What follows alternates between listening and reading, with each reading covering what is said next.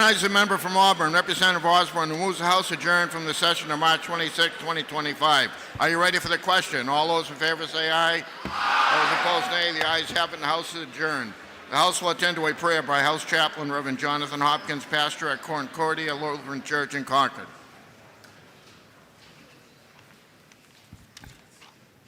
Morning. Let's pray. We gather together today to make decisions for our community. May we use only our best skills and judgment, keeping ourselves impartial and neutral as we consider the merits and pitfalls of each matter that is placed before us, and always act in accordance with what is best for our community and our fellow citizens. We seek blessings on the task before us. Bless our efforts with clear insight, our deliberations with wisdom, our work with clarity and accuracy, and our decisions with impartiality. We meet to serve our community, to use our resources wisely and well, to represent all members of our community fairly, to make decisions that promote the common good. We recognize our responsibility to the past and to the future, and the rights and needs of both individuals and community. As trusted servants, we seek blessings on our deliberations and in our efforts here today. May we act wisely and well. Amen.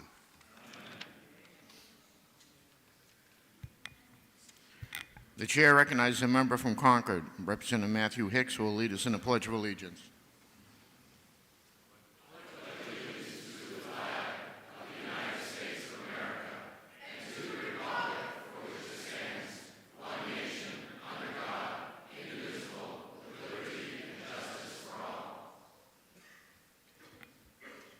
The chair recognizes students from Shaker Road School in Concord who will now sing our national anthem.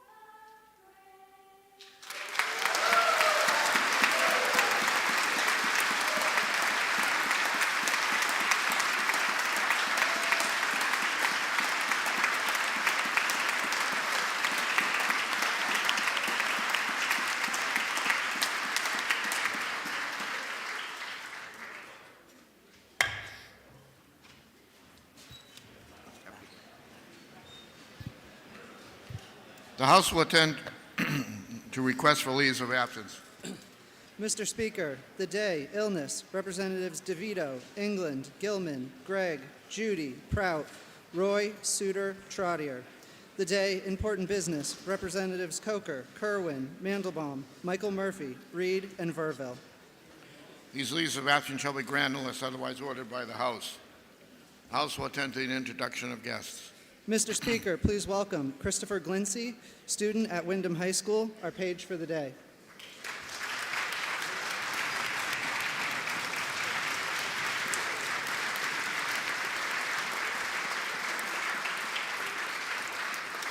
Mr. Speaker, please welcome Portia Costello and Rebecca Leake, guests of Representative Tebow. Family and friends of the students from Shaker Road School, guests of the House, they are with us in the gallery today. Welcome to the New Hampshire House.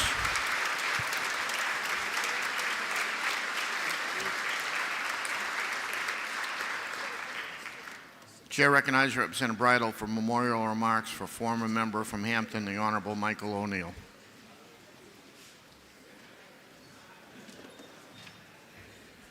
Thank you, Mr. Speaker. Good morning, honorable representatives. Former New Hampshire State Representative Michael O'Neill, age 84, passed away on March 19, 2025, surrounded by loved ones at the Avow Hospice Center in Naples, Florida. Throughout his life, Mike was not just a resident, but a beloved pillar of every community he graced, leaving an indelible mark on those around him.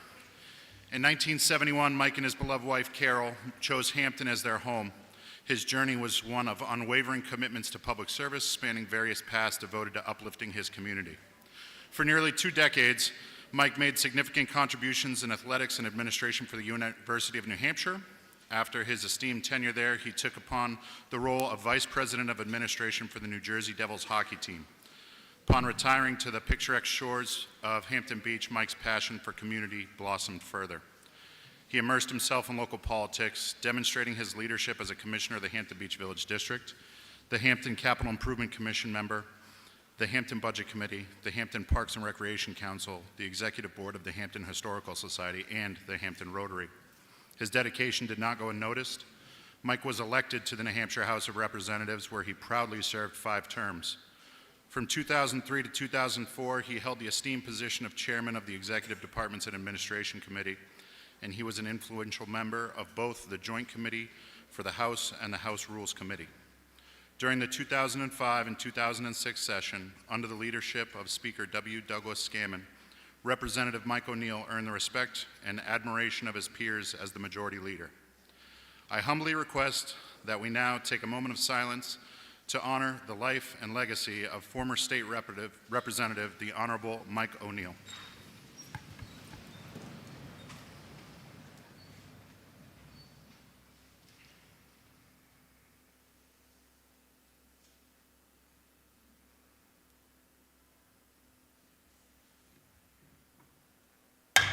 Thank you, Mr. Speaker. The House will now continue Part 2 of the regular calendar with House Bill 361. For what reason does the member rise? I rise to make a motion, Mr. Speaker. State your motion. I move that the debate on House Bill 324 be placed in the permanent journal. Without objection.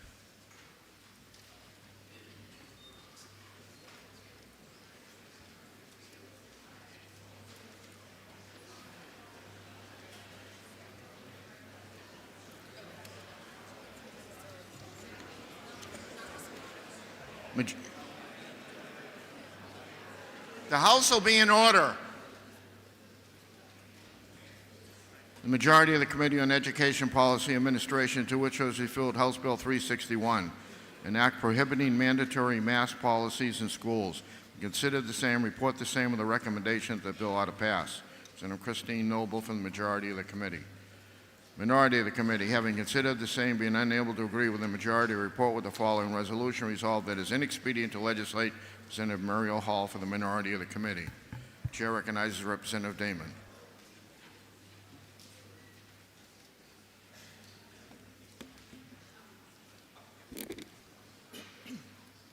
Thank you, Mr. Speaker.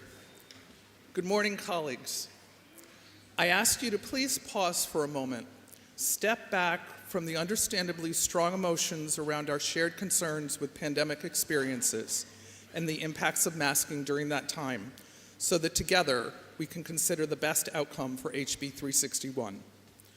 Imagine that you are an 8-year-old second grade student, Lydia. You've had surgery to remove a brain tumor and are now undergoing chemotherapy. As many of us personally know, chemo saves lives, but also often has profound side effects. Most commonly, it greatly reduces immunity, which makes our little girl very vulnerable to any contagious illness. Lydia, who has always thrived in school, has not been able to attend for over a month. Now, her oncologist has authorized her return to school with the qualification that she and her classmates routinely wear masks to protect her from what would likely be a fatal illness. Lydia is elated. Yet under HB 361, Lydia would not be able to return to school because the school district could not require her fellow students to mask. Is that fair and reasonable? HB 361 prohibits school districts and chartered public schools from adopting, enforcing, or implementing mask policies. It would completely override our highly respected local control. Individual districts need to provide the safest environment for everyone in our schools. To do that, local districts need to have the flexibility to recommend masks if extreme circumstances occur in their local school environment. As a healthcare professional, I know that science is constantly evolving. We make decisions with what we know and understand at a given point in time. The changes in recommendations can be frustrating and confusing. During COVID, the virus itself changed. The rates of infection in communities fluctuated, and experts adjusted guidance as new knowledge became available. That is the uncomfortable but also wonderful reality of science. As we keep learning, our approaches to wellness evolve. This bill ignores the reality that we have learned so much since 2020. The recommendations that led to masking in schools throughout the pandemic were from the best of intentions based on the knowledge of that time, with the shared goal to protect maximizing the availability of in-person instruction. Since none of us has a reliable crystal ball, we cannot predict our future challenges. We simply cannot know whether it would be valuable to require masking someday in the future. We cannot know when Lydia and students like her will need our reasonable decision-making from current knowledge to participate in the education that all students deserve. We have only to see the current spread of measles, a highly contagious viral disease that we thought had been eradicated in the US, now spreading from a small area in Texas to cases coast to coast. This helps us understand that infectious diseases will occur. Measles can have serious, even fatal consequences, especially in young children and those with weakened immune systems like Lydia. It is transmitted through respiratory droplets from nose, mouth, or throat of infected individuals. Masking reduces the transmission significantly. We need to continue to allow our local elected school boards the freedom to respond to health emergencies according to the needs of their local community. And we must make our decisions based on facts over fears. Please join me in pressing the red button to maintain local control over these decisions. And Mr. Speaker, I request a roll call vote. Thank you. Chair recognizes Representative Noble.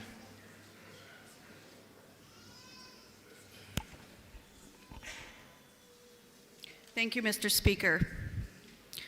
In November of 2020, Governor Sununu ordered a statewide mask mandate.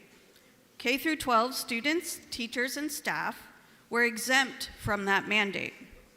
School districts were allowed to create their own mask policies. If they wanted that policy to be parents' choice, they could have done so. None did. As time went on, parents grew more upset about the mask mandates because it was having a negative impact on their children's learning, their speech, their physical health, their emotional well-being, and their social development. There was language added last year for students who need to wear a mask as part of their IEP or 504 plan. Where is the concern, though, for students with disabilities that cannot wear a face mask? Without this becoming law, those students are not protected from potential future mask mandates, and they were some of the students that were impacted the most. These are facts that some still do not acknowledge, and this is why we cannot let this be a local decision.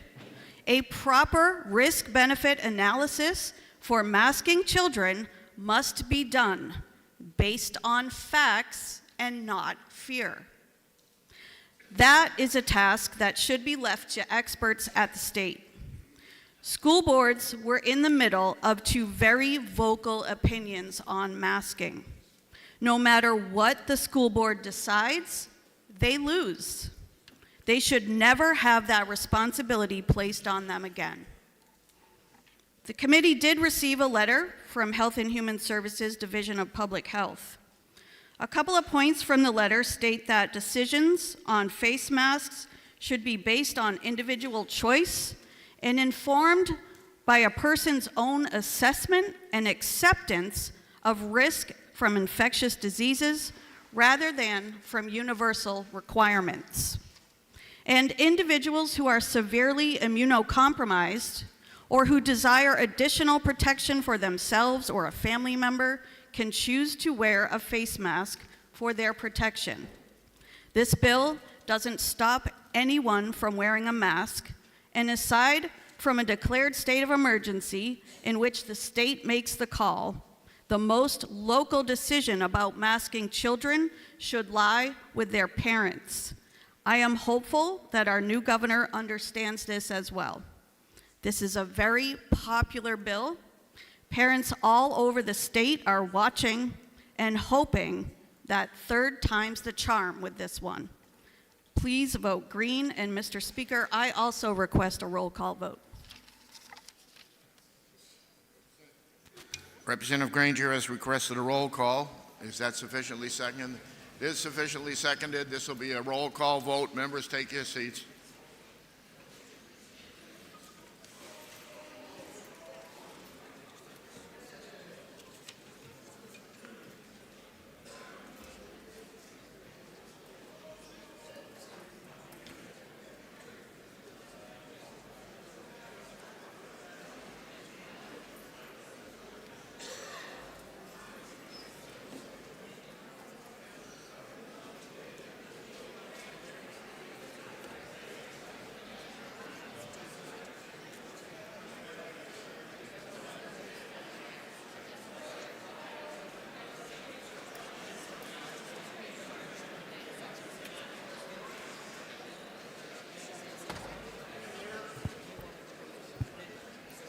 The motion before us, the Majority Committee report of order passed as amended on House Bill 361.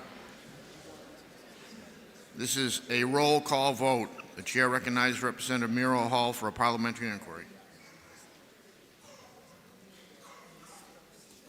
Thank you, Mr. Speaker. Mr. Speaker, if I know that House Bill 361 prohibits school districts and chartered public schools from adopting, enforcing, or implementing policies requiring facial coverings, and if I know that best practices in health, disease, and prevention continue to evolve based on scientific advances, and finally, Mr. Speaker, if I know that local elected school boards should have the freedom to respond to health emergencies according to the individual needs of their communities to best protect their children, would I now press the red button so that a better motion can be made? Thank you, Mr. Speaker. Chair recognizes Representative Morris for a parliamentary inquiry. Thank you, Mr. Speaker. Mr. Speaker, if I know that this bill would protect school boards from being put in the middle of contentious mask debates, and if I know that the mask mandates did not promote an environment that is conducive to learning and having one district with a mask mandate and others without does not provide equitable access to education. And finally, Mr. Speaker, if I know that we can never let this happen to New Hampshire students again, would I now press the green button? Thank you. The motion before us, Majority Committee report of order passed on House Bill 361. This is a roll call vote. If you're in favor, you'll press the green button. If you're opposed, you'll press the red button. Voting stations will be open for 30 seconds. Make sure you turn your stations on.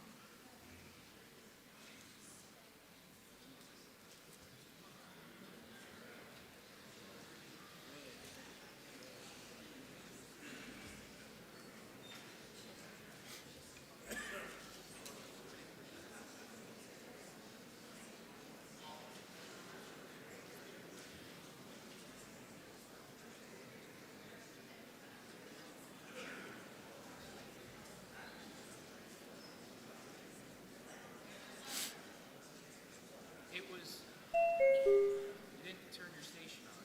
How do you, whatever. Do you want it, yes or no?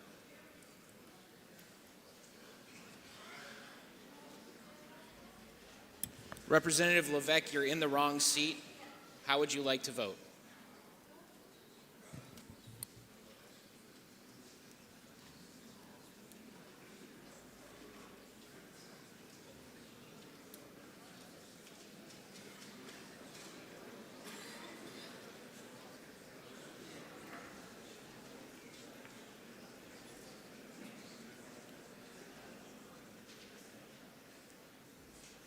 Representative Howard. Representative Howard. Yes or no? Thank you.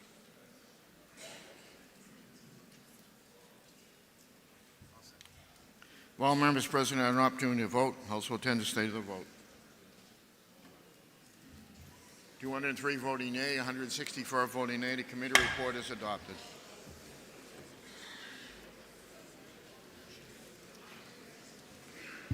For what reason does the member rise? Thank you, Mr. Speaker. I move that today's memorial marks be placed in the permanent journal. Without objection.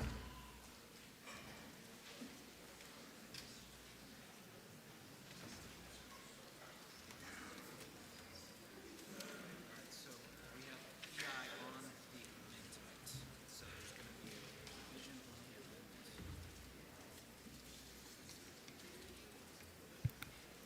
Majority of the Committee on Education Policy Administration, to which was referred House Bill 431, an act establishing a commission to review draft rules related to minimum standards for public school approval and state academic standards developed by the Department of Education.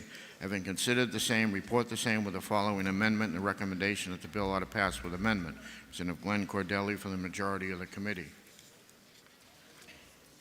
Minority of the committee, having considered the same and being unable to agree with the majority, report with the recommendation the bill ought to pass. Representative Peggy Balboni from the minority of the committee. The amendment is 0724H. There is going to be a division on the amendment with PIs only. So members, take your seats. This will be a division vote on the amendment.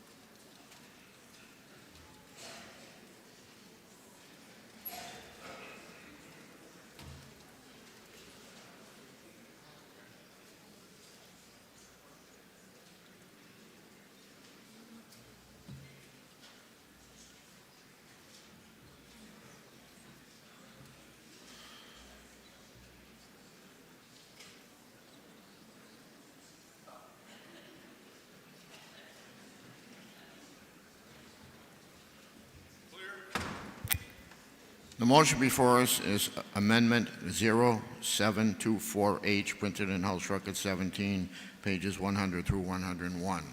This is a division vote. Chair recognizes Representative Balboni for a parliamentary inquiry.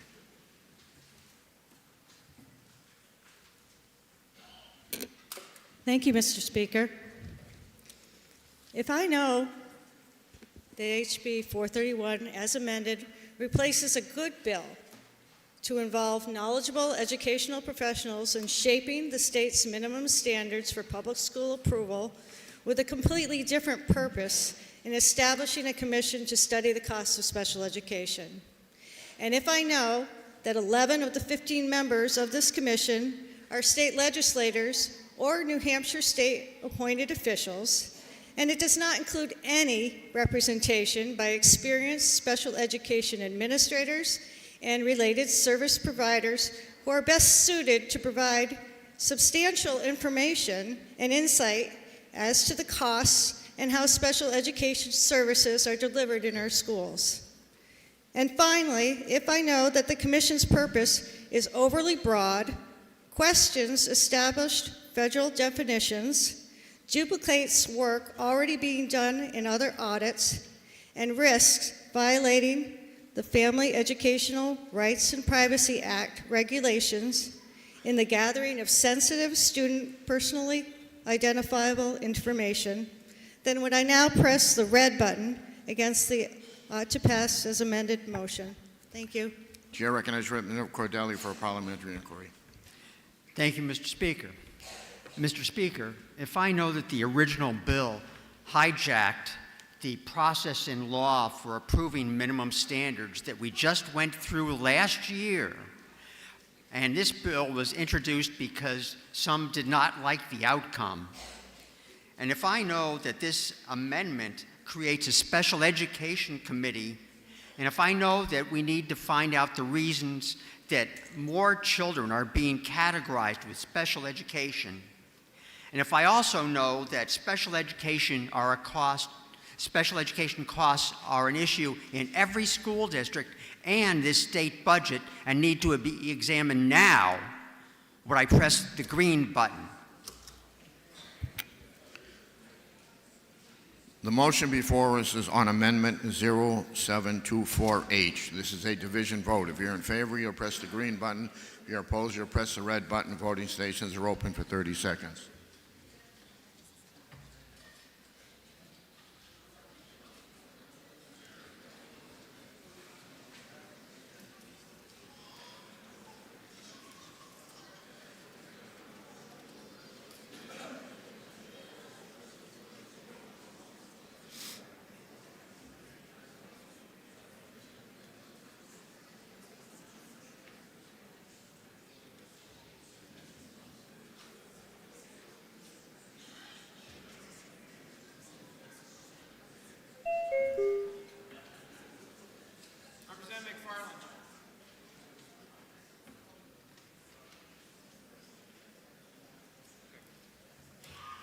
While members present had an opportunity to vote, House will tend to stay the vote. 202 voting yea, 163 voting nay. The amendment is adopted.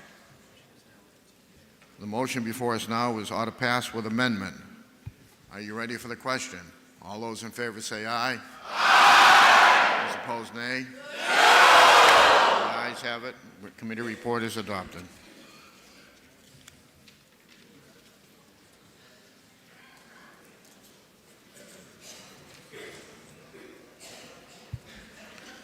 Majority of the Committee on Education Policy and Administration, to which is referred House Bill 446, Act relative to parental notification for non-academic surveys in public schools. Consider the same, report the same with the following amendment, and the recommendation the bill ought to pass with amendment. Representative Melissa Litchfield from the majority of the committee. Minority of the committee, having considered the same, being unable to agree with the majority, report with the following resolution: resolved that it is inexpedient to legislate. Representative Leanne Kluger for the minority of the committee. The amendment is 0042H, printed in House Record 17, page 102. Are you ready for the question on the amendment? All those in favor say aye. Aye. Those opposed, nay. Nay. The ayes have it. The amendment is adopted. The motion before us now is ought to pass with amendment. Chair recognizes Representative Kluger.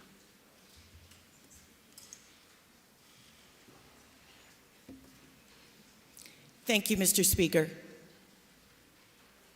HB 446, as amended, proposes to require an opt-in component to non-academic surveys, such as the Youth Risk Behavior Survey. New Hampshire schools began using the survey in 1993. Today, both middle schools and high schools can participate in the survey if they choose to do so. The YRBS is given every 2 years. The survey includes questions that speak to the underlying trends of our youth. Questions focus on topics such as homelessness, bullying, food insecurity, screen time, suicide, sexuality, substance abuse, and physical and mental health. Currently, parents can read the survey online and can opt their child out if they choose. Students can also opt out of the survey while taking it and can skip questions they prefer not to answer. The amendment would challenge a school district's ability to track opt-in requests. Parents may also forget to opt their child in, resulting in less survey participation. Testimony was given against the opt-in option, stating that New Hampshire is at a 65% participation rate. A 60% participation rate is the lowest percentage in order to gain reliability of data.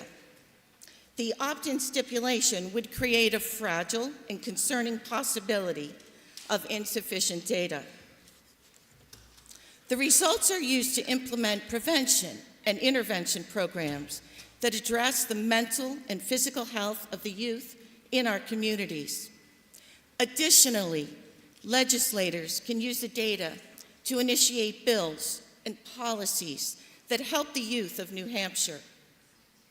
Finally, there are people that may suggest that the survey will provoke the behaviors that are questioned within it.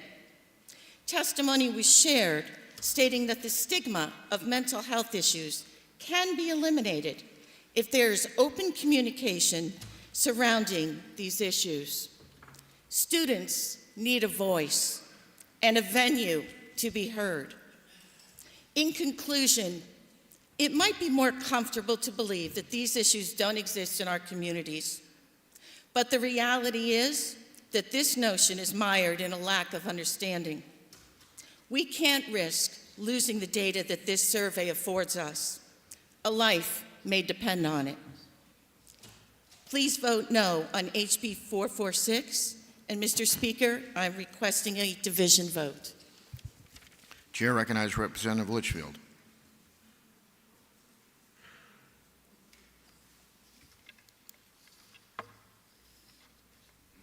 Thank you, Mr. Speaker. In current statute, all non-academic surveys, except for the Youth Risk Behavior Survey, are opt-in.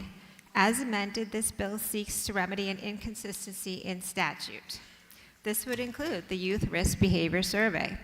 This survey has nothing to do with academics, and yet is another step closer to having our local schools be social-emotional agencies. The survey is not about the students. It's tied to local organizations possibly receiving grant money. The opposition to this bill is from groups who solicit funding from this survey. There are too many contradictions regarding this survey. It is meant to be anonymous. Therefore, even though the questions are quite direct, pointed, and leading, there is no way to help an individual student in crisis. On the other hand, the test is given at a local school, within a classroom, and the first 6 questions are age, sex, grade, race, height, and weight. With this level of detail, will students be comfortable being honest? We were given testimony that many of the questions are triggering for those who have experienced trauma. Yesterday, we had a speaker at the well reading from certain materials available to students in schools. Members of this legislative body, who are adults, were calling for him to stop and shouting he was insensitive and this may be triggering for members who may be victims of sexual assault. Yet, we want to ask detailed, intimate questions which may set a school-age victim into a tailspin. During the hearing for this bill, we received testimony that a young man took his life after this survey. These surveys are intrusive and quite lengthy. The middle school survey is 76 questions. Remember, this is for kids ages 11 to 14. The high school survey is 98 questions. Should the child make it through the extensive and exhaustive survey, they walk away with specifics on how to control someone in a relationship, ideas on how to hurt themselves, cutting or burning. I didn't even realize that burning was a thing these days. Testimony was shared that often children horse around with their answers and do not give accurate answers. This leads to incorrect data being derived from the survey sample. A sample of the questions. Have you ever lived with a parent or guardian who had severe depression, anxiety, or another mental illness or was suicidal? Do you agree or disagree that in your community you feel like you matter to people? During the past 12 months, did you ever seriously consider suicide? Did you make a plan? Ask about how you would attempt suicide? How many times did you actually attempt suicide? If you attempted suicide, did any attempt result in injury, poisoning, or overdose that had to be treated by a doctor or a nurse? Enough is enough. Stop trying to convince these kids they are sick, depressed, and suicidal. Let schools get back to academics and let parents be parents. Mr. Speaker, I also request a division vote. Thank you. A division has been requested. Members, take your seats. This will be a division vote.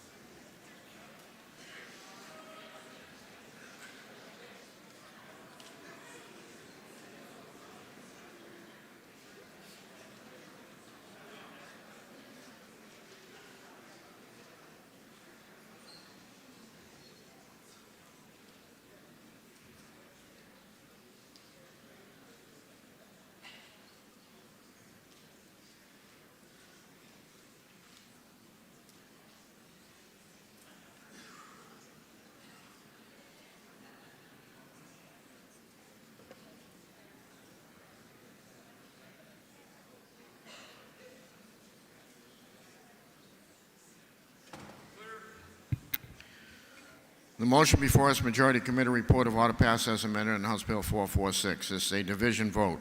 Chair recognizes Representative Seelig for a parliamentary inquiry. Thank you, Mr. Speaker.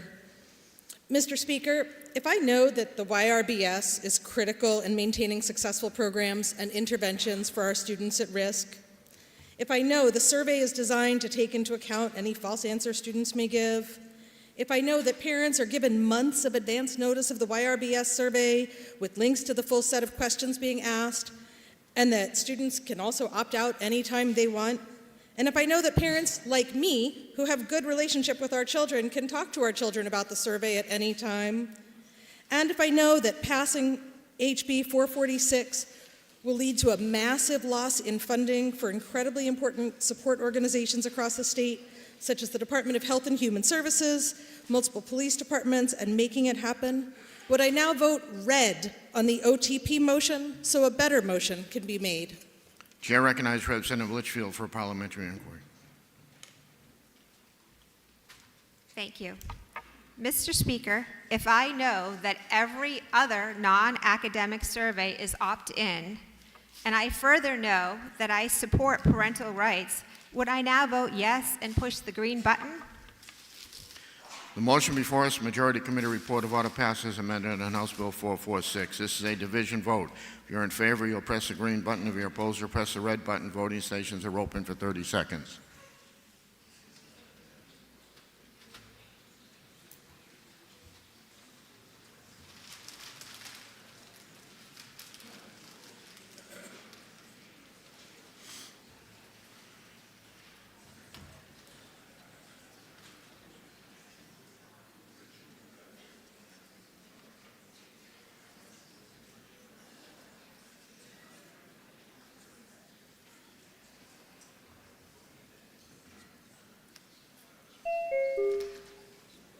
If all members present had an opportunity to vote, House will tend to say the vote.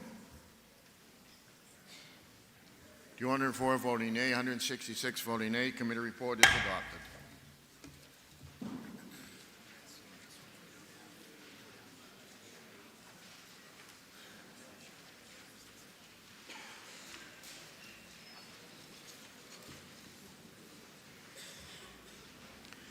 The Majority Committee on Education Policy Administration, to which was referred House Bill 557, an act relative to the information that appears on the school budget ballot.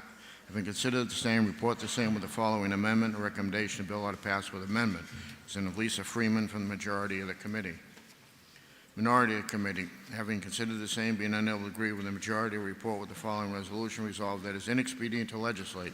Senator Stephen Woodcock from the minority of the committee. The amendment is 103H, printed in House Record 17, pages 115 to 116. Are you ready for the question on the amendment? All those in favor say aye. Aye. Those opposed, nay. The ayes have it. The amendment is adopted. We have a division vote in PIs only. So members, take your seat. This will be a division vote.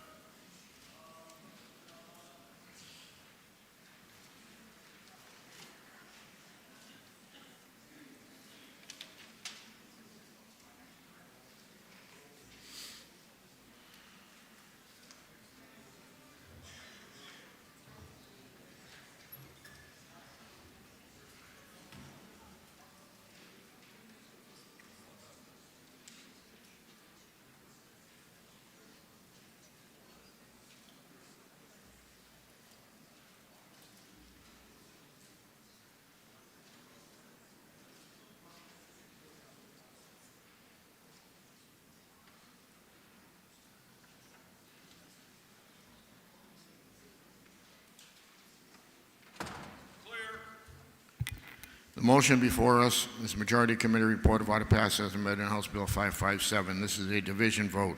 Chair recognizes Representative Woodcock for a parliamentary inquiry.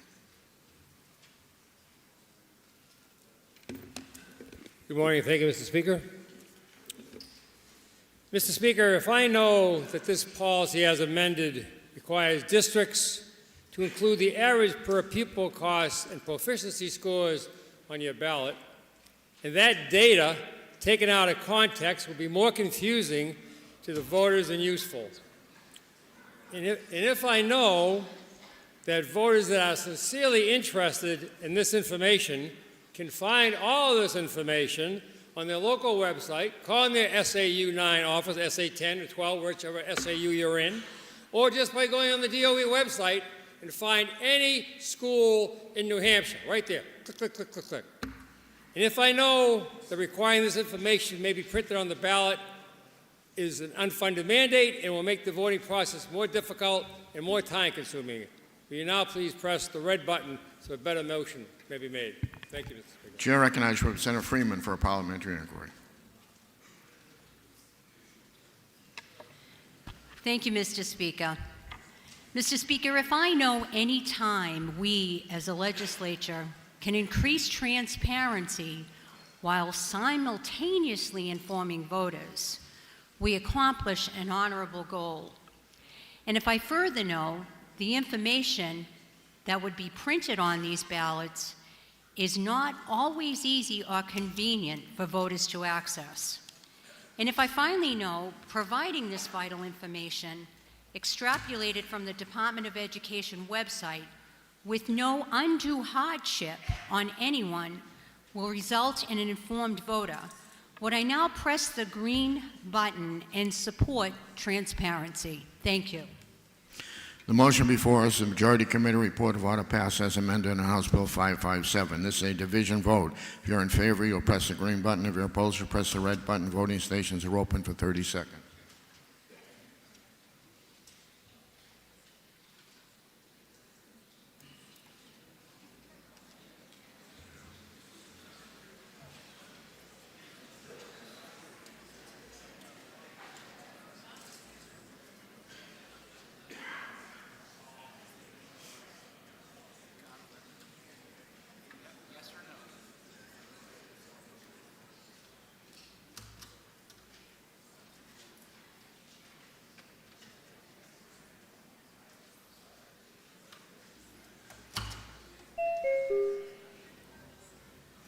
If all members present had an opportunity to vote, House will tend to stay to the vote. 202 voting yea, 166 voting nay. The committee report is adopted.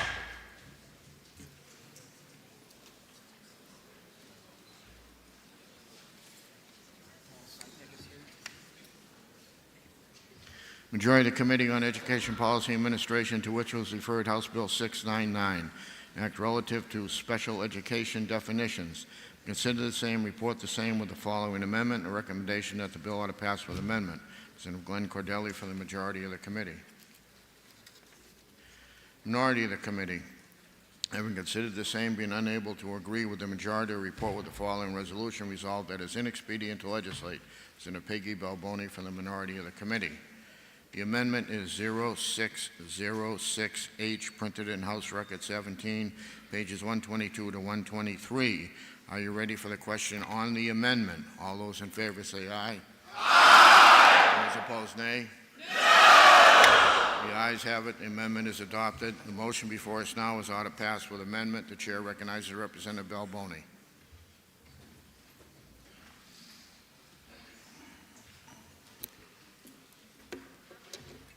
Thank you, Mr. Speaker.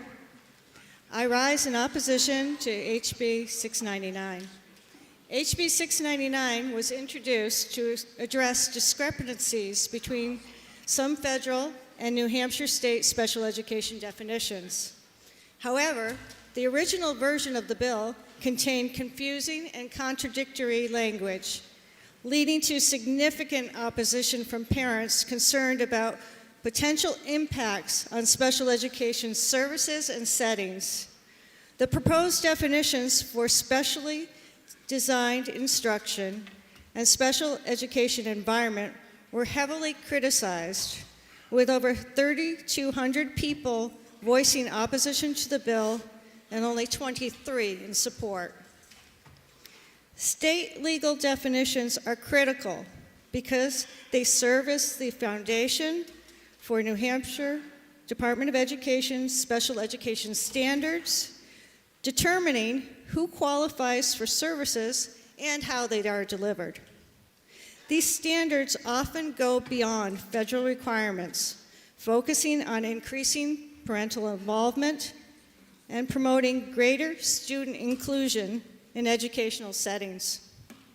At the hearing, special education advocates and the New Hampshire Association of Special Education Administrators offered to help craft an amendment that would address their concerns and establish mutually agreed upon definitions.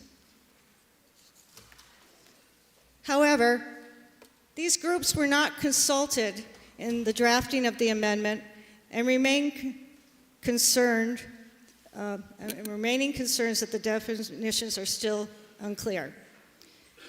Currently, the Department of Special Education is undergoing an audit by the Legislative Budget Assistant and will be revising special education rules with input from a small stakeholder work group.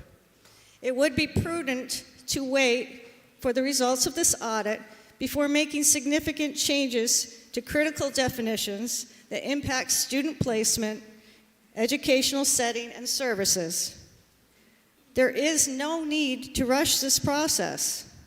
We owe it to the over 32,000 special education students and their families to ensure the best educational opportunities. I urge you to support a more collaborative approach and vote no on the OTPA motion. And Mr. Speaker, I ask for a division vote.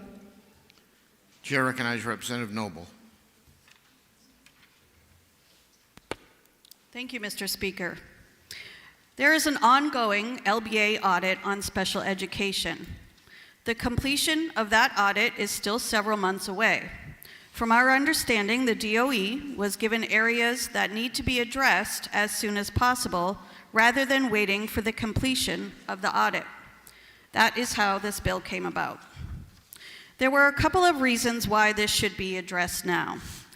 The related services definition in current law was narrow in scope and could be interpreted that the state only provides these services rather than what is in or defined in IDEA. The original bill had the related services definition section crossed out, which caused a lot of confusion and an assumption that services were being eliminated. The amendment changes the related services section to cite the related services under IDEA, making it much more clear.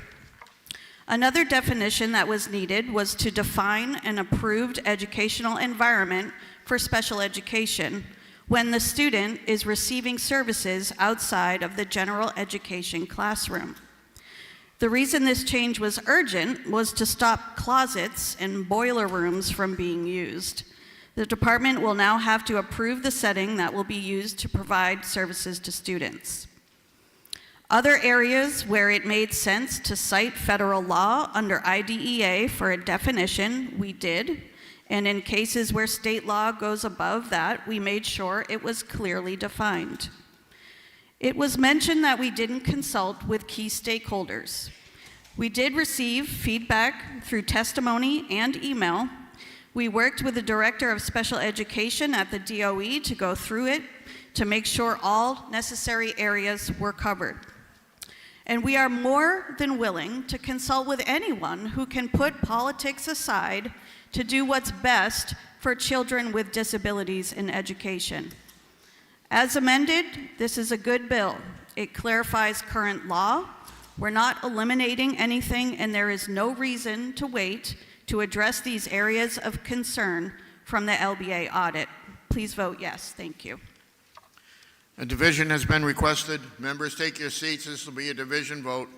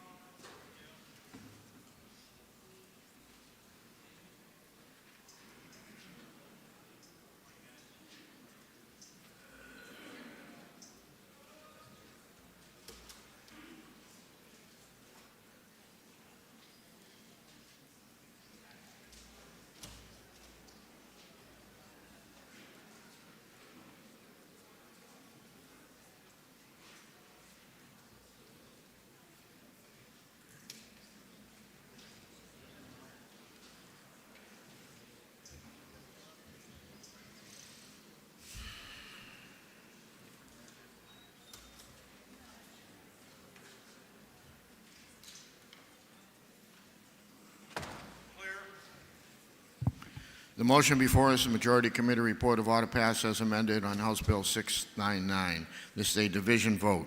Chair recognizes Representative Breachy for a parliamentary inquiry.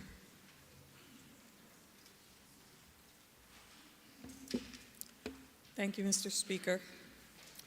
If I know that HB 699 elevated the concerns of constituents who want more input, and if I know that the New Hampshire Department of Special Education is conducting an audit that could speak to these definitions, and if I understand that the education that students receive relies on the conclusiveness of these definitions, would I now press the red button?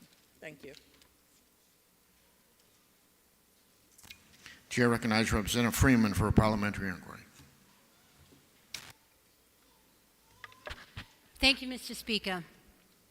Mr. Speaker, if I know that adding new definitions and redefining some that are related to special education will bring the state in line with education norms, and if I also know that this bill is a partial response to an audit of the legislative budget assistant to be placed in statute, and if I finally know these modifications may assist our special education teachers and students, would I now press the green button to pass this extremely common sense piece of legislation? The motion before us is the Majority Committee report of order passed as amended on House Bill 699. This is a division vote. If you're in favor, you'll press the green button. If you're opposed, you'll press the red button. Voting stations are open for 30 seconds.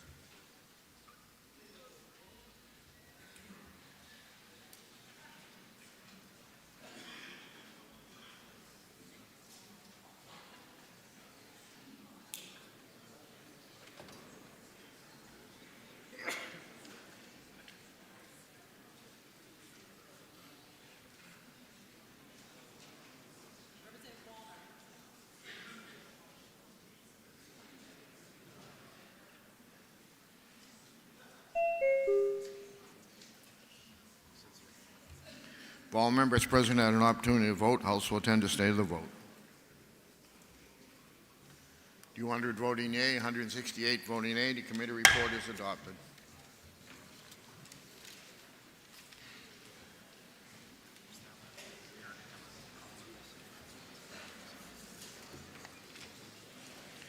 Majority Committee on Education Policy Administration, to which is referred House Bill 741 FN, an act allowing parents to send their children to any school district they choose. Consider the same, report the same with the following amendment. A recommendation to bill to pass with amendment.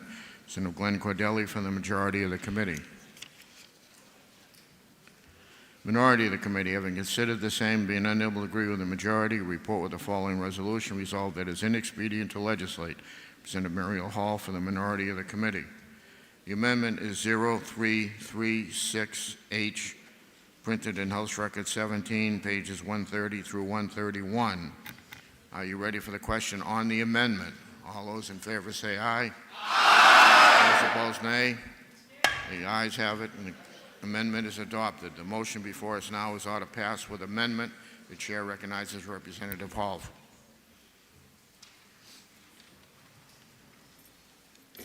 Thank you, Mr. Speaker.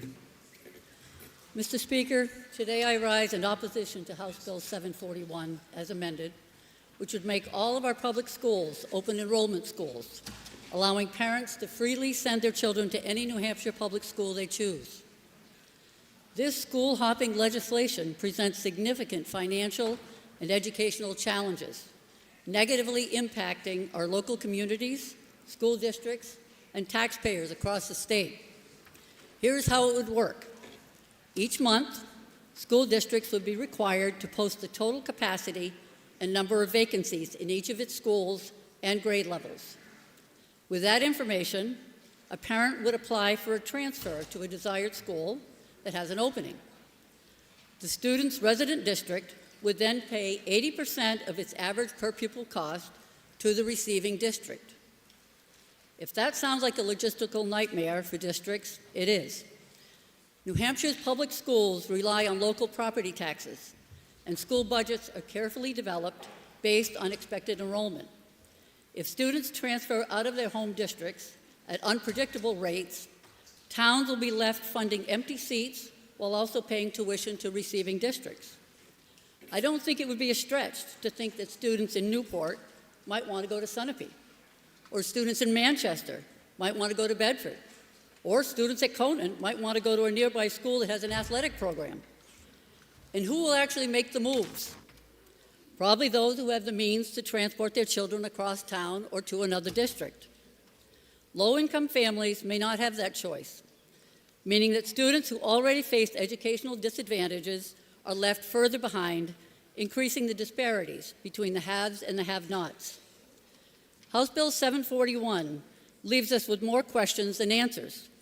How would any district budget for this? Where does the money come from to pay for the per pupil cost if a student leaves and goes to another district? How might this impact special education services? What does this do to tuition agreements for which the sending community currently pays 100% of the per pupil rate? How does the district determine capacity?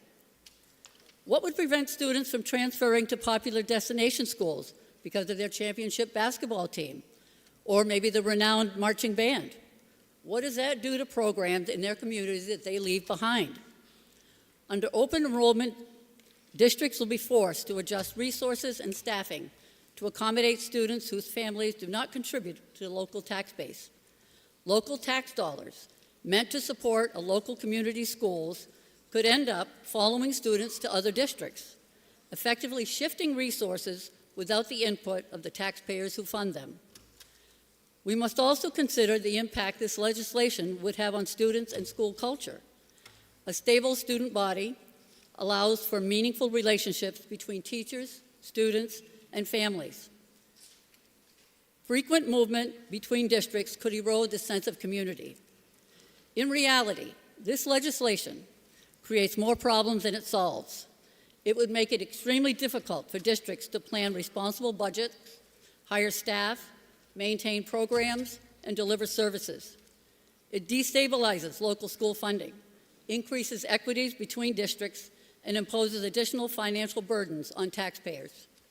The solution to struggling schools is not to encourage families to leave, but to adequately fund our schools, ensuring that every child in New Hampshire has access to a quality education regardless of their zip code.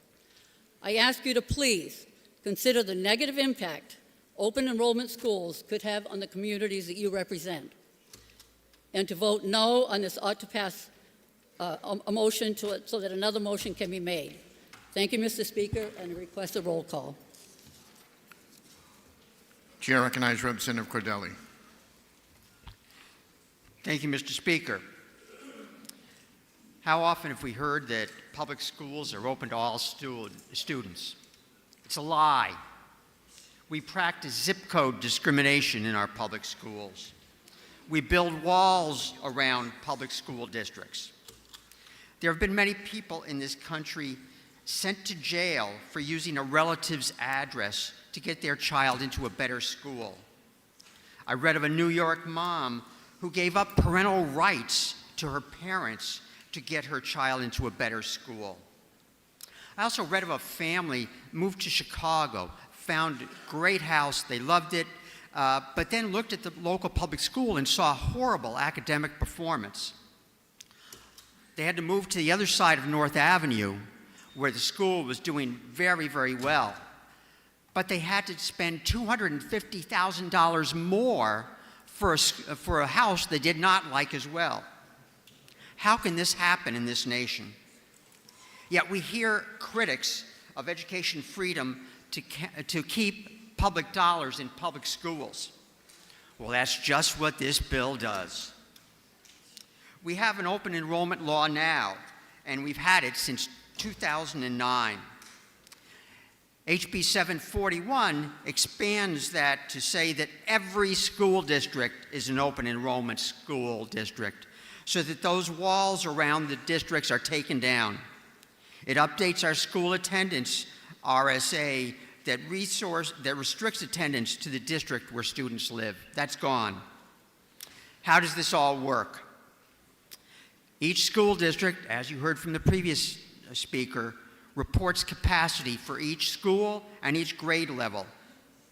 Every school will make information available to parents on curriculum and policies. If a family decides to apply to a new school, that child can only be denied enrollment based on capacity. The student has been expelled from their current school or has a history of disciplinary problems. Children of active military parents cannot be denied due to capacity as in current law. Students cannot be denied or accepted based on their need, academic, or athletic performance. The new or receiving district will not be responsible for transportation.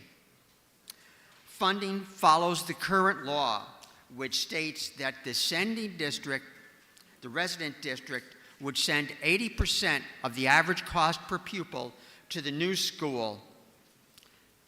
The resident district would keep 20%, even though the child is no longer there. That resident district would also continue to get state and federal funding to make up for the amount sent to the new school. I'll point out that there happens to be a Democrat-sponsored bill in the Senate that does the same thing for career and technical education centers. As one New Hampshire superintendent wrote to the committee, and I'll quote, "Public school choice programs like open enrollment answer one of the criticisms I often hear of voucher, well, we don't have vouchers, we know that, but that's another point, or other school choice programs, that such programs take public money out of public education. But open enrollment keeps public dollars in public schools. Public school choice merely introduces an element of competition that encourages our public schools to meet more family needs," and that's from a New Hampshire superintendent. Think of the opportunities for public schools in New Hampshire to attract students in a period of declining enrollment, especially when indicating that they are an innovation school and getting waivers from administrative rules. The status quo is not working. The education freedom that we have been talking about is not only for private schools or homeschooling. It is the freedom to send your child to the best option that meets their needs, and that includes public schools. Support ending zip code discrimination and expand education freedom by pressing the green button. Mr. Speaker, I think you already have a request for a roll call. Representative Cordelia has requested a roll call is sufficiently seconded. Members, take your seats. This will be a roll call vote. Does the member yield to questions? I do. Member may inquire. Thank you, Mr. Speaker, and thank you to the representative from Tufton Borough. Do you expect there to be a mass exodus of students leaving public schools with low proficiency scores based on the statewide assessment? Thank you for the question. We have the experience of other open enrollment states, such as California. In California, they found that students leave for specialized courses, interesting courses that are not available in their local school, but are available in a nearby school. Those California districts that have lost students to open enrollment found that if they work in the community and talk to the community members about their needs, some of these districts have increased retainment and attracted new students from other districts. We heard about rural districts also. I'll mention that. I think you answered the question. Okay, thank you. The motion before us is the Majority Committee report of order passed as amended on House Bill 741. This is a roll call vote. Chair recognizes Representative Cornell for a parliamentary inquiry. Thank you, Mr. Speaker.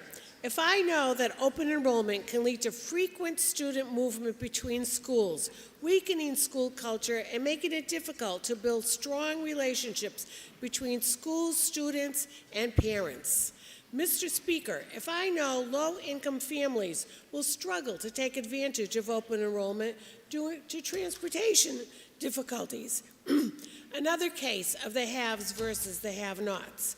And finally, Mr. Speaker, this bill creates financial uncertainty for school districts trying to finalize their budgets and creates an unfunded mandate requiring towns to absorb the cost of educating additional students. Would I now press the red button against this OTPA bill? Thank you. Chair recognizes Representative Tibble for a parliamentary inquiry. Thank you, Mr. Speaker. Mr. Speaker, if I know that students on the outskirts of school districts are often better served by schools in other districts that are closer to them, as in my school district, and if I know students who are equidistant from two schools, as I was, should be able to choose between them, and if I further know not every student learns best in the school they're assigned to by zip code, and if I know that some say public dollars are for public schools, and that it would just and that is just what this provides, public school choice. And finally, if I know that we should be funding students, not systems, would I then press the green button? Thank you, Mr. Speaker. The motion before us, Majority Committee report of order pass an amendment on House Bill 741. This is a roll call vote. If you're in favor, you'll press the green button. If you're opposed, you'll press the red button. Voting stations are open for 30 seconds.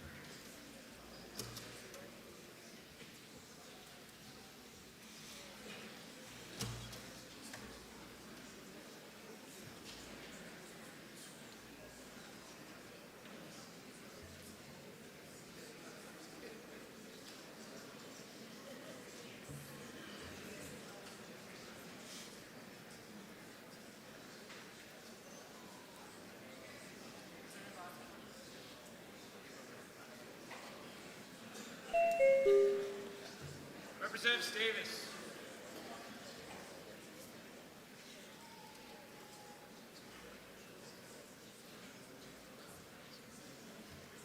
If all members present had an opportunity to vote, House will tend to stay to the vote. 198 voting nay, 174 voting nay. The committee report is adopted.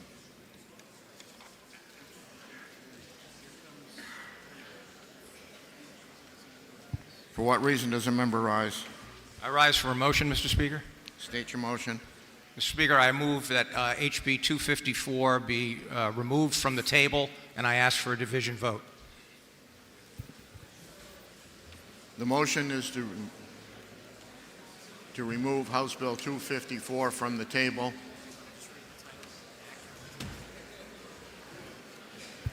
It's an act relative to options for end-of-life care. Having considered the same, report the same.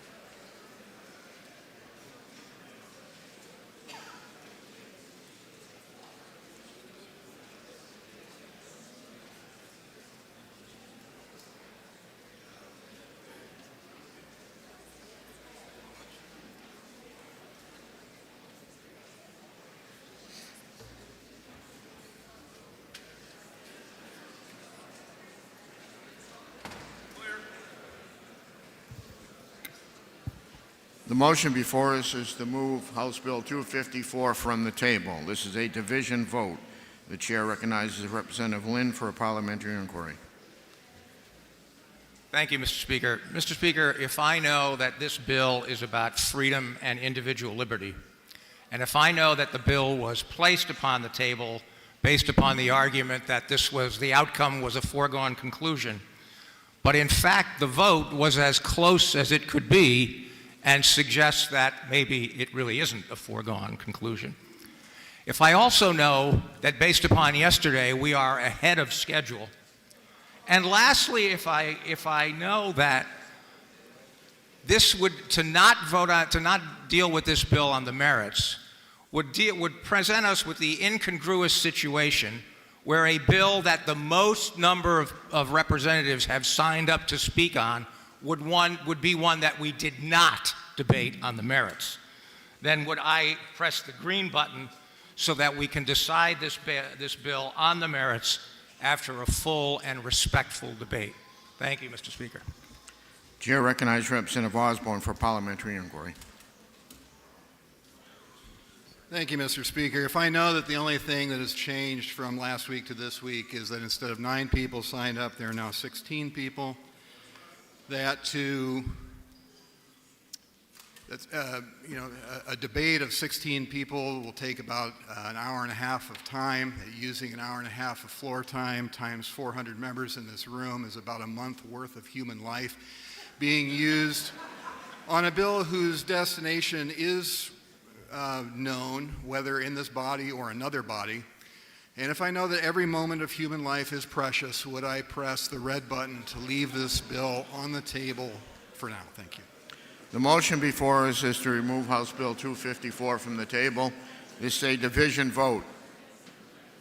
If you're in favor, you'll press the green button. If you're opposed, you'll press the red button. Voting stations are open for 30 seconds.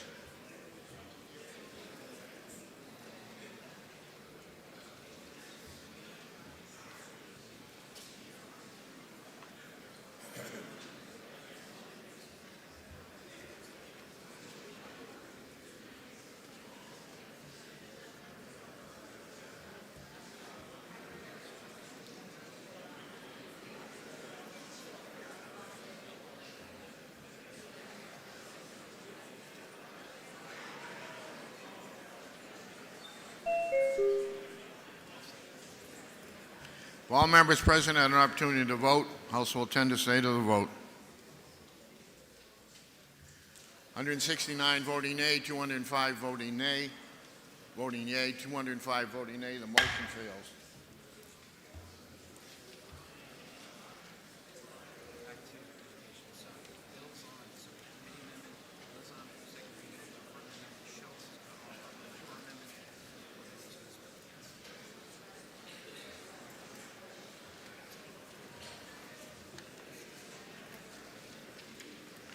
Majority of the Committee on Education Policy Administration, to which was referred House Bill 749 FN.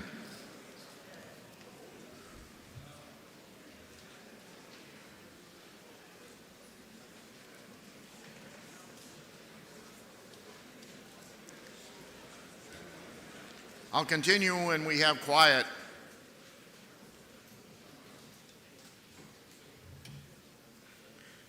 An act requiring high schools to include instruction on the nature of history of communism. Having considered the same, report the same with the following amendment and the recommendation that the bill ought to pass with amendment. Senator Valerie McDonald from the majority of the committee. Minority of the committee, having considered the same, being unable to agree with the majority, report with the following amendment and the recommendation that the bill ought to pass with amendment. Senator Lawrence Seelig for the minority of the committee. The majority committee amendment is 1028H, printed in House Record 17, pages 131. Are you ready for the question on the amendment? All those in favor say aye. Aye. Opposed, nay. The ayes have it, and the amendment is adopted. The bill is on second reading, open to further amendment. Representative Schultz offers floor amendment 1376H. And the chair recognizes Representative Schultz to speak to her amendment. Thank you, Mr. Speaker. When coming up with this amendment, I thought about Benjamin Franklin's, the question someone asked him when they were writing the Constitution, I think. Certainly when they were crafting what our country would become. Do we have a monarchy or republic, he was asked. And he said, a republic, if you can keep it. You see, I share a verve for civics, like the sponsor of this bill, who I admire and respect greatly, as the daughter of a Marine particularly, and we have worked together on some bills. And I'll say that there are some that are cynical enough to believe that this original bill is somehow anti-Democratic Party or something, like we're for communism. And to be honest with you, I literally don't know anyone who's ever been for communism in the Democratic Party. But that's the cynical side. I don't believe that's what we're addressing here. I do believe in the better angels and the granite bridges. You know, heck, I knew all the words to the Lee Greenwood song in 1984, Proud to be American. I mean, you know, I'm a kid of the 80s. And moreover, communism is a failed experiment, and I do think it's an interesting thing to include in the civics curriculum, but without a bigger discussion about types of government, especially one that could be a risk potentially, which is fascism. I'm not going to belabor too many points about fascism, but I will say there are some who would cynically think that somehow this is about the current state of America. You know, cynically thinking Canada is the 51st state or something like that. Here's what I do know for sure. I don't believe anyone in this body is pro-communist or pro-fascism. I really genuinely believe that. And I believe you do too. So the intent of this amendment is to encourage civic participation and the critical thinking that our students should be as an active participant in democracy. The awareness of democratic principles contrasted with failed forms of government and authoritarianism is something I think that would be valuable for anybody in our democracy. And that was the whole intent of this amendment, and I hope that you will support it. Thank you. Chair recognizes Representative Cordelli.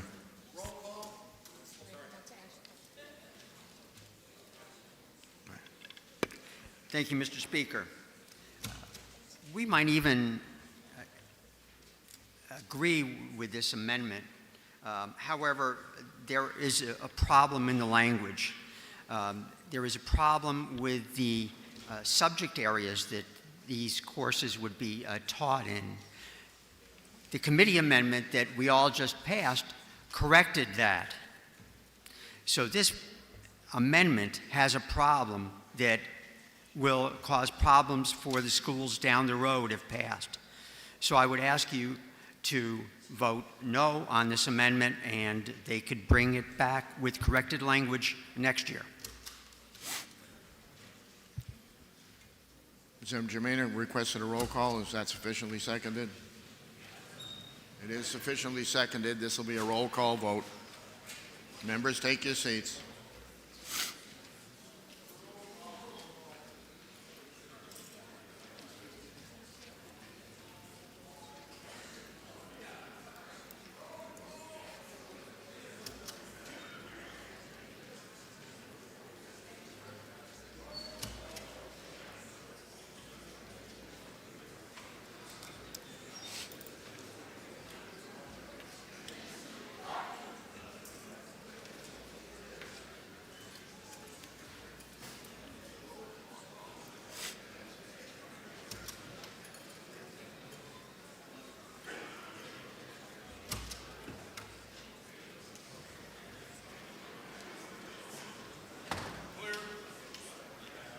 The motion before us is the Schultz Floor Amendment 1376H. This is a roll call vote. Chair recognizes Representative Schultz for a parliamentary inquiry. Thank you, Mr. Speaker. If I know democratic principles and critical thinking are crucial to civics curriculum in New Hampshire, and if I oppose communism and fascism, I urge you, I would push the green button. Thank you. Chair recognizes Representative Cordelli for a parliamentary inquiry. Thank you. If I know that my previous comments still hold, would I now press the red button? The motion before us is the Schultz Floor Amendment 1376. This is a roll call vote. If you're in favor, you'll press the green button. If you're opposed, you'll press the red button. Voting stations are open for 30 seconds.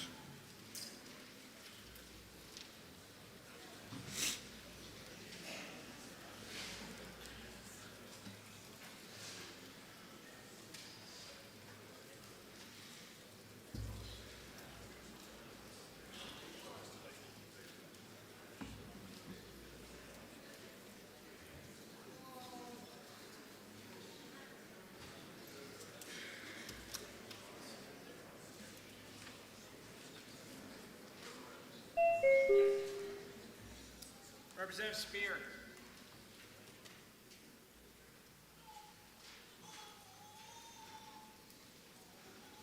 Representative Freeman.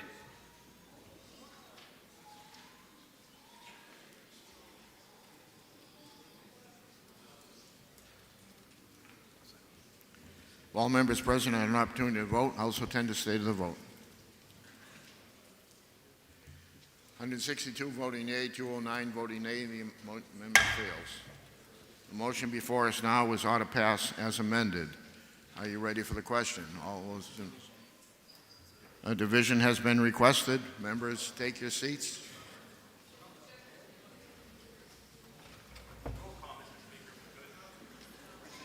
Representative Granger has requested a roll call. Is that sufficiently seconded? It is sufficiently seconded. This will be a roll call vote.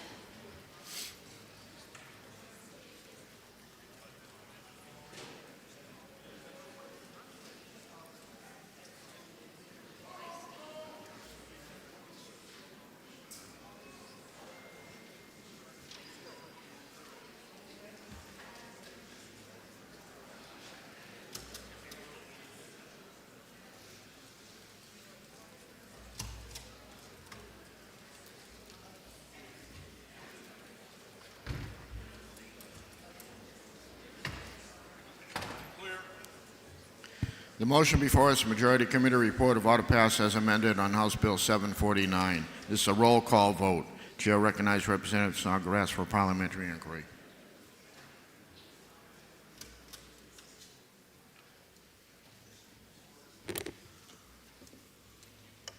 Mr. Speaker, if I know that the newly adopted 306 rules of education already include instruction on forms of government, including communism, and if I know the New Hampshire schools should have the flexibility to design curriculum based on diverse perspectives without government mandates, and if I know in New Hampshire we believe local control is critical and that decisions about specific classroom instruction is best left to the local school boards and administration, would I now pass the red button so a better and more equal motion can be made?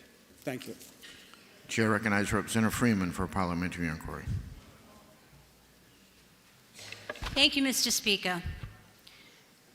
Mr. Speaker, if I know that I don't know why any red-blooded American would be opposed to this bill, and if I further know that communism has killed approximately 168,759,000 people between 1900 and 1987, which are the last recorded statistics, and if I finally know that we do pride ourselves on being a local control state, but we are not a home rule state, we follow Dillon's law, would I now press the green button to ensure our students are well-rounded in world history?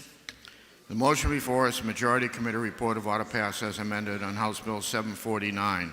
This is a roll call vote. If you're in favor, you'll press the green button. If you're opposed, you'll press the red button. Voting stations are open for 30 seconds.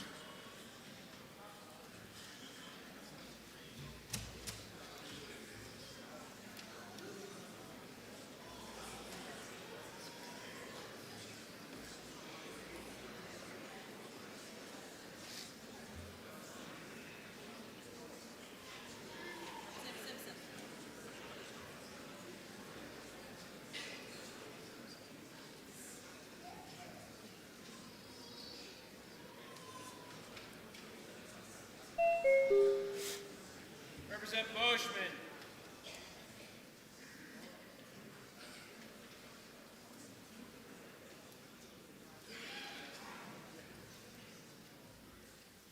If all members present had an opportunity to vote, also attend the state of the vote.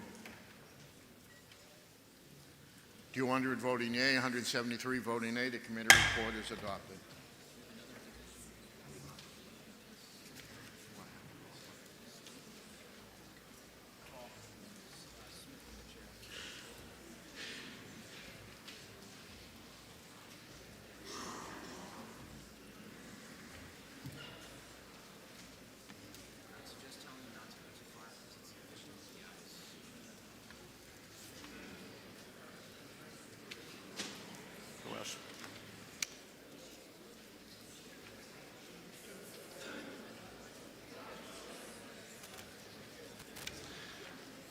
The majority of the Committee on Education, Policy, and Administration, to which was referred House Bill 768, an act allowing public schools to contract with any approved private school.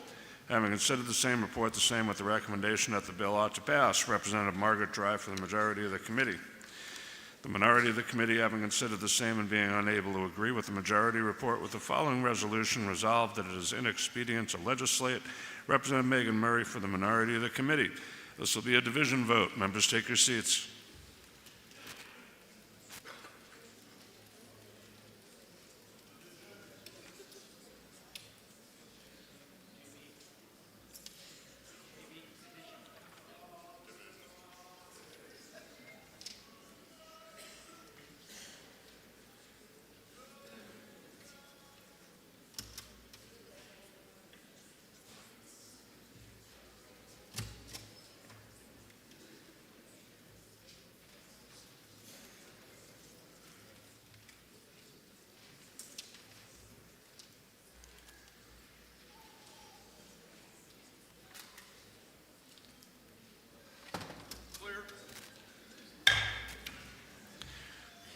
Questions on the Majority Committee report about to pass on House Bill 768. Representative Megan Murray is recognized for a parliamentary inquiry.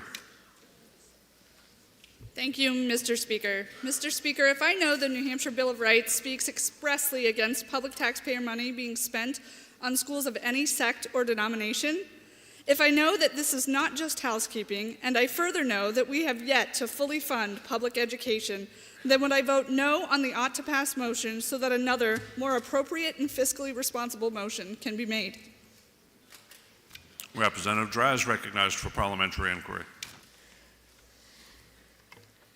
Thank you, Mr. Speaker. Mr. Speaker, if I know that 4 years ago we amended RSA 193 by deleting one word but neglected to amend its cross-reference in RSA 189, and if I know that this bill corrects that 2021 omission and reconciles the cross-references, and if I know that, yes, it really is that simple, would I press the green button now? The questions on the Majority Committee report about to pass on House Bill 768. This is a division vote. If you're in favor, press the green button. Opposed, press the red. Voting stations are open for 30 seconds.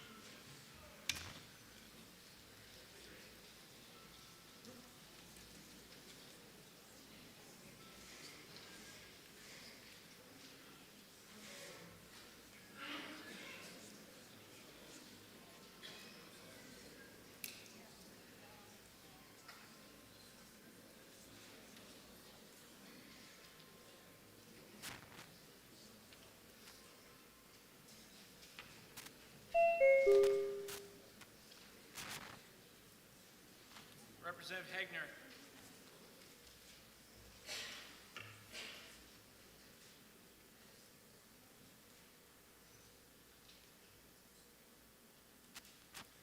Representative Newman.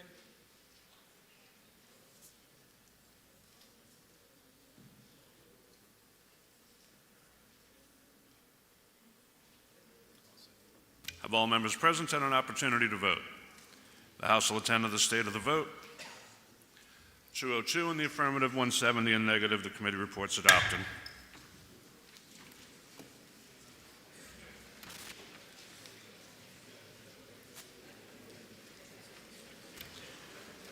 The majority of the Committee on Election Law, to which is referred House Bill 141, an act relative to campaign disclosures for limited liability companies. Having considered the same, report the same with the following resolution: resolved that it is inexpedient to legislate. Representative Clayton Wood for the majority of the committee. The minority of the committee, having considered the same and being unable to agree with the majority, report with the recommendation that the bill ought to pass. Representative Connie Lane for the minority of the committee. Questions on the majority committee report of inexpedient to legislate. You ready for the question? All those in favor say aye. Aye. Any opposed, nay? No. The ayes have it, and the committee report's adopted.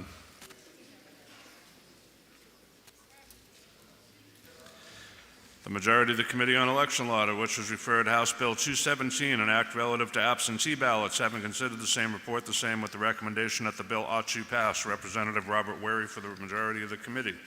The minority of the committee, having considered the same and being unable to agree with the majority, report with the following resolution: resolved that it is inexpedient to legislate. Representative Russell Muirhead for the minority of the committee. Questions on the majority committee report of ought to pass. Are you ready for the question? All those in favor say aye. Aye. Any opposed, nay? No. The ayes have it, and the committee report's adopted.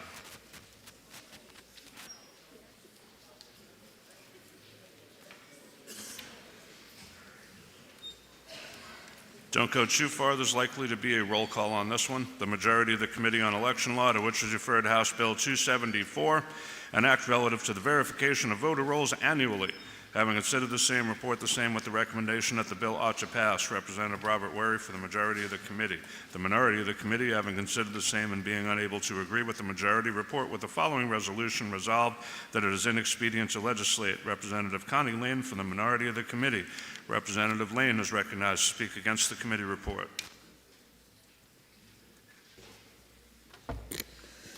Thank you, Mr. Speaker. This bill requires an annual purging of voter registration records with a 5-year look-back period, replacing the current 10-year purge with a look-back period of 4 years. So put another way, if you have not voted in the past 5 years, you will be purged from the voting records.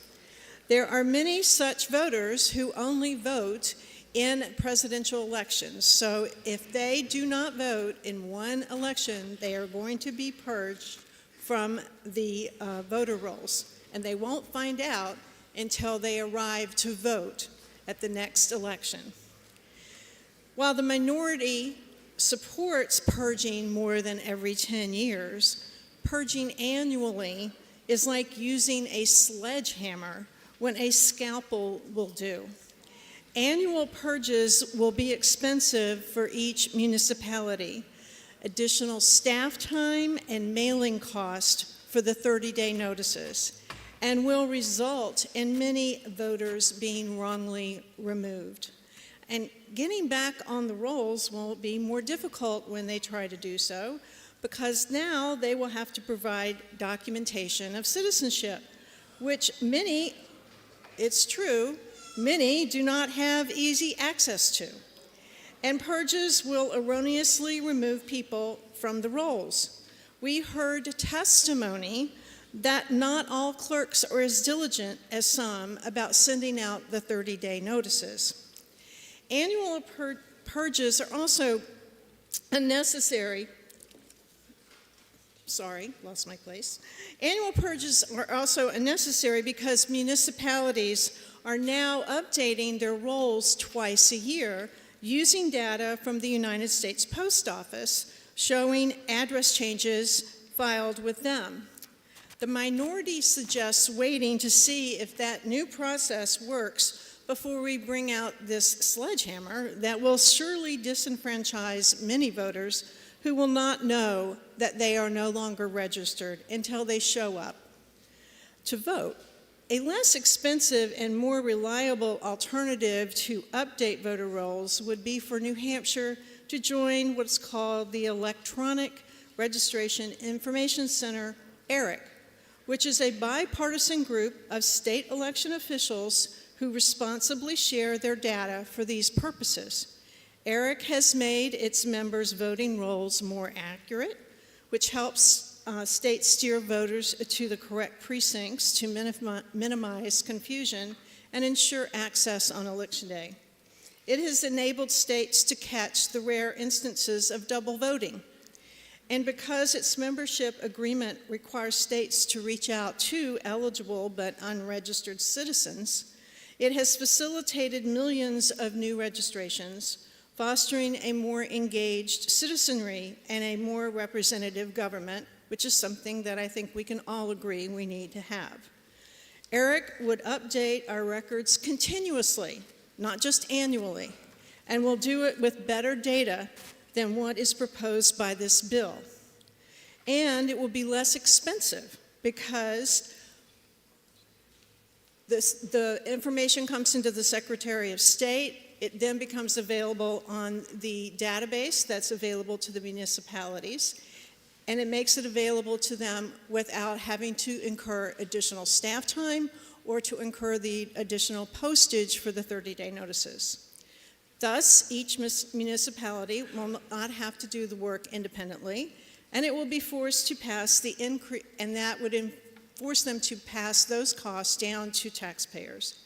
For these reasons, please press the red button to defeat the OTP motion so that a better motion can be made. Thank you. Does the member yield for a question?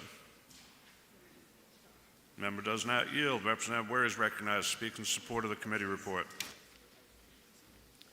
Thank you, Mr. Speaker. Honorable colleagues, a key element to ensuring election integrity is establishing and maintaining accurate voter rolls.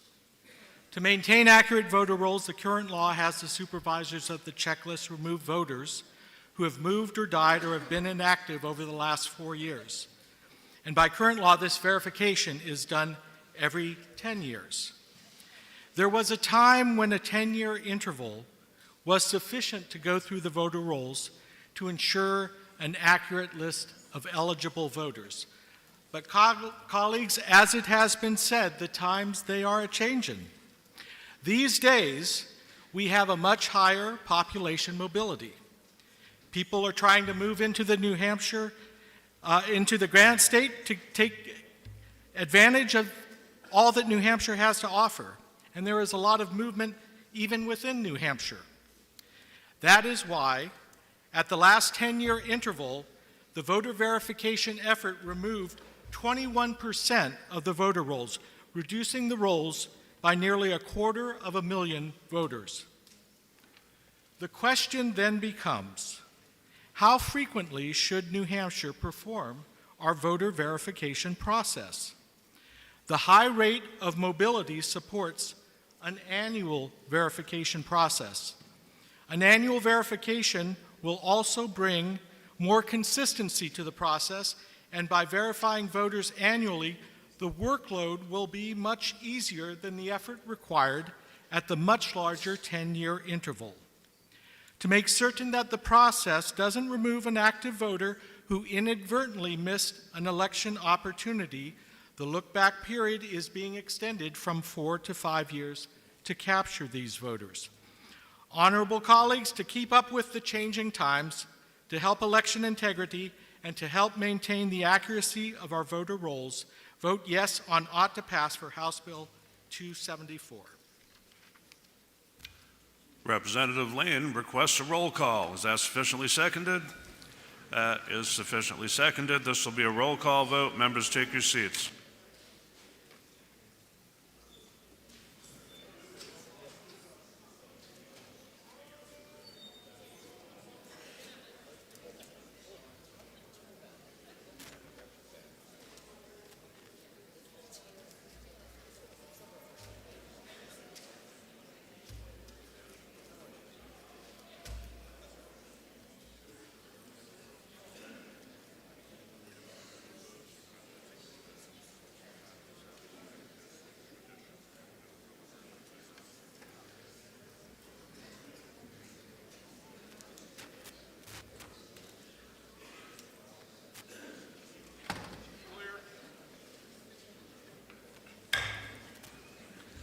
Questions on the Majority Committee report about to pass on House Bill 274. Representative Newsom is recognized for parliamentary inquiry.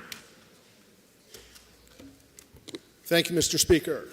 Mr. Speaker, if I know that annual voter purges are too frequent and a 5-year look back is insufficiently short when talking about removing already qualified citizens from voter rolls, and if I know that there is a more efficient and cheaper alternative out there, would I now press the red button to better protect and secure our sacred voting rights? Thank you. Representative Quayle is recognized for parliamentary inquiry. Thank you, Mr. Speaker. Mr. Speaker, if I know at the last decennial verification of the statewide voter rolls that almost 250,000 names were removed from those rolls because they were no longer valid voters. And if I know that this represents a serious vulnerability in our voting system, a serious vulnerability regarding its integrity that could be exploited by persons wishing to commit voter fraud. And if I know that we owe our voters to adopt this bill, which will reduce that backlog by addressing the voter rolls every single year. And finally, if I know that doing 1/10 of the work every year instead of 10 times the work every 10 years should not increase anybody's stress as far as doing the job, will I then press the green button to pass this bill? Thank you very much. Questions on the Majority Committee report about to pass on House Bill 274. It's a roll call vote. If you're in favor, press the green button. Opposed, press the red. Voting stations are open for 30 seconds.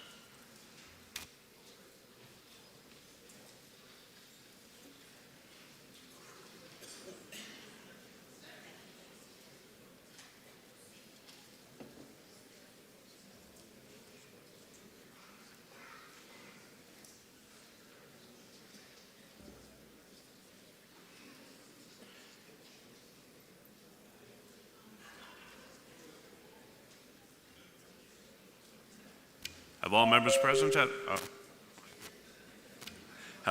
present had an opportunity to vote? The House will attend to the state of the vote. 200 in the affirmative, 174 in the negative. The committee report's adopted.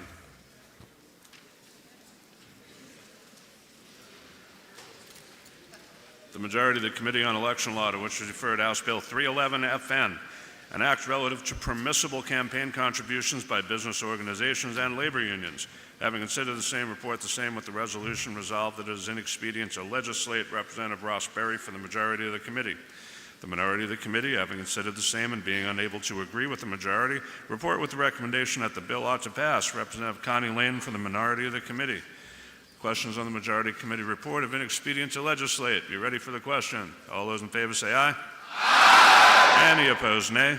The ayes have it, and the committee report's adopted.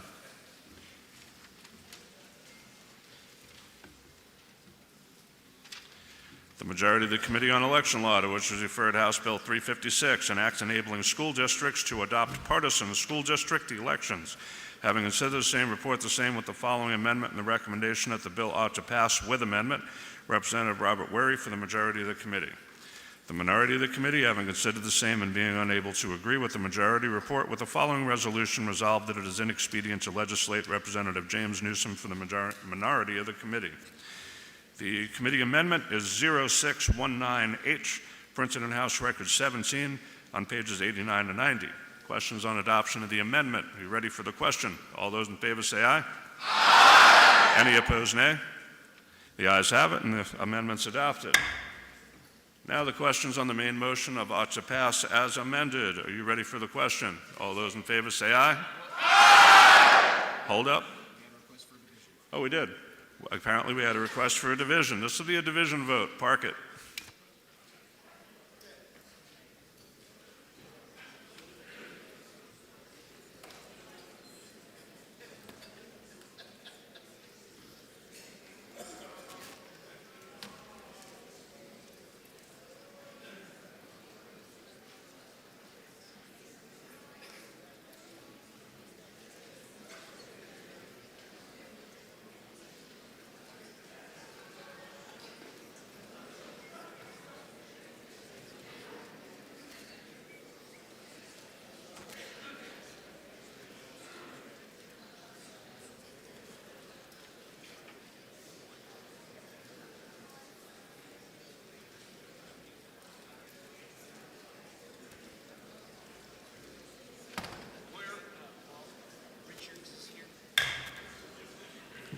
All righty, my bad.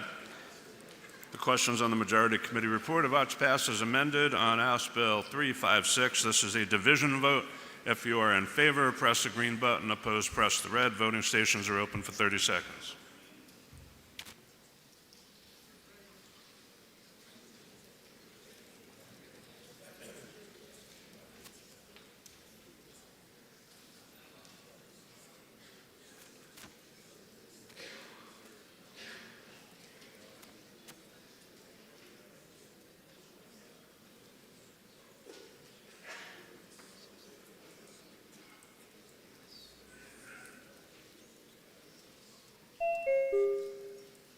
Representative Popovich Muller.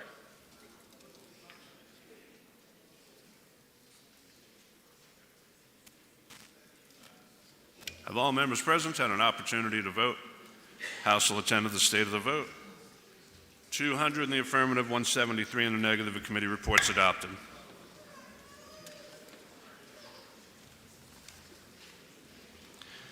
The majority of the Committee on Election Law, to which was referred House Bill 363, an act establishing redistricting criteria, having considered the same, report the same with the following resolution: resolved that it is inexpedient to legislate. Representative Ross Berry for the majority of the committee. The minority of the committee, having considered the same and being unable to agree with the majority, report with the following amendment and the recommendation that the bill ought to pass with amendment. Representative Connie Lane for the minority of the committee. Representative Lane is recognized to speak against the committee report.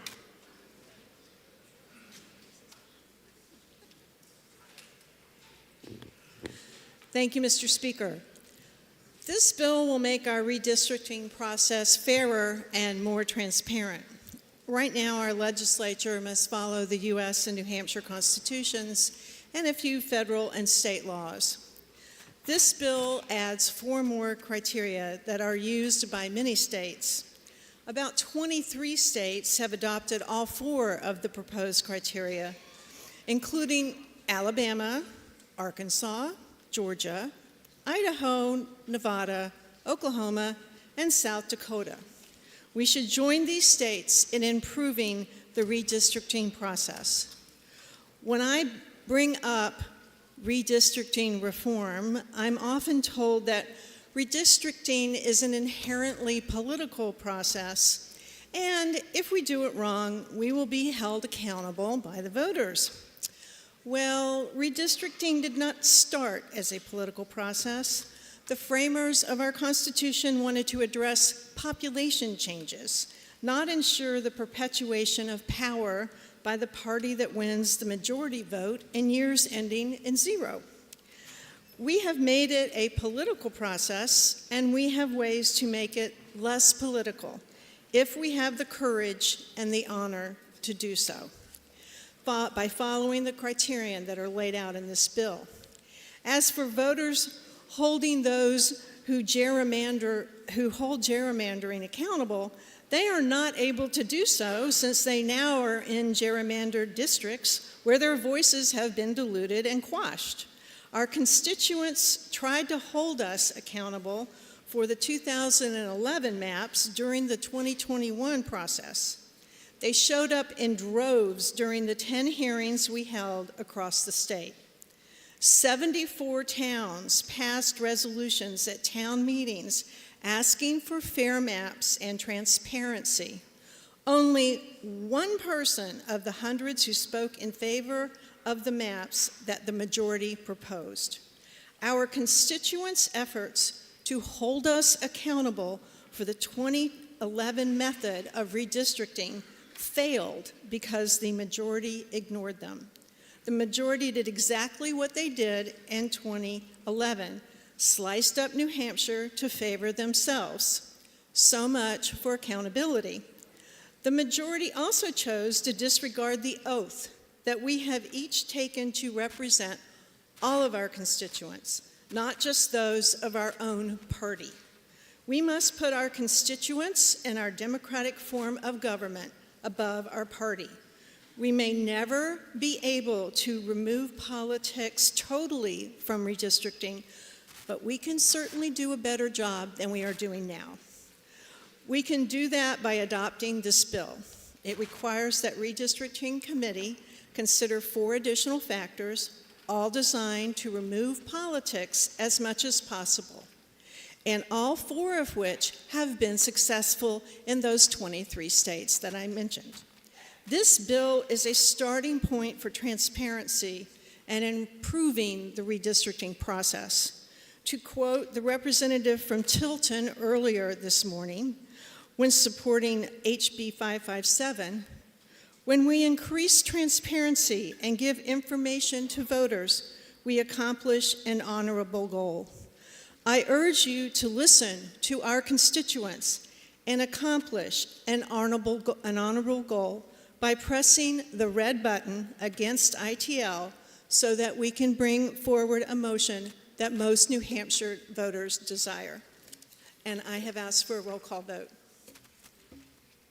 Representative Berry is recognized to speak in support of the committee report.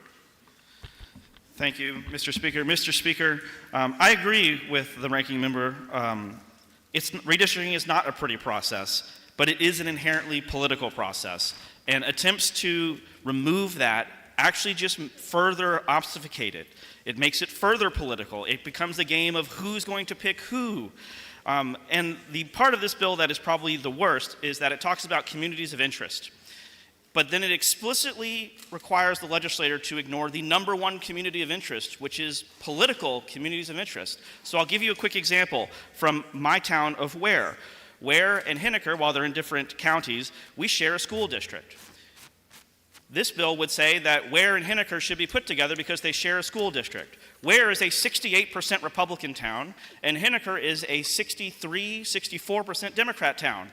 You put those two together and you actually ignore their communities of interest. Don't try to pass legislation that will obfuscate the process. This is a sordid attempt to remove the power from the people, and I ask the body to vote red. Green on the ITL. Representative Lane requests a roll call. Is that sufficiently seconded? That is sufficiently seconded. This will be a roll call vote. Members, take your seats.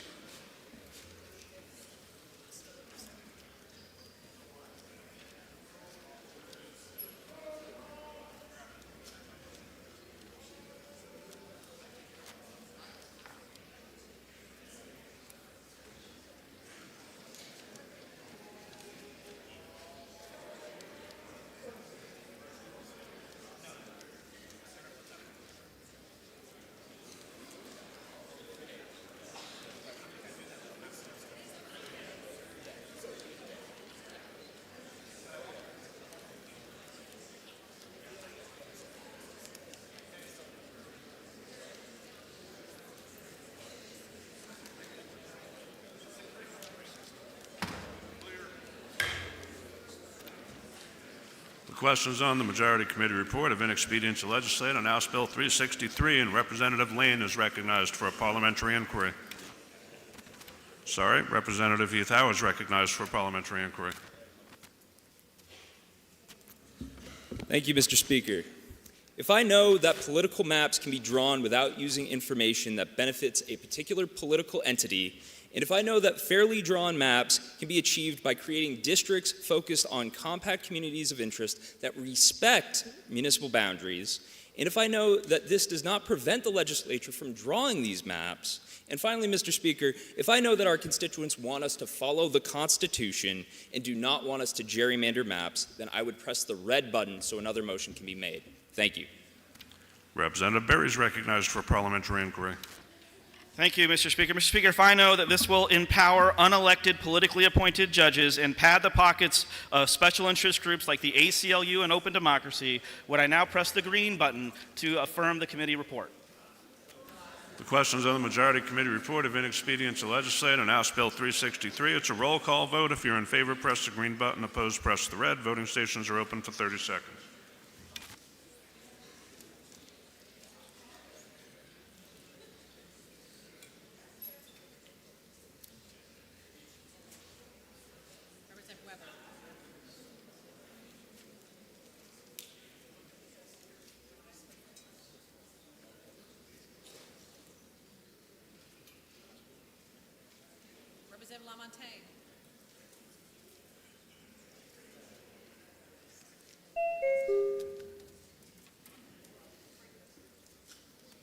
Have all members present had an opportunity to vote?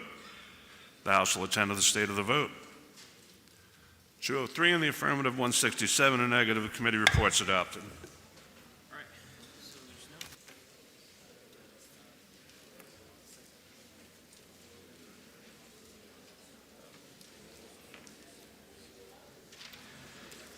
The majority of the Committee on Election Law, to which was referred House Bill 367, an act changing the method for adopting partisan town elections to be the same as rescinding partisan town elections. Having considered the same, report the same with the recommendation that the bill ought to pass. Representative Ross Berry for the majority of the committee. The minority of the committee, having considered the same and being unable to agree with the majority, report with the following resolution: resolved that it is inexpedient to legislate. Representative Connie Lane for the minority of the committee. The bill is on second reading and open to amendment. Representative Berry moves floor amendment 1354H, which can be found in your seat pockets, and is recognized to speak. I'll be very quick. I messed this one up as chair. We did a reconsideration vote on this bill, and I forgot to take the roll call on the reconsideration vote. So every motion we did after that was invalid. So we reconsidered it, we adopted this amendment unanimously, and then we passed it out of committee unanimously, but yours truly missed the first part. So I ask the body's indulgence in adopting the bipartisan unanimous amendment, and later in the OTPA, and my apologies. Questions on the adoption of Amendment 1354H? You ready for the question? All those in favor say aye. Aye. Any opposed, nay? The ayes have it, and the amendment's adopted. Question now is on the main motion about to pass as amended on House Bill 367. Are you ready for the question? All those in favor say aye. Aye. Any opposed, nay? The ayes have it, and the committee report's adopted.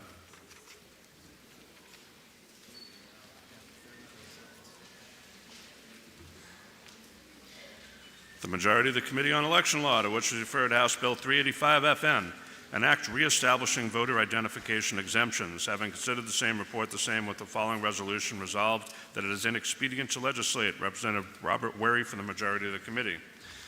The minority of the committee, having considered the same and being unable to agree with the majority, report with the following amendment and the recommendation that the bill ought to pass with amendment. Representative Connie Lane for the minority of the committee. Questions on the majority committee report of inexpedient to legislate. Are you ready for the question? All those in favor say aye. Aye. Any opposed, nay? No. The ayes have it, and the committee report's adopted.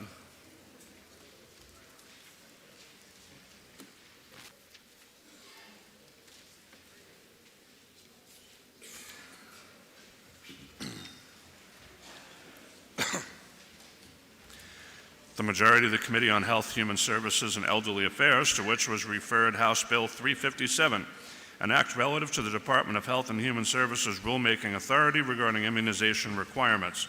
Having considered the same, report the same with the recommendation that the bill ought to pass. Representative Matt Drew for the majority of the committee.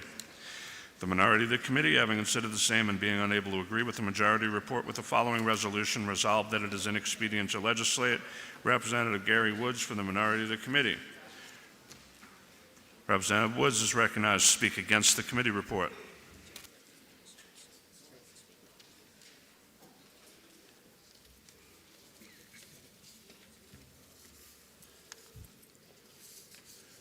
Thank you, Mr. Speaker.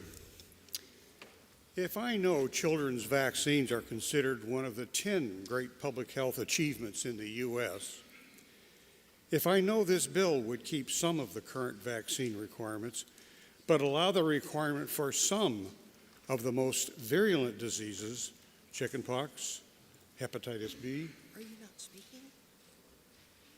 No, you told me to do it.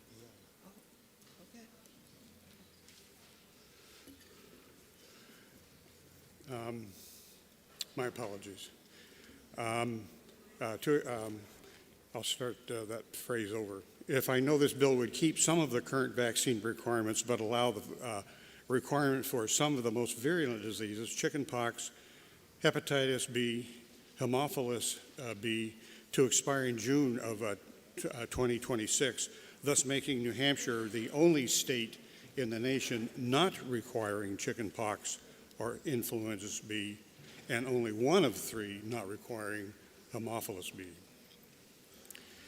If I also know this bill would remove vaccine decisions from the rule-making process and transfer that task to the legislature, thus making the response to any emergency lengthy, cumbersome, and not timely, would I then know this bill is not consistent with our basic constitutional charge to support the general welfare of the citizens of the New Hampshire, and press the red button.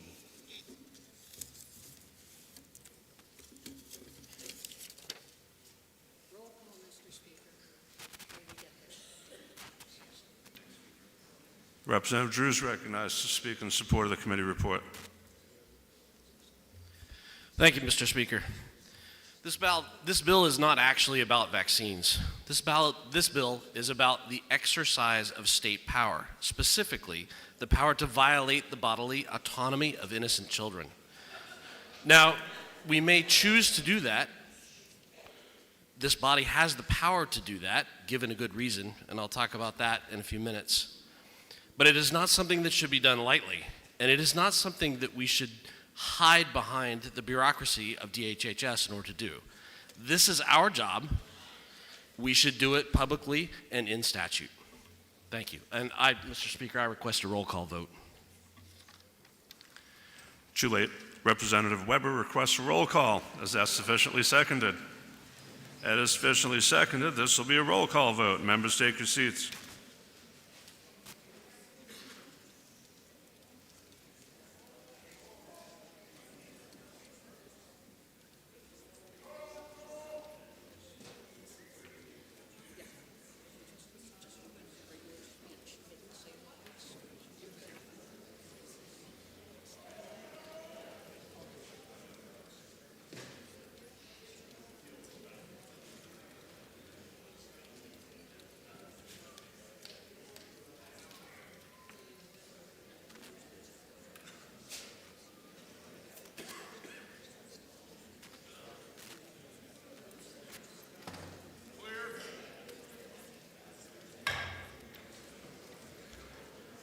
Questions on the Majority Committee report about to pass on House Bill 357. Representative Weber is recognized for parliamentary inquiry. Thank you, Mr. Speaker. Mr. Speaker, if I know that passing this bill would remove decision-making from a nonpartisan, evidence-based process led by doctors, epidemiologists, infectious disease experts, as it has been done for decades, and handed over to the state legislature to be a political football, would I now press red to vote no on the committee report? Representative McDonald is recognized for parliamentary inquiry. Thank you, Mr. Speaker. Mr. Speaker, if I know that medical decisions affecting the citizens of New Hampshire are important, and that our fellow citizens elect us to look out for their best interests in matters of importance, and Mr. Speaker, if I know that the growing expansion of various vaccines is understandably a matter of great concern and an increasing matter of focus in medicine and medical treatment, then, Mr. Speaker, would I press the green button and vote ought to pass. Thank you. Questions on the Majority Committee report about to pass on House Bill 357. This is a roll call vote. If you are in favor, press the green button. Opposed, press the red. Voting stations are open for 30 seconds.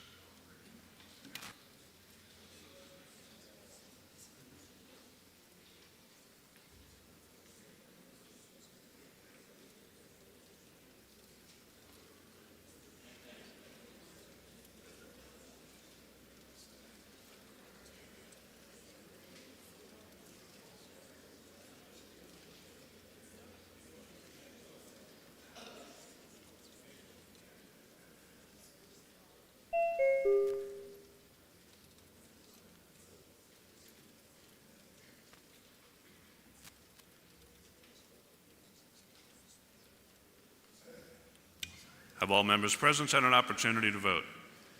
The House will attend to the state of the vote.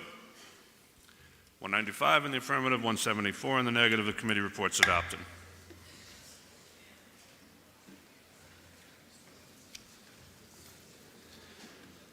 The majority of the Committee on Health, Human Services, and Elderly Affairs, to which is referred House Bill 358, an act relative to exemption from immunization requirements on the basis of religious belief. Having considered the same, report the same with the recommendation that the bill ought to pass. Representative Linda McGrath from the majority of the committee. The minority of the committee, having considered the same and being unable to agree with the majority, report with the following resolution: resolved that it is inexpedient to legislate. Representative Gary Woods from the minority of the committee. Representative Woods is recognized to speak against the committee report. Thank you, Mr. Speaker. This bill, its sole function is to take away data collection from a standard form and make it so it's admissible on just basically any piece of paper. That doesn't really fit with how we collect data. This standard form is basically a single piece of paper, just this size. And its complexity is basically just like if you had a child who was going on a field trip. You would have to have a sheet, name, date, where you're going, and sign it. For vaccines, you would have to have the name, the vaccine that you're talking about, and your signature. Not very complicated, very straightforward. This form, instead of just a random piece of paper, allows you to collect data in a proper manner.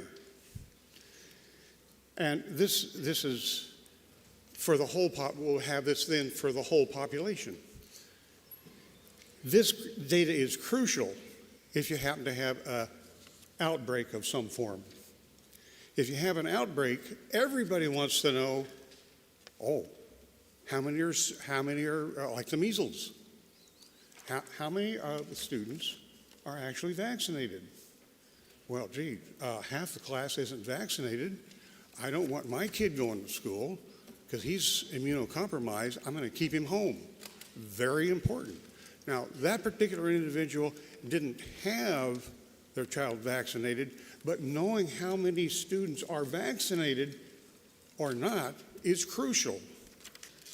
So this data, done in its proper form, is beneficial for everyone, not just the vaccinated, but the unvaccinated. That's so that each family can now make a proper medical decision. So passing this would actually decrease the safety of those who are unvaccinated. So I encourage you to not pass this. Thank you. Representative McGrath is recognized to speak in support of the committee report. Thank you, Mr. Speaker. So this bill just is going to restore the intent of the original underlying bill, that parents can simply fill out a piece of paper saying they have a religious exemption for their child. Unfortunately, the original bill used the word form, and so the government does what the government does best and created a form. So all this bill does is it changes the language from form to a signed statement. Whether the parent fills out the form or whether they fill out the signed statement, it will probably go in the same folder in a file in the school, and the school will know who's been vaccinated and who has not been vaccinated. And the form also includes negative consequences for their decision not to get their child vaccinated. So please vote green. Ought to pass. Thank you. Representative Weber requests a roll call. Is that sufficiently seconded? Yep, this will be a roll call. Members, take your seats.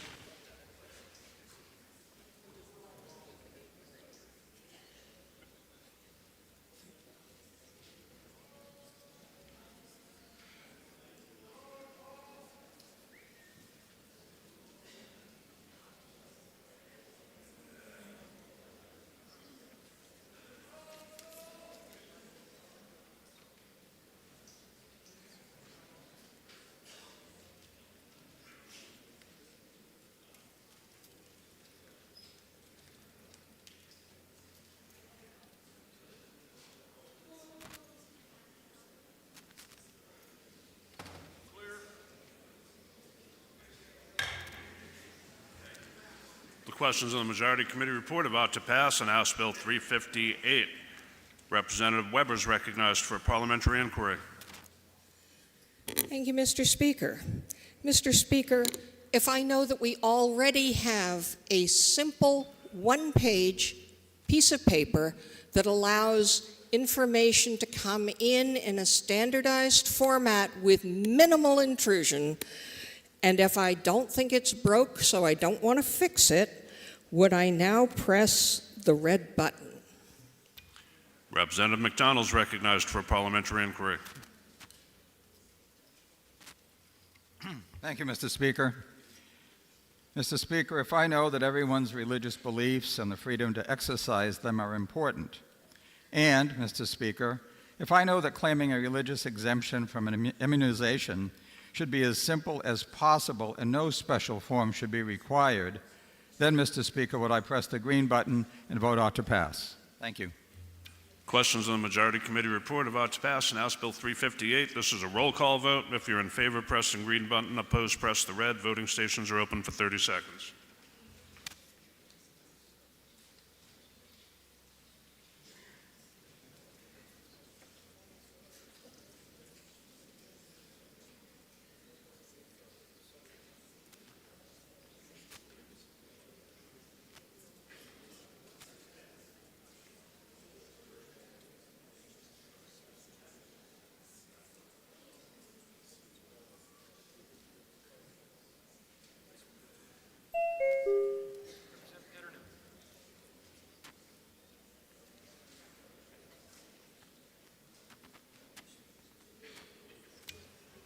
Have all members present had an opportunity to vote? The House will attend to the state of the vote. 206 in the affirmative, 169 in the negative. The committee report's adopted.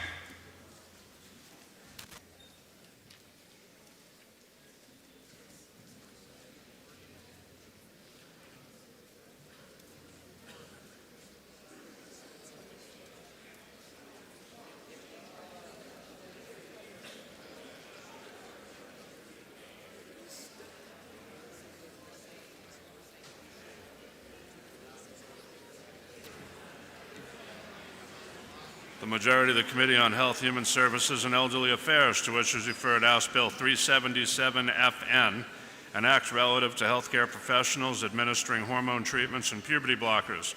Having considered the same report, the same with the following amendment and the recommendation that the bill ought to pass with amendment. Representative Lisa Mazer for the majority of the committee. The minority of the committee, having considered the same and being unable to agree with the majority, report with the following resolution: resolved that it is inexpedient to legislate. Representative Jessica LaMontagne for the minority of the committee. The House will come to order.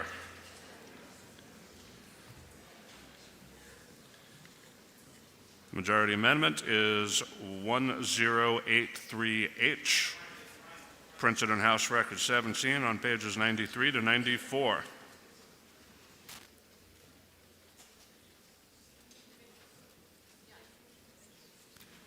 Questions on the adoption of the amendment? Are you ready for the question? Division's been requested. Members, take your seats.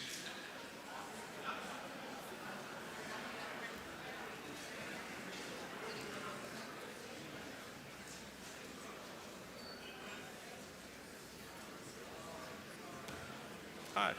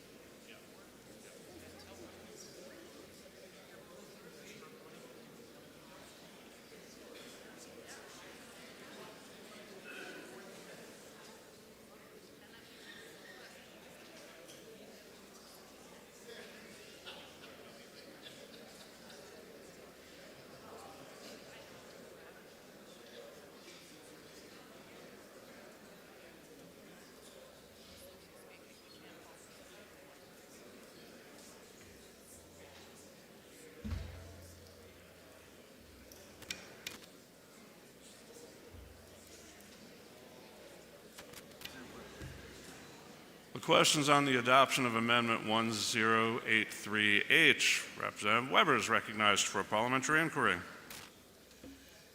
Thank you, Mr. Speaker.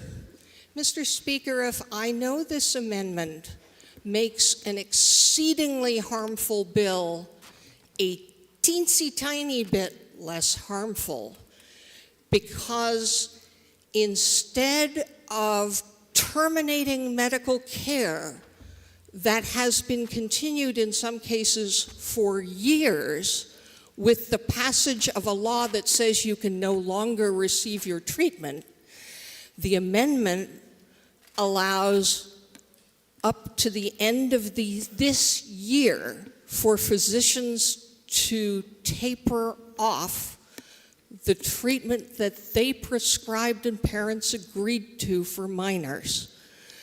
Would I now press green for the amendment?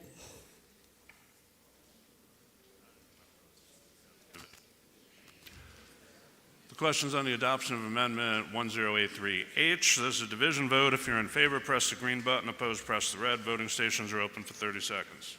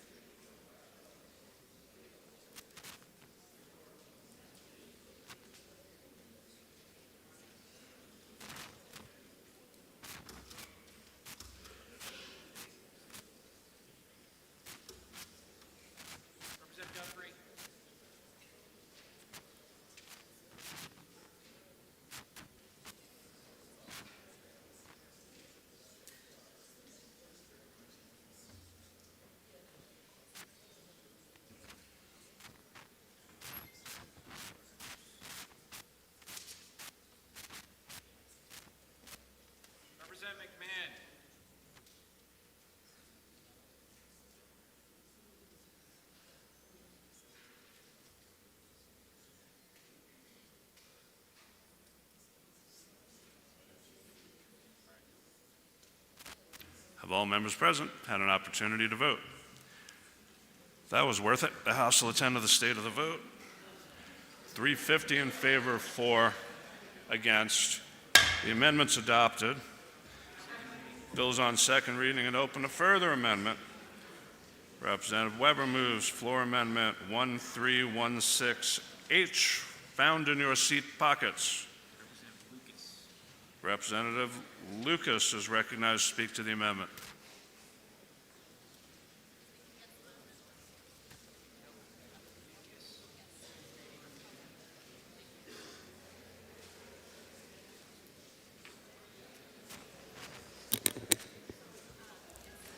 Before everybody gets on their way out there to find snacks and coffee, this is one-on-one. I'd be shocked if there wasn't a division on a roll call. I mean, seriously, if we did a division on the last one, they're probably all going to be something.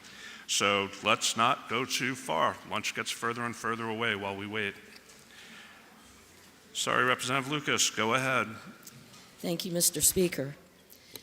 Mr. Speaker, I rise in support of the Amendment 1316 so that patients younger than 18 years of age may continue to be treated through their minority, that is, their 18th birthday, consistent with those referenced under RSA 332-N:2, if such treatment was commenced before and is still active on the effective date.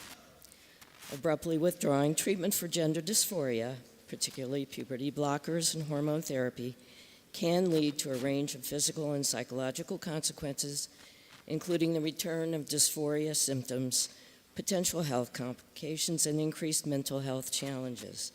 Stopping hormone therapy can lead to reversal of physical changes accomplished during treatment, cause withdrawal symptoms, and cause a resurgence of distress and discomfort, associated with gender dysphoria, thereby exacerbating existing mental health issues and potentially lead to new ones.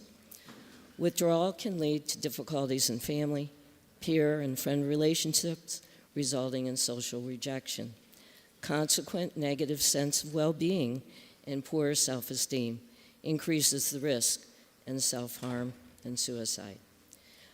This Bill 377, for which Amendment 1316 is addressed, sends the message that not only does New Hampshire refuse to acknowledge the importance of treatment for the diagnosis of childhood gender dysphoria, it would deprive patients who have spent years on a journey of self-knowledge and definition, social adaptation, individual and family therapy from accessing medical therapy when it is time, biologically and psychologically, not according to the calendar. HB 377 would deny parents and their children the right to proceed with medical therapy if that is what they decide is best in consultation with their caregivers. HB 377 would prioritize New Hampshire government intervention over the patient-physician relationship. There is a small element of humanity that can be added to an otherwise cruel and restrictive bill. Vote for floor amendment 1316 by pressing the green button to give families of transgendered children an opportunity to continue care so that they may remain fully treated in the granted state. Vote for Amendment 1316 so that these loving and devoted families can take an iota of hope from today's proceedings. Thank you, Mr. Speaker. Representative Leon's recognized to speak against the amendment. Thank you, Mr. Speaker. I rise in opposition to this amendment. While at first blush it may seem compassionate, it is not. Puberty blockers, or chemical castration as it's referred to when used in adults, and hormonal therapy have increased risk the longer you take them. These risks include weak bones, heart problems, blood clots, reproductive issues, neurological issues, cancer, and more. I'll focus on bones. Brittle bones are life-threatening. 1 out of every 3 adults over the age of 50 who breaks their hip will be dead within 12 months. I always thought that was elderly, but that's over 50. Puberty is the time when we build our bones, and these medications interrupt that process. Studies show that 1/3 of kids on these drugs will suffer devastating bone density loss that puts them in the bottom 2% of bone density for their age group. And as somebody who almost died after breaking my femur at age 29, I'm a little sensitive to that risk. But there's good news. Children who are treated with these drugs for precocious puberty suffer serious bone loss during treatment, the same kind of bone loss. But stopping these drugs during the natural puberty window allows most kids to build normal bone strength, lowering their lifetime risk of breaking a bone and dying from that. This amendment would undermine informed consent by creating a rush to start these risky drugs. These drugs are not perfectly safe. Anybody who says that is misleading parents, misleading kids, and misleading all of us. The amendment adopted by the committee provides for a common sense weaning off period through the new year. This amendment is not needed, so please vote red. And I'd ask for a roll call vote. The questions on the adoption of Amendment 1316H. Representative Leon requests a roll call. Is that sufficiently seconded? Yeah. This will be a roll call vote. Members, take your seats.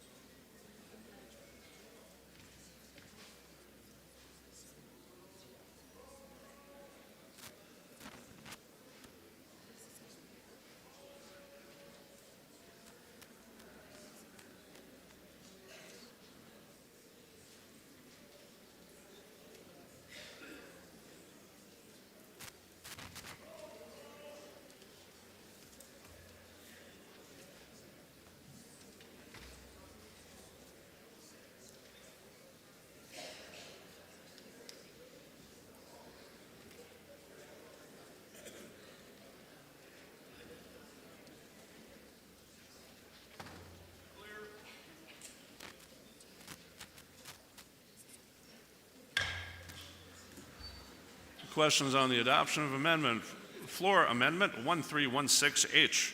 Representative Weber is recognized for a parliamentary inquiry. Thank you, Mr. Speaker. Mr. Speaker, if I know that the overwhelming testimony of parents of trans minors and adults who are now trans, who were once minors, who were trans, is that these treatments are life-affirming and life-saving. And if I have heard loud and clear from members of this body that we ought to trust parents to adequately research and determine the treatment and medical decisions for their children.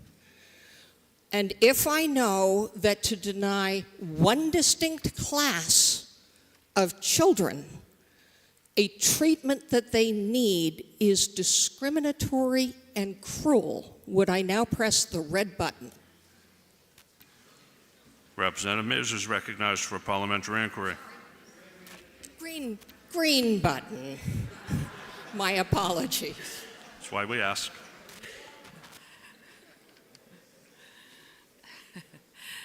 Thank you, Mr. Speaker.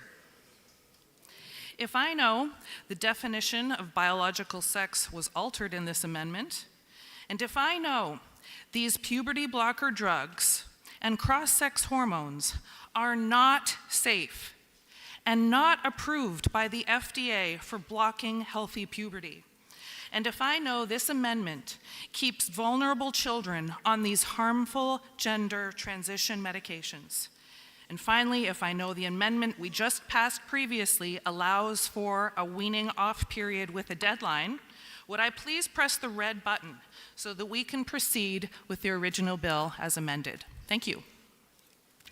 The question is on the adoption of floor amendment 1316H. This is a roll call vote. If you're in favor, press the green button. Opposed, press the red. Voting stations are open for 30 seconds.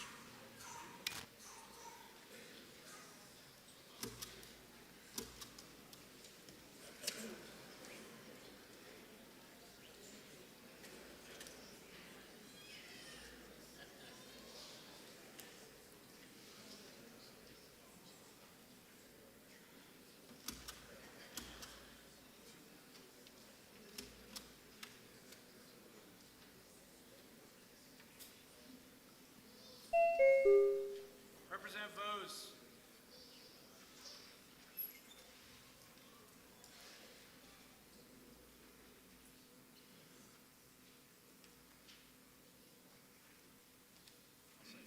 Have all members present had an opportunity to vote? The House will attend to the state of the vote. 168 in the affirmative, 203 in the negative. The amendment fails.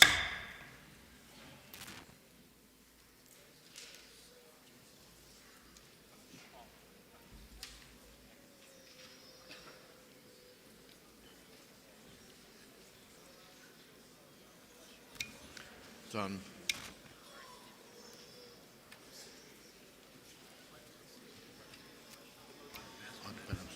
The motion before us now is ought to pass as amended. For what reason does a member rise? To make a motion. State your motion. Mr. Speaker, I move the previous question. For what?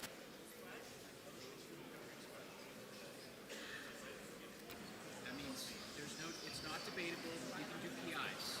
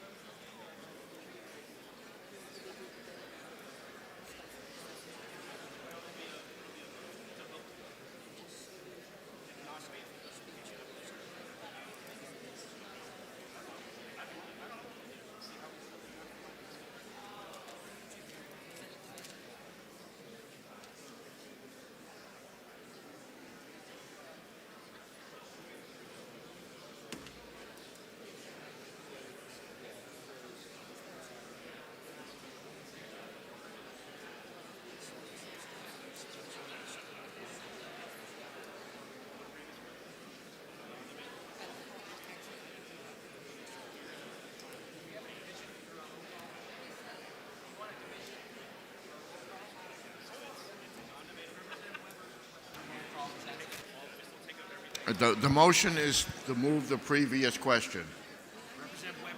And Representative Weber has requested a roll call. Is that sufficiently seconded? Roll call. It is sufficiently seconded. This will be a roll call vote. Pardon? Yes.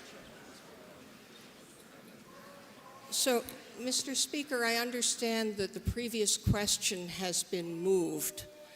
Would you explain to the body exactly what that means in terms of our procedure going forward so we all understand it?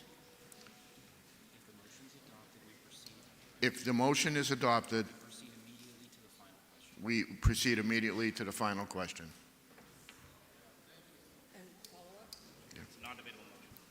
So the effect is that the voices of those who have signed up to speak will be effectively stifled. Yes. Yes. The members should be in their seats, by the way. Y'all should be seated. Well, we've got one who's doing a PI. I understand, but there's 5 people standing tonight.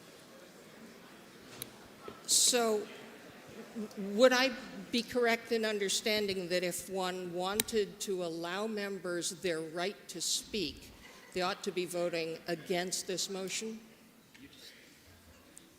That's the PI she was going to deliver.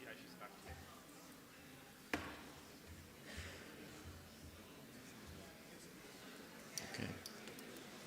So, is Barry? Yes. Barry going to do one? And wait. Barry should go first. Okay. The motion is to move the previous question. Chair recognizes it is a roll call vote. The chair recognizes Representative Berry for a parliamentary inquiry. Thank you, Mr. Speaker. Mr. Speaker, if I know that we just heard 2 awesome debates about this subject, and I know that there's 12 more coming, but I also know, Mr. Speaker, that I would like to pass this legislation but not have to sit through 12 debates. And, Mr. Speaker, if I know that the member just raising the question about previous question used previous question last term, would I now vote green so that we can act on the question?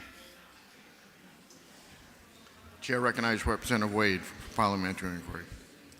Thank you, Mr. Speaker. Mr. Speaker, if I know that this bill will cause significant harm to New Hampshire families and would remove a parent's right to have the final say in healthcare decisions for their child, and that this care is recognized by every major medical association as the best care for trans children, and I know that my life was saved by the very care that this bill will seek to take away, and if I know that we should not vote to close debate and stifle speech on a bill with such deep impacts on New Hampshire families without hearing arguments from both sides, would I now press the red button? The motion before us is to move the previous question. This is a roll call vote. If you're in favor, you'll press the green button. If you're opposed, you'll press the red button. Voting stations are open for 30 seconds.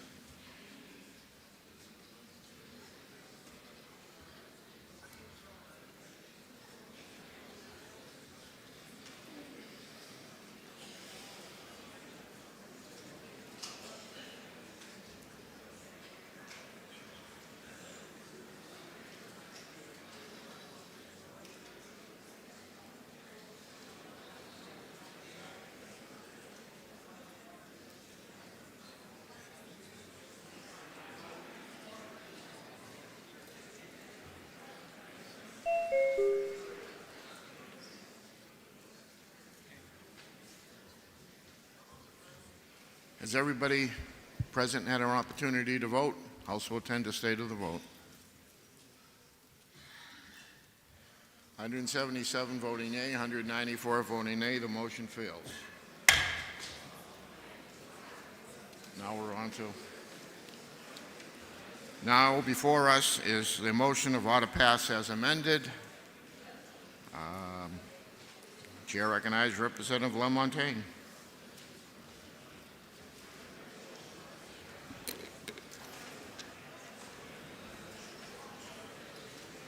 I rise in opposition to HB 377 because it discriminates by banning medical care for just trans kids and unfairly targets a very small number of minors from getting the care that they their parents and their medical providers believe they need.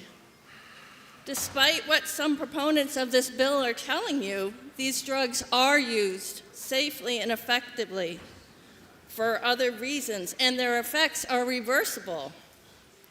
Under this legislation, these hormones would be allowed to treat a boy who is developing breasts. That is, for a boy to gender affirm his boyness, but not for a trans boy who wants to delay breast development. He is denied this very same treatment. Because this bill is clearly discriminatory, the passage of this bill will certainly result in many lawsuits that the state will need to defend, a fact that was completely ignored in the fiscal note. This bill specifically denies parents of trans kids the ability to make informed decisions with their medical doctors and counselors about what is best for their children. This body just passed the Parental Bill of Rights. That includes the right to make health care decisions. So I call on all of you that voted for the Parental Bill of Rights, do you believe that parents know best, or do you not? We had many trans teenagers and their families, young and old trans adults that come and testified that being allowed to transition changed their lives for the better. As far as parents, one man really stood out to me. He said, I didn't even know what trans was, but I know my kid and I believe her. We had one notable young man that came to support the bill, from out of state, by the way, and he described how he went through a trans phase, and his father put a stop to it in his words. That only reinforced to me that parents do know best and the process works. It does not mean that all trans kids are just going through a phase. The vast majority of trans kids tell their parents almost from the time that they can talk that I am a boy, or vice versa. This is why therapy for these children starts early and takes years for parents to sort out before any hormone treatment is prescribed. But this bill would ban this process altogether, even banning counseling and referrals. I am not a trans activist. There's a member of my own caucus who will probably get up and tell you that we're all just lemmings following this agenda and that he's going to buck the trend. But this is not about trans or not trans. This is a matter of civil rights. I am doing what my party always does. We stand up for all of our civil rights. I used to feel uncomfortable with some parts of trans care, but my views have come around. I learned more about transgender care, first through private conversations with my best friend, who is an OBGYN, and had some trans kids for patients. She explained to me how important puberty blockers are to give kids experiencing this dysphoria more time to figure things out without going through the trauma. And that's how it feels to these kids, the trauma of starting to develop breasts or facial hair. I've also come to see the cruelty in this bill of not allowing puberty blockers until children are 18 years of age. If denied this care, trans children will not be able to escape developing secondary sexual characteristics that they're hoping to avoid. If they go forward as adults, they will have to live with these characteristics for the rest of their lives. Puberty blockers are temporary and reversible, but puberty is not. This bill makes an exemption for minors who are born with a medically verifiable disorder of sex development, which include physical manifestations such as ambiguous genitalia. I think we all accept that intersex people, or what we used to call hermaphrodites, do exist. They've been documented as far back as ancient Greece. In recent centuries, for such conditions, parents were often advised by their doctors to alter the genitalia shortly after birth. The reason for this was to affirm a sexual identity one way or another. But in recent years, it's been more common practice to delay treatment and let the child develop as they will, and include counseling for parents and children along the way, and then provide treatment that makes the most sense for that individual. I think most of us would agree with that process. But what this legislation does is accept that rare conditions, such as being intersex, such as being intersex, are real, but it tells trans children and their parents that what they experience is not real and that they do not exist. It denies this careful process of individualized counseling and progressive cautious treatment that we allow for others. But who are we to say that gender dysphoria is not real? Do you deny the existence of microbacteria because you can't see it with the naked eye? So many parents tell us that they didn't believe true gender dysphoria was real either until this occurred in their own family. Like intersex conditions, true gender dysphoria has existed but has been denied and ignored, leaving trans people invisible in their own misery. The way we treat small numbers of people who are different, people about whom we have uncomfortable feelings, has changed over time. In other ways as well. In the Middle Ages, we used to put people with mental illnesses on boats and ship them off. The ship of fools. We used to lock up children with Down syndrome, and now we let them live with their parents. People used to be imprisoned for being gay. And people born with unusual, contradictory, secondary sexual characteristics were offered livelihoods, such as sideshows in a circus. I say all this because we've come a long way in the way we treat other human beings who are different. Medical treatment for gender dysphoria is no different than that process. Legislation like this is truly regressive. This bill punishes a very small minority of children rather than admit that we just don't understand you. Proponents of this bill will tell you that it's meant to protect children, but they ignore the overwhelming testimony in opposition to this bill to focus on the 1% of the 1% who regret transition. None of us wants anyone to see regret in transition as an adult. But with all other medical care, we address these concerns within the medical community and with oversight boards, not by politicians banning an entire body of comprehensive medical care for certain people only. What do we call people who pick on the most vulnerable among us? In a speech last week, there was a reference to a nanny state.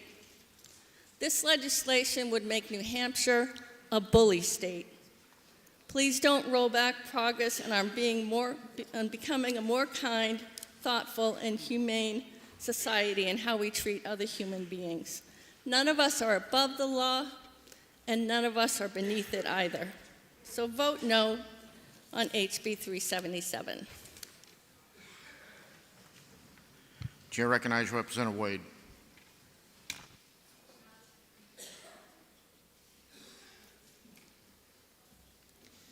Thank you, Mr. Speaker.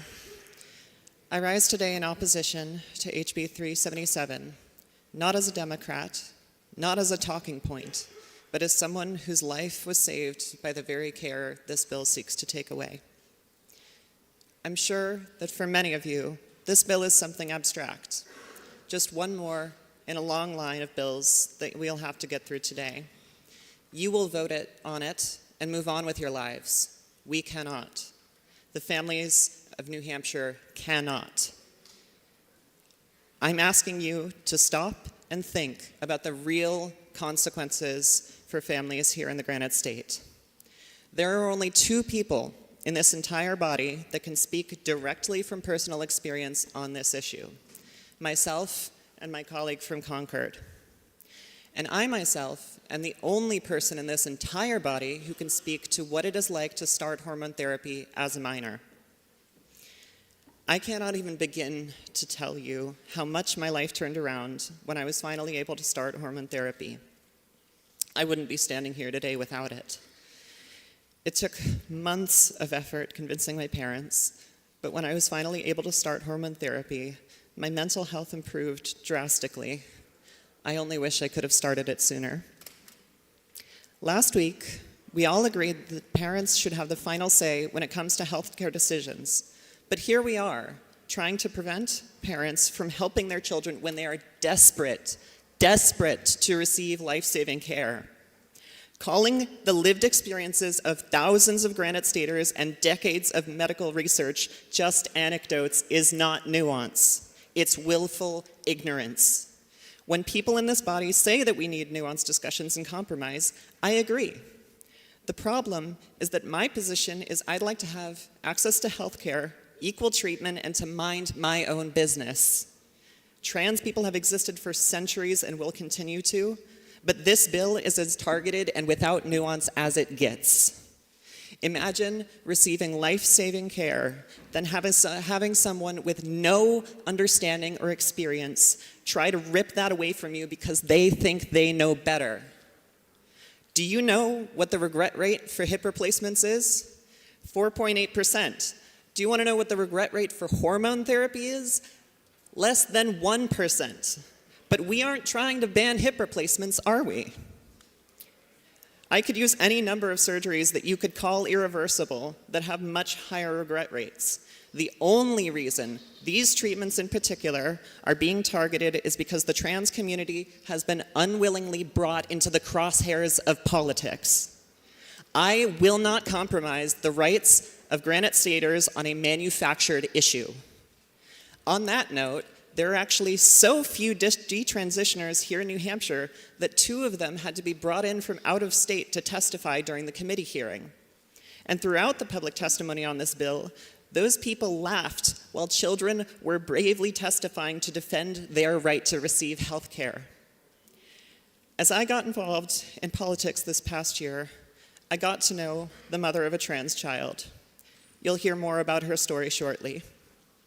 When her child came out to her as transgender and she saw that their health care was under attack, she knew she had to step up and say something.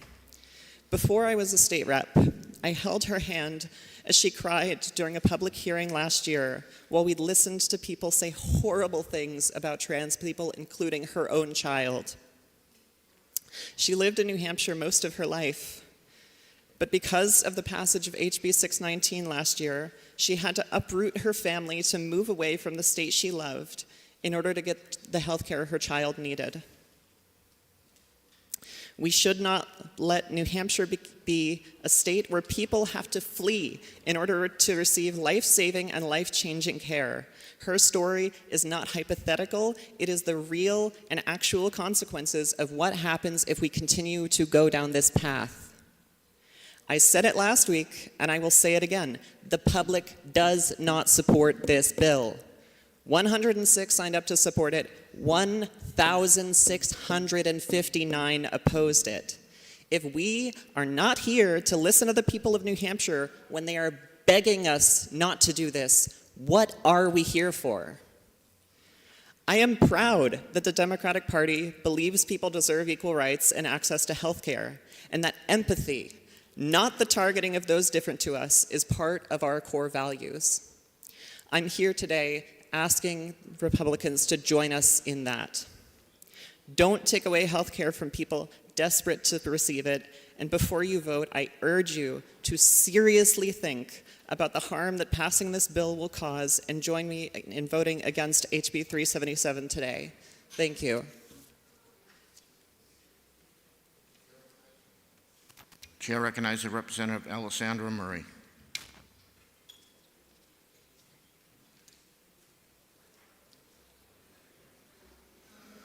Thank you, Mr. Speaker. I rise today in opposition to HB 377, and I will be speaking here representing my dear friend Michelle Foley in her own words. 2 years ago this month, I sat in this room to testify for a mom from my town that I hadn't yet met face to face. I testified in opposition to HB 619 that day. At the time, I didn't know that 6 months later, I would be back to testify in opposition to the amended bill for my own child. Being a parent of 6 is something I have never taken for granted. I have grown to appreciate and understand that I will not have all the answers, that I can never make judgments of another parent's decisions without being in their shoes, and that I will never be fully prepared for what is coming next. That point was emphatically made over the past 2 years in our family's life. One thing I have always known is that I will always do whatever it takes to do what is best for my children, no matter what the obstacles are. Being a Granite Stater for 45 years, I never expected for the obstacle to be the state I was raising my family in. When my now 18-year-old daughter came to me when she was 16 and told me that one of her best friends had stopped her from taking her life that very afternoon, I didn't know exactly what was causing her to feel so distraught and depressed that she would end her own life. She had been in therapy for several months, and we had taken measures to keep her safe, like having me stay home with her while she was homeschooled due to chronic illness. And less than a month after that attempt, she came to me and asked if she was too old to start hormone replacement therapy. As a medical professional, I knew we needed to find medical care as soon as possible. After my first time telling our story at the State House, a representative approached me to explain the purpose and importance of these bills. She emphasized that they are there to provide safety for children that may have parents that are less informed and resourceful than myself, yet consequently taking away the rights of every parent to make important and essential medical decisions for their children. While some of you may not agree that this is the reason for proposed bills such as HB 377, I've heard many of you speak to the importance of parental rights just last week. The importance of being able to find and obtain the medically necessary care for my own family is one of the most important aspects of being a mother. With the plans clearly laid out in last year's legislative session, I knew as a mom we could no longer live in the Granite State and continue to have my daughter live free from legislators making decisions about her health care and about what was best for her future. But unlike the presented points of providing safety for those who may not have supportive parents, not all parents have the resources or the ability to uproot their whole family from their home to keep them safe from the harm that a bill may or may not intend to cause. Plainly, voting yes for HB 377 is taking away the right for a parent to care for their child that they may have brought into this world and cared for from the moment they were conceived. In contrast, a vote for the rights of parents to continue to make the decisions and support their children with love and the medical care they need to thrive is the right and responsible choice. This is the story of my friend Michelle, who moved out of state just a couple months ago in order to be able to continue to receive care for her child that they were already receiving here in the state. And she saw what was happening here last year and made the right decision for her family. And like she said, not every family can make that decision.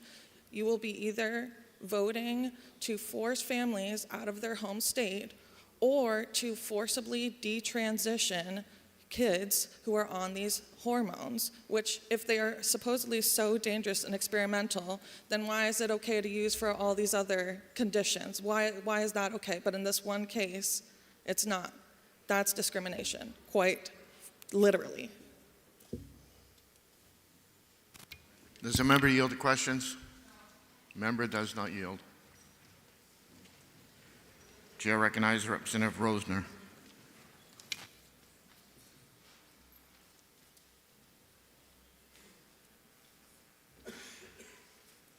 Thank you, Mr. Speaker. I rise today in opposition to HB 377, deeply honored to share this story.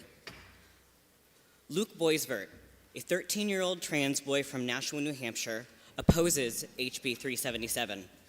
Due to a medical condition called Turner syndrome, Luke may not appear his age to some.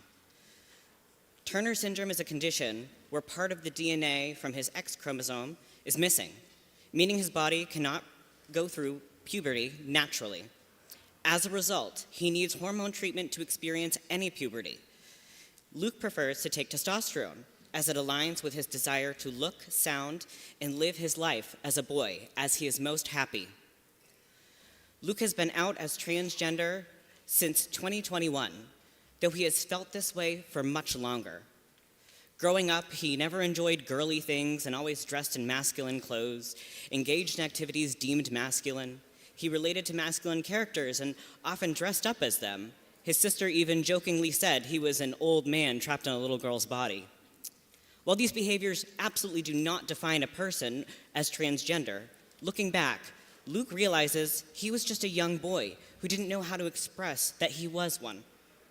This ban cannot be put in place because it would result in families like Luke's having to choose between stopping his testosterone, keeping him in a prepubescent body for the rest of his life with dangerous implications, or it would force his family to completely reconstruct his healthcare treatment that is otherwise keeping him healthful and happy, only due to the threat of criminal penalty that would place him in a body that doesn't reflect who he is or who he ever will be. Luke Boisvert is a brave 13-year-old transgender boy from Nashua, New Hampshire. It is a privilege to amplify his voice in this chamber and to stand in solidarity with him and so many others in our state. His story is a powerful reminder of what truly is at stake with HB 377. This bill is not just about policy. It is about real people, real lives, and the fundamental right to access the care that allows us to live our lives as true and as fully as we can.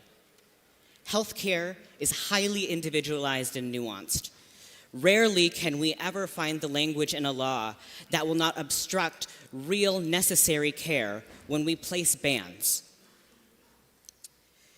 No one should be forced into a body that feels foreign to them, and no one should have to fight for the medical care that affirms their identity and well-being, especially not as children. I urge this body to listen to Luke, to us, to recognize the humanity in our stories, and to reject HB 377 as a bill trying to solve an issue that does not exist.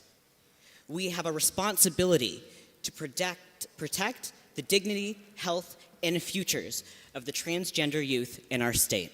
Thank you. Chair recognizes Representative Seelig. Thank you, Mr. Speaker. Today I rise in opposition of HB 377 and to speak on behalf of a mother in our community, Jennifer, who's a mom from Nashua, much like I'm a mom from Durham. Jennifer testified on this bill as well. She said, "I'm a mother of 3 children. My youngest is trans male. I've created an environment in my home where my children can be open and honest with who they are.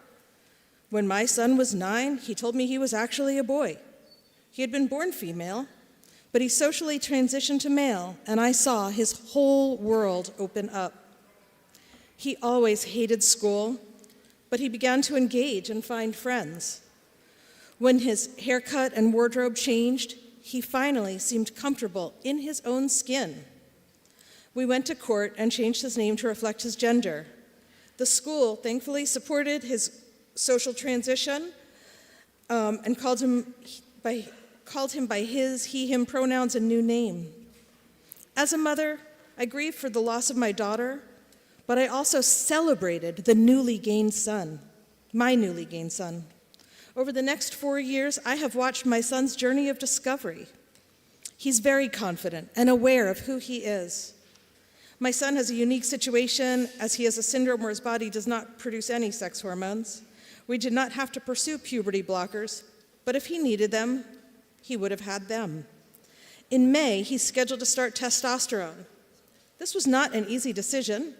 He's had countless meetings with his primary care practitioner and endocrinologist. He's had months and months of counseling. He is a well-rounded and happy kid. This bill seeks to destroy my family's values, my role as a mother to support my child, and it inappropriately inserts the government into my child's health care. His body, his medications, his sense of self are not things to be regulated or banned. I know with 100% certainty that he is a boy and that having secondary male sex characteristics is the right choice for him. I know this because he has done his research and knows what feels right in his body. I know this because his healthcare team is supportive of his treatment. In 2025, I never thought I'd have to remind the legislature that my child's health care is not up to you. You don't get to decide. You don't get to legislate private decisions.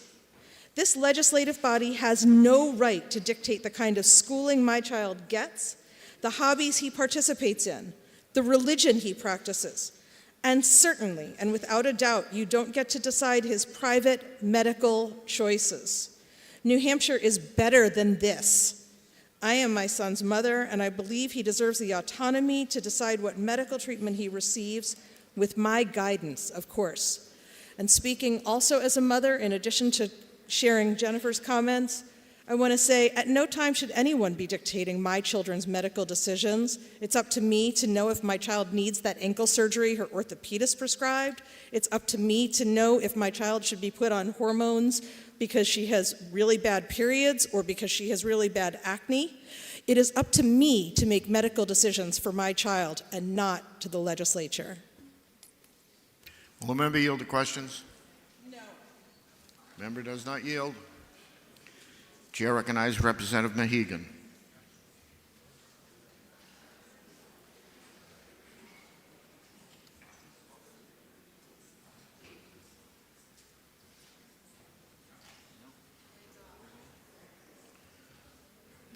Chair recognizes Representative Boschman.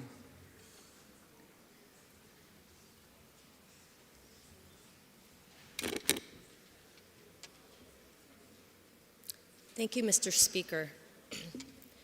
I rise today in opposition to HB 377.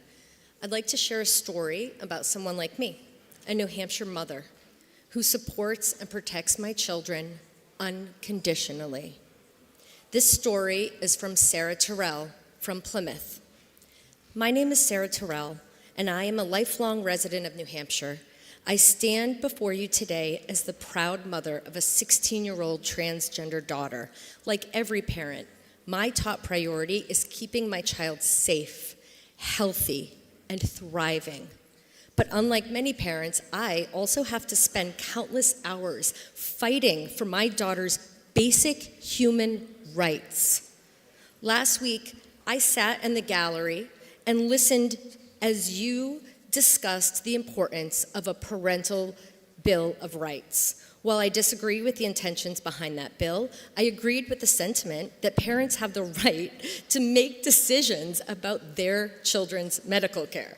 So I struggle to understand how, just days later, many of you are now advocating to take away that very right. Today, my daughter is a strong, proud, happy, and healthy 16-year-old. She has worked incredibly hard to get to this point, supported by family, friends, therapists, medical professionals, and a community that loves her. She knows exactly who she is, and she is living her best life. How can any of you presume to know her better than I do? How can anyone presume to know her better than the trained professionals who have been helping her every step of the way? This is not just about politics. This is about our children's lives, their futures, and their well-being. The suicide rates among transgender youth are high for a reason. Your vote today will either save lives or jeopardize them. I ask you not to vote along party lines, but to listen to the real people, the people who are affected by your decisions.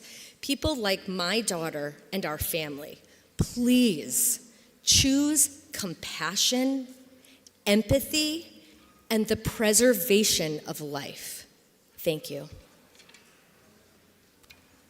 Chair recognizes Representative Foss.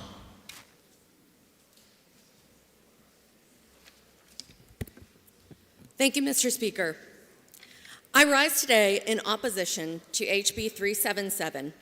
And I'm here to share a story from Rosie Emmerich, a mom who is worried for her family.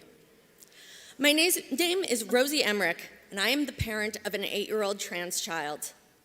I want to say that I am tired and scared. I'm tired of having to come to the State House every week and sit in a room for hours and listen to people who have never really taken the time to get to know a trans child or adult. Make accusations about what kind of parent I am, what type of person my child or any other trans person is, and what is best for them. I am scared that the state I love and have grown up in will not be a safe place for my family anymore.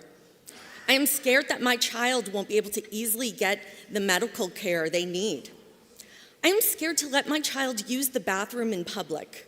I am scared for my child and for all of the amazing children and adults whose lives will be made unnecessarily hard. My child's journey is theirs and theirs alone. Contrary to the testimony I read online, I did not force my child into this. Why would I? Why would I subject them to this? They didn't choose this. I didn't choose this. Nobody else compelled or influenced them into this. What I did was listen and pay attention. I listened to what they started telling me from the time they first started speaking sentences. And I continue to listen every day. And if they said, "Mom, I was wrong and I want to go back," I would be the first one to affirm that too. I love my children with everything in me, and it is me and my child in collaboration with their trained medical providers with years of professional experience who should be making their medical decisions. I am here today because I am doing everything in my power to build my child a world where they know I will always fight for them. I will always listen and love them when they tell me who they are. Despite all of this hardship right now, my trans child has given our family a wonderful gift. We are all more comfortable in our skins, more confident in the ways in which we don't meet the impossible standards of femininity or masculinity. We are more understanding and compassionate. We are more willing to seek to understand. We are fiercer and more likely to stand with those being marginalized. And mostly, we have more love because we have created an amazing community and family for ourselves. If you are truly looking to understand the painstaking journey of parenting a trans child, I recommend One Day I'll Grow Up and Be a Beautiful Woman, A Mother's Story by Abby Maxwell. She tells the story of her trans child's early journey right here in New Hampshire. And just as myself adding, that book is so popular that it has a 12-person waiting list for the ebook from the New Hampshire State Library. Thank you. Chair recognizes Representative Raymond.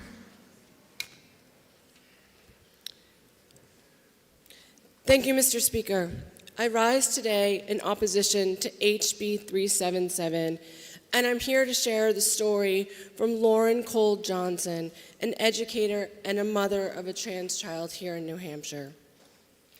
As an educator of high schoolers, as a parent, and as a resident of New Hampshire for more than 2 decades, I am distraught and saddened to continue to encounter horrendous legislation emerging from this body in response to unfounded fear. HB 377 is based on inaccurate assumptions by folks who know little about how gender-affirming care works and the positives such care can have. I speak with compassion and love for my family members and for the LGBTQIA community. To quote an inspiring young person I heard testify in regard to hateful bills that would harm her sibling, quote, "I am not going to answer questions because there should not be any questions about what I say here. This bill does nothing to help children. It does direct harm to children. The title of HB 377 is, quote, Vulnerable Child Compassion and Protection Act, end quote. Compassion is defined as a feeling of deep sympathy and sorrow for another who is stricken by misfortune, accompanied by a strong desire to alleviate the suffering. The proposed act does not invoke deep sympathy for children, nor does it alleviate the suffering of said children. In fact, this act promotes the criminalization of trained medical professionals whose years of training is backed by decades of scientific research. In criminalizing professionals, this bill also does direct harm to their patients. The word protection means care, guardianship. Who are you trying to protect? This bill does nothing to protect children. I strongly urge you to vote against HB 377 and vote yes for compassion. Thank you. Chair recognizes Representative Lloyd.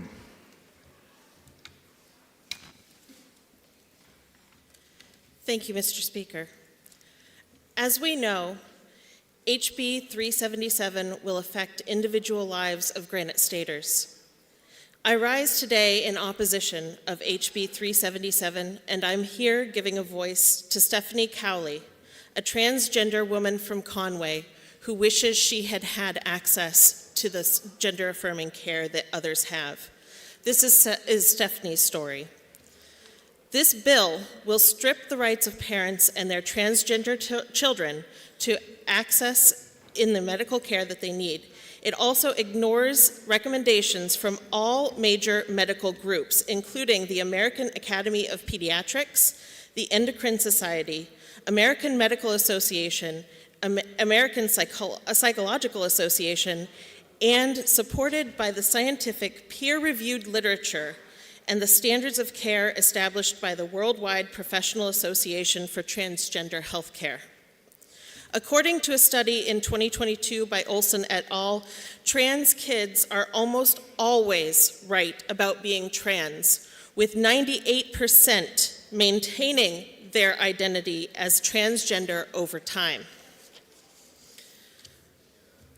She further states, I knew I was transgender at 4 years old in 1959 when the option to transition didn't exist.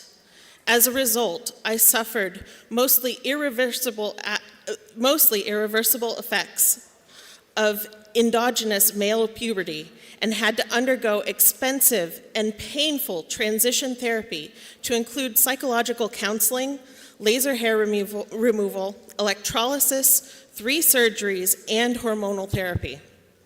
This legislation wants to take us back to a time where transgender kids and their parents no longer have access to scientifically supported health care.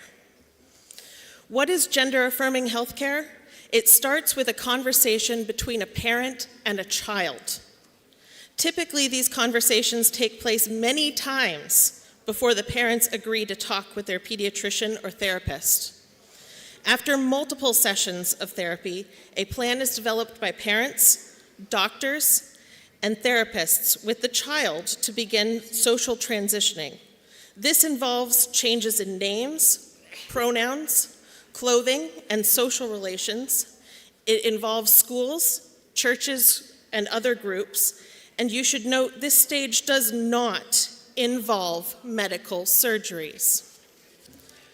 Once a child hits Tanner stage 2 puberty, then and only then are puberty blockers considered and initiated, assuming social transition is going well and everyone, parents and the child, doctors and therapists are in agreement with the plan.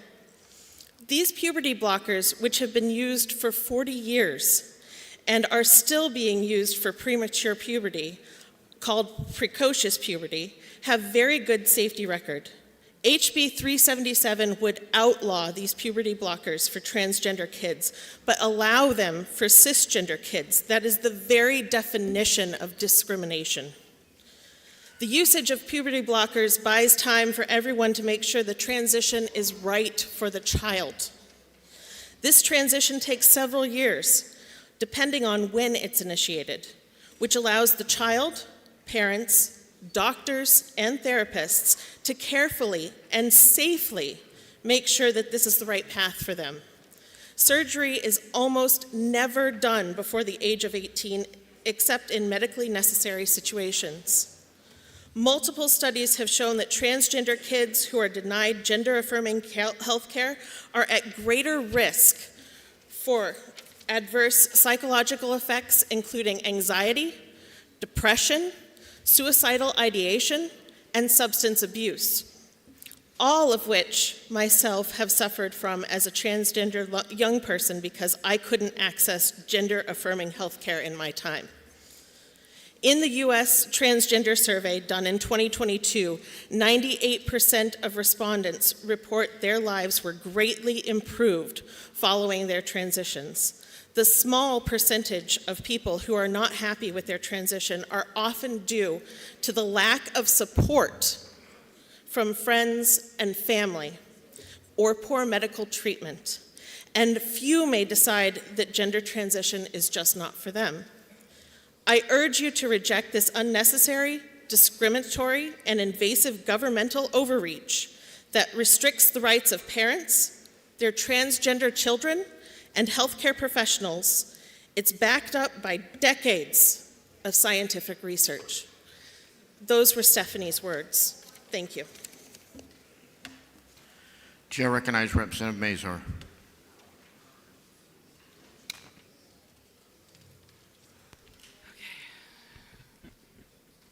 Thank you, everyone. Thank you, Mr. Speaker.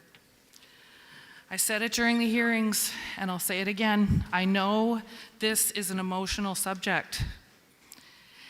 And I want to begin with an undeniable truth. Children cannot fully comprehend the lifelong consequences of altering their bodies with powerful medications. Yet today, children as young as 8 or 9 are being prescribed puberty blockers, sometimes after just a few hours of consultation. Gender dysphoria is real, and it's painful, and those struggling deserve compassion.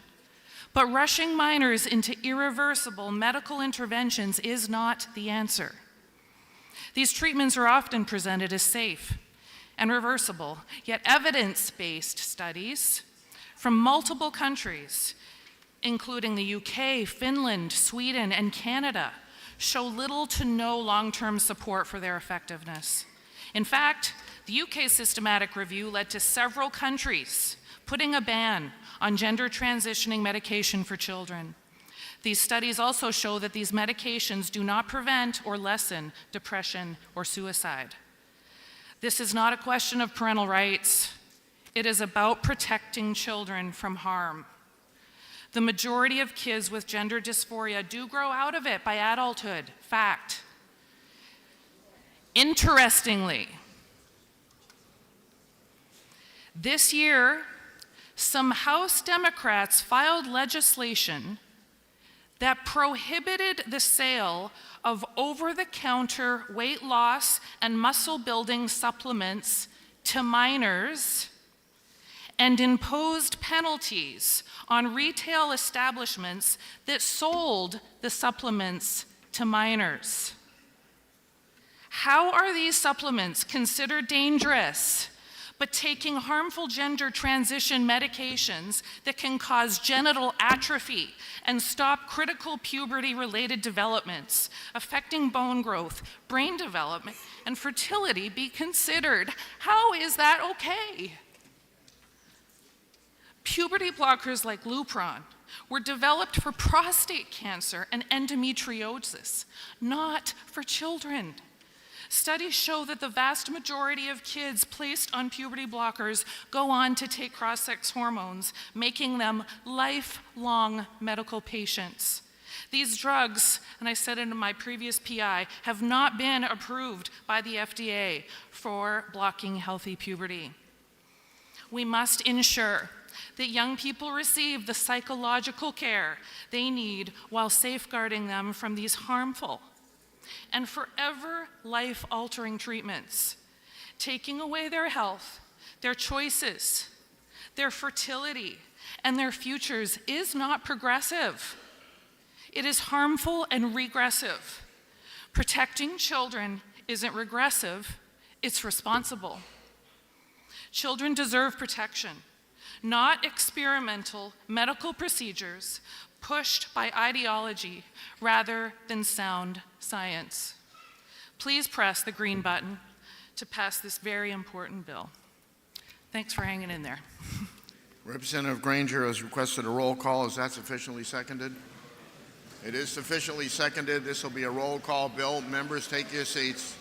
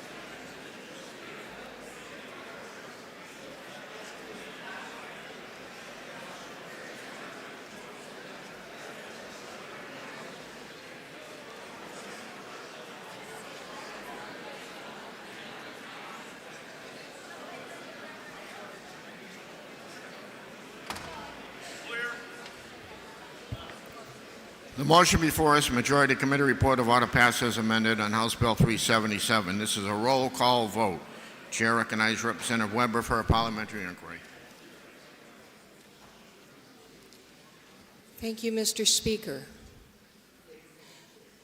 Mr. Speaker, if I have heard over and over again that we should support the rights of parents and that parents should be trusted to make decisions in the best interest of their children, and if I know that denying one distinct class of minors their right to appropriate medical treatment and one distinct class of parents their right to make medical decisions in the best interests of their minor children is not only discriminatory, but unspeakably cruel. Would I now press the red button to defeat the ought to pass? Thank you, my colleagues. Chair recognizes Representative Leon for a parliamentary inquiry. Thank you, Mr. Speaker. Mr. Speaker, if I know that when the risks of thalidomide came to light, the medical community stopped that on their own because back then we still believed in science and evidence-based medicine. And if I know that parents can't give informed consent if they aren't told of the risks of drugs, and if they are told that the only alternative to treatment is a dead child because that is coercion and not consent. And if I know that these side effects for these drugs are serious enough that sometimes the risk is too high to give these drugs to people with cancer, yet we are turning some of these children into lifelong medical patients, which enriches Big Pharma. And if I know that counseling offered to children in New Hampshire who are questioning their gender identity by law is required to affirm them. The law requires that they affirm that changed gender identity, and it cannot accommodate any questions as to whether that child is not persisting with that gender identity, making that counseling invalid.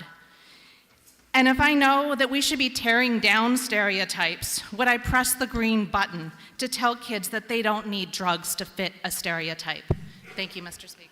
The motion before us, Majority Committee Report of Order passed as amended on House Bill 377. This is a roll call vote. If you're in favor, you'll press the green button. If you're opposed, you'll press the red button. Voting stations are open for 30 seconds.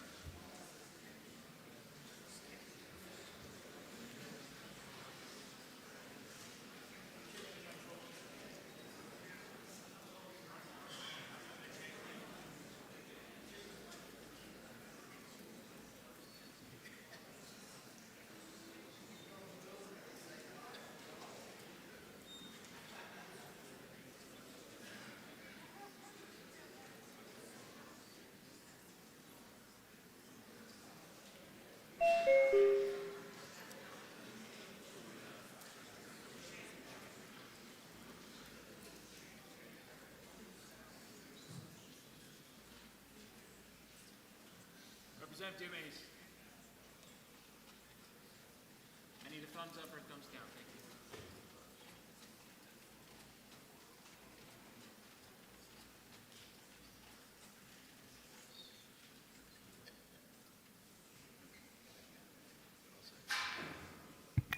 you. All members present had an opportunity to vote. House will attend to state of the vote.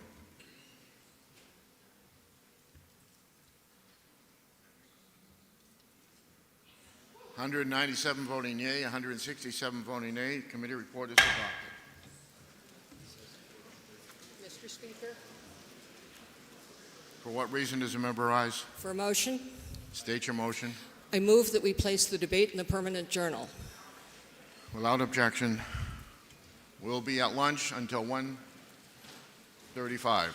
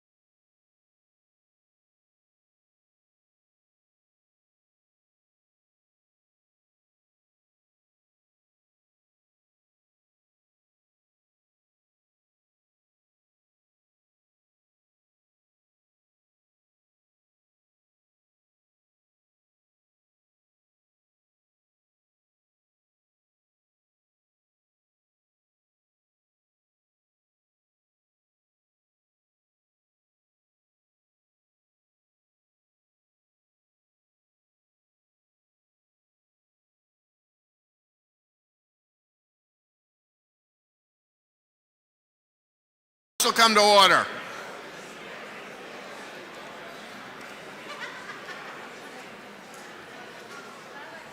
Before we get on to the first bill of the afternoon, we have some special guests up in the gallery. We have some exchange students from France, and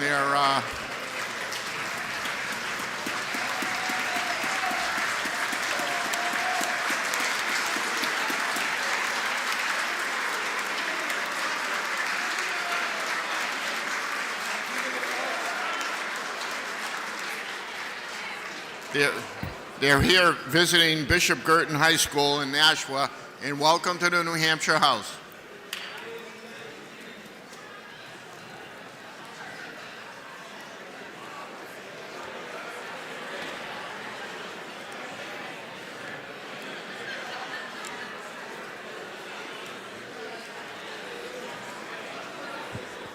The majority of the Committee on Health and Human Services and Elderly Affairs, to which was referred House Bill 548 FN, an act relative to licensing requirements for health care facilities that operate on a membership-based business model. Having considered the same, report the same with the following amendment. A recommendation bill ought to pass with amendment. Representative Mark McLean for the majority of the committee. Minority of the committee, having considered the same, being unable to agree with the majority, report with the following resolution. Resolved that it is inexpedient to legislate. Representative William Palmer for the minority of the committee. The amendment is 0964H, printed in House Record 17, page 110. Are you ready for the question on the amendment? All those in favor say aye. Aye. Those opposed, nay. The ayes have it. The amendment is adopted. The motion before us now is ought to pass with amendment. Representative Granger has asked for a roll call. Is that sufficiently seconded?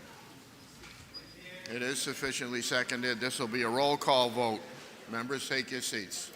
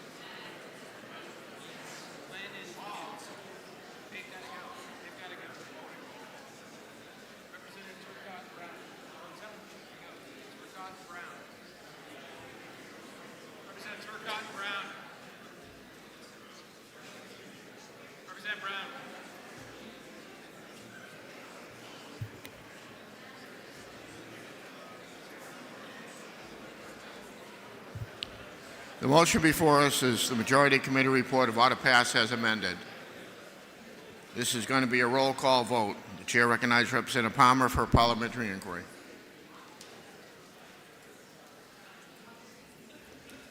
Thank you, Mr. Speaker. Mr. Speaker, if I know that the precarious state of healthcare in New Hampshire will likely get worse this year with federal and state cuts to Medicaid, and if I know that HB 548, though the amendment protects nursing homes, would allow for profit businesses to cherry-pick more affluent patients and potentially harm existing practices in rehab facilities, And if I know that this may reduce access to health care for Granite Staters, then I would press the red button and send one of my favorite colleagues back to the drawing board. Chair recognizes Representative Wayne McDonald for a parliamentary inquiry. Thank you, Mr. Speaker. Mr. Speaker, if I know that competition is good in all things and makes products and services better, and Mr. Speaker, if I know that this bill creates competition in the healthcare market that can lead to price transparency and expanded access to health care, then, Mr. Speaker, would I press the green button and vote ought to pass? Thank you. The motion before us, the Majority Committee report of order passed as amended on House Bill 548. It's a roll call vote. If you're in favor, you'll press the green button. If you're opposed, you'll press the red button. Voting stations are open for 30 seconds.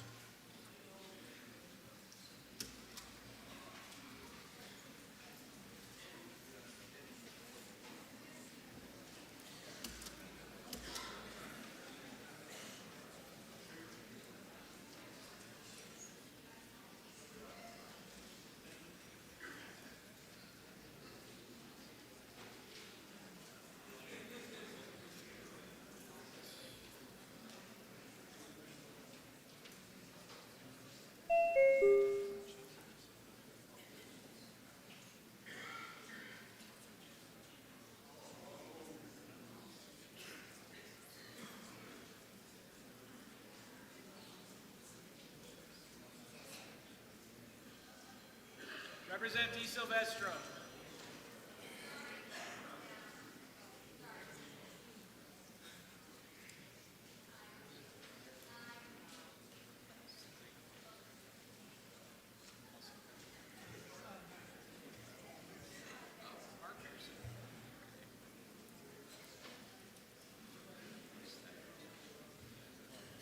If all members present had an opportunity to vote, House will attend to state of the vote.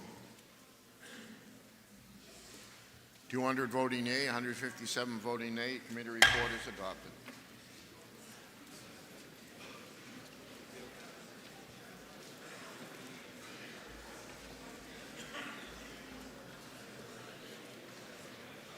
What reason does the member rise? For a true parliamentary inquiry. Okay. Members are supposed to have their cell phones on silent, correct? And if that's the case, if the chair could remind members to do that. Speaker, thank you. Point is well taken. Thank you. I hope everybody heard that. Members should have their cell phones on silence, not openly, and you shouldn't be talking on your cell phone in the chamber. The majority of the Committee on Health and Human Services and Elderly Affairs, to which was referred House Bill 559, Act relative to staffing requirements in emergency medical transport vehicles. Having considered the same, report the same with the recommendation the bill ought to pass. Senator Wayne McDonald from the majority of the committee. Minority of the committee, having considered the same and being unable to agree with the majority, report with the following resolution: resolved that it is inexpedient to legislate. Representative Janet Lucas from the minority of the committee. The chair recognizes Representative Lucas.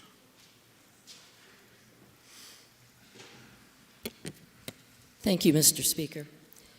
Mr. Speaker, I rise in opposition to HB 559.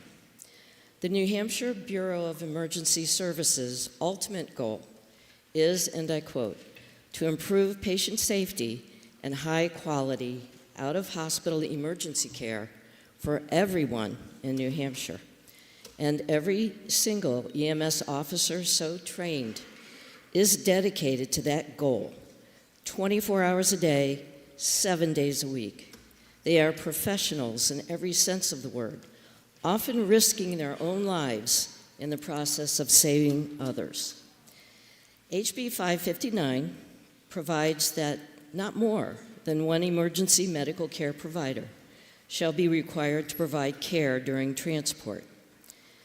Consider a scenario in which a patient who is initially stable and undergoing transport experiences rapid decompensation with a single attendant present and cardiopulmonary resuscitation is required. Full CPR requires 2 attendants necessitating the emergency squad driver pull the ambulance over and assist in the resuscitation. As the situation is evolving, backup would be requested from the same station of origin or as mutual aid from another town.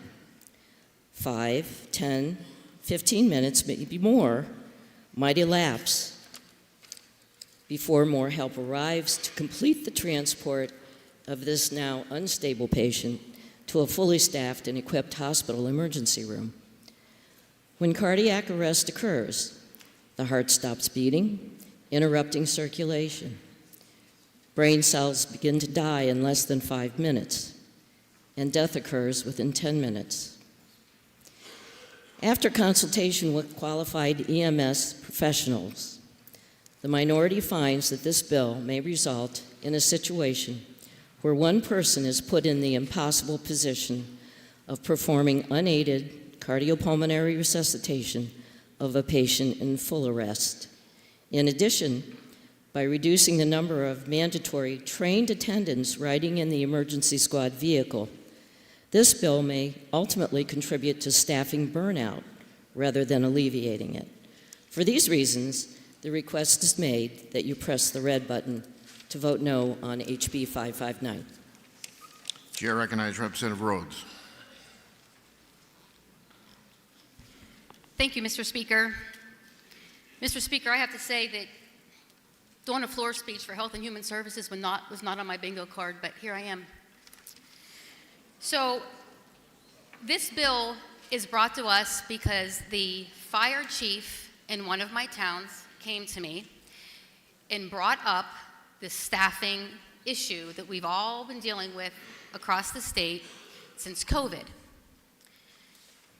While COVID was in its height, and for, I think, a year after, there was an emergency order that the governor put out that said that ambulance could have one EMT and one person from the department be a driver. So the problem is, in the small towns, the majority of those EMTs are all volunteer. Now, I recognize perhaps in Manchester or Nashua, I'm probably Derry, that's not the situation. They have full-time people that are working for that department. However, in your small rural towns, that is not the case. So what I did was took the exact language from that emergency order and I copied it and pasted it. So the question is during COVID, that was perfectly acceptable. So are we saying that during COVID, a person's life wasn't worth as much and it was okay to get them there? Or are we saying that they're worth less now? Either way, something's wrong here. So if you have a scenario where a person needs an ambulance right now, if we pass this, it is going to make that department be able to get to that person, and in the event that something does go south, which it may, admittedly it may, at least the person is on their way to the emergency room. Whereas the way this is, they have to wait. They're gonna have to wait until they can get somebody else from a different department to come out and help them. That is a fact. My chief explained to me that one of the concerns that he heard was you have to have 2 sets of eyes on the patient at all times. But think about it. The person driving does not have eyes on the patient. They're driving. And if they're with the department, they're at least going to be able to help in an absolute emergency. If your department doesn't need this, great. I'm happy that you do not need to have this exception. This is not something that has to be used all the time.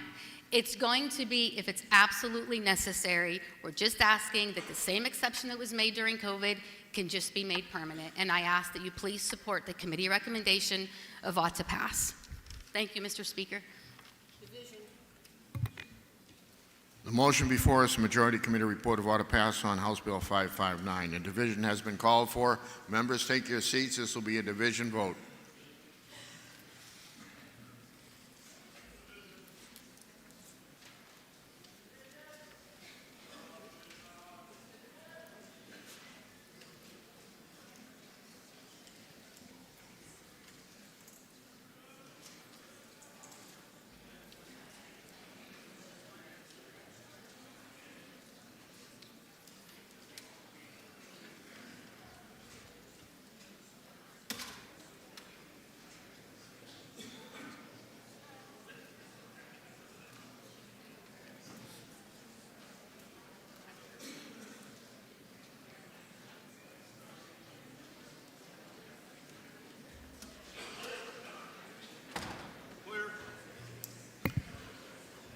Motion before us, the Majority Committee report of order passing House Bill 559. This is a division vote. The Chair recognizes Representative Lucas for parliamentary inquiry.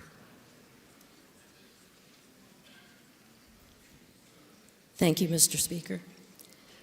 Mr. Speaker, if I know that reducing the number of fully trained EMS personnel to one attendant and one driver would risk the untenable situation of a single provider attempting to perform cardiopulmonary resuscitation, or that the driver of the EMS must stop the transport to assist in CPR, and that this would delay the transport of an unstable patient to the hospital, and that the change in staffing recommended by this bill might actually contribute to burnout rather than correcting it, then I would push the red button so that another motion may be brought forward.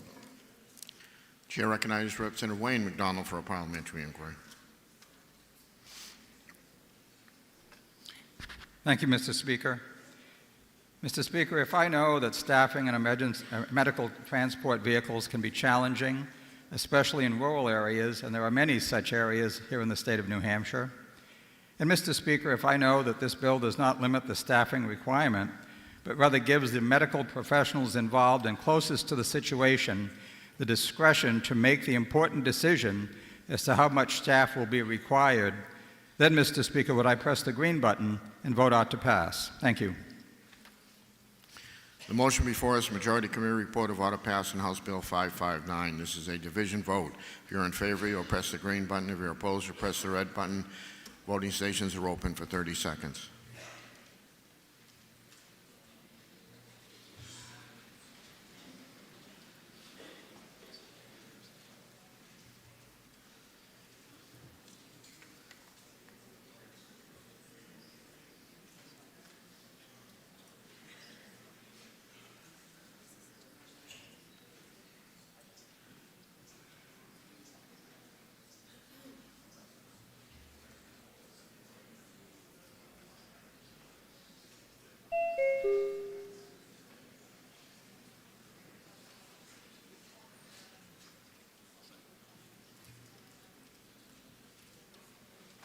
All members present had an opportunity to vote. House will tend to stay to the vote.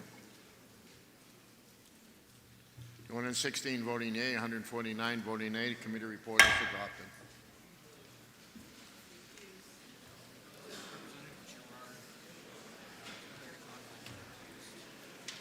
Representative Girard declared a conflict of interest and recused himself from the vote.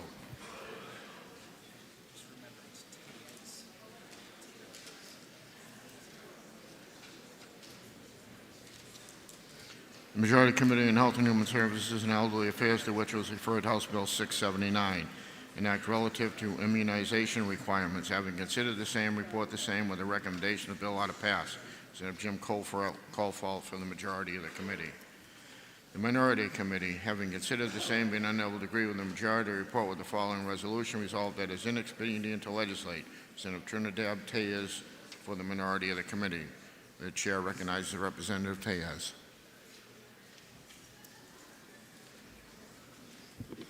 Thank you, Mr. Speaker. We all want to see New Hampshire's children be healthy and thrive, and vaccinations play a crucial and important role in assuring the health and safety of our children and communities. Vaccines work by imitating an infection to engage the body's natural defenses and stimulating the immune system. And when our immune systems are primed for specific infections, we prevent illness or lessen the severity. For example, the measles and polio vaccines are very effective at preventing disease in individuals. At the community level, one or a few vaccinated individuals does not have a significant impact on the amount of illness we see. Vaccines are most effective when most of us get vaccinated, because collectively that provides herd immunity. When most people are vaccinated, there is less of that illness in the community, and as a result, there is decreased transmission, which means less sickness being spread around. We should be proud of our historically high vaccination rates in New Hampshire, which currently assures our children stay healthy and safe. Why change something that's working well? This ill-advised bill is not based on science. and introduces an impossible standard. Vaccines are not created nor tested to prevent transmission. Rather, they decrease disease severity and how much we see of it. The impact of this bill will be to eliminate entirely the requirement of most of the currently required childhood vaccines, because realistically, pharmaceutical companies are not going to go back and redo clinical trials to test for the endpoint this bill requires. Importantly, vaccine requirements are already fewer in New Hampshire than in other states, and all parents currently have the option to decline vaccines. While parents will still have the option to choose to vaccinate their children, this bill will definitely result in less uptake of childhood immunizations. New Hampshire will then follow other states in dealing with outbreaks of preventable illnesses, many of which have devastating and long-lasting consequences, such as measles, which is currently making its way around the country, including to Vermont, and has already caused unnecessary illness and death. If we pass this bill, our vaccination rates will decline. When outbreaks occur, and they will, children will develop hearing loss, brain damage, and even die. What will we say to our constituents? How can we possibly justify that we let this happen to the children and families of New Hampshire? I urge you to vote red on this dangerous bill. And Mr. Speaker, I request a roll call vote. Chair recognizes Representative Drew. Thank you, Mr. Speaker. Once again, this bill is not about the safety and effectiveness of vaccines. This bill is about whether or not the state should force children to get specific vaccines. The very first thing you will hear from mandate proponents is that the reason for a mandate is that it prevents the spread of these diseases. And I'm going to quote from the DHHS website. New Hampshire Administrative Rule, HEP 301.13-15, requires that all children enrolled in any school, preschool, or childcare have certain immunizations to protect them and those around them from vaccine-preventable diseases. I'm also going to quote Dr. Benjamin Chan, the state epidemiologist, and I'm going to read the whole quote here so to not be unfair to him. He said this during testimony to our committee. I think it comes back to the fact that clinical trials are not usually designed to study prevention of spread of a pathogen. They are used to study prevention of disease, and all of the required vaccines that we have listed do that. So the bottom line is, vaccines prevent disease, prevent the spread of disease, prevent severe disease, keep children and staff healthy and in school and in childcare, and it protects the individual, but also the people around them. However, we know from recent studies that vaccines often do not prevent the carrying and transmission of the disease. In fact, there have been unfortunate incidents where one of the polio vaccines itself caused the spread of polio to others and paralyzed thousands with what is now called vaccine-derived polio. Even stranger, we mandate vaccines for diseases that are known not to be transmissible, such as tetanus. All medicines carry risks. Mandating a vaccine is a serious thing. We are forcing these risks onto children. There are no other state mandates for the many safe and effective medicines that could certainly help people, because we believe that such a drastic action should only be taken when the health of others is at stake. If these vaccines do not prevent transmission, or cannot do so, why should we mandate them? And I'll note, in the specific case that my colleague brought up, the case of measles, the measles vaccine does prevent transmission, is known to do so, and is effective at doing so. So if we pass this bill, it will not remove the measles vaccine from the mandate list. I urge you to press the green button and support OTP, and I also request a roll call vote. Thank you, Mr. Speaker. Does the member yield to questions?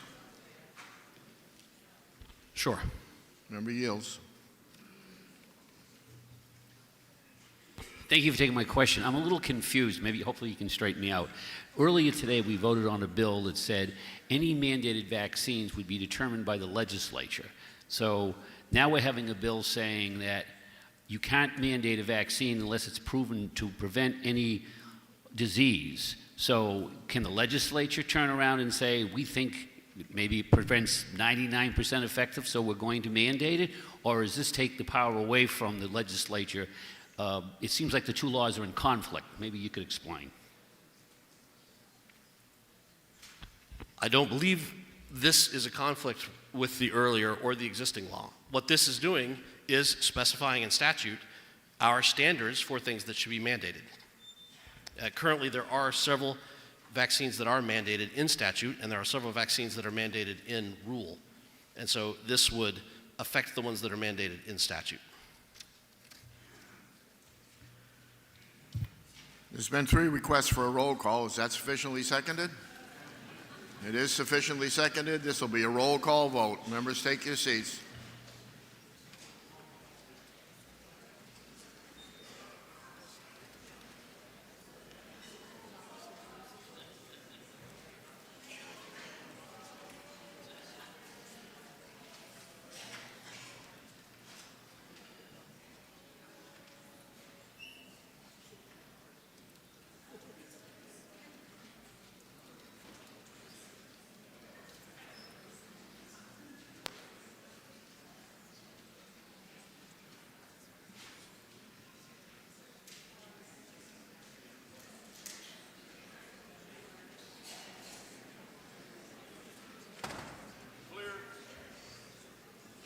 The motion before us, Majority Committee Report of Order passing House Bill 679.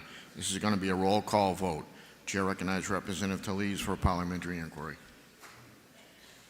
Thank you, Mr. Speaker.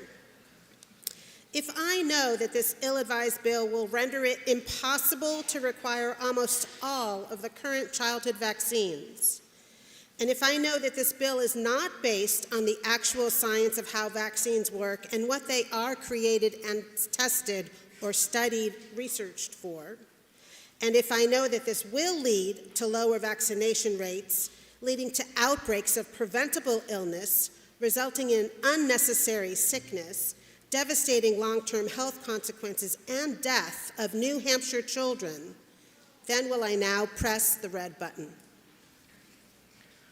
Chair recognizes Representative Potenza for a parliamentary inquiry.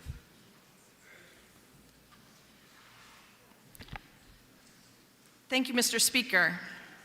Mr. Speaker, if I know that vaccine mandates have been justified to be in state statute on the childhood schedule for a community benefit, but if I further know that the state of New Hampshire is mandating several vaccines that do not prevent transmission, so there's no community benefit, and most importantly, if I know that the state should not be mandating personal protective decisions because we don't mandate any other personally protective medications. The House will be in order. And lastly, if I know that removing mandates from state law will not impact access or change the way providers recommend vaccines to their patients because they follow the CDC schedule, would I now press the green button because I know transparency and voluntary participation encourage greater long-term trust with our New Hampshire parents? Thank you. The motion before us, Majority Committee Report of Order passed on House Bill 679. This is a roll call vote. If you're in favor, you'll press the green button. If you're opposed, you'll press the red button. Voting stations are open for 30 seconds.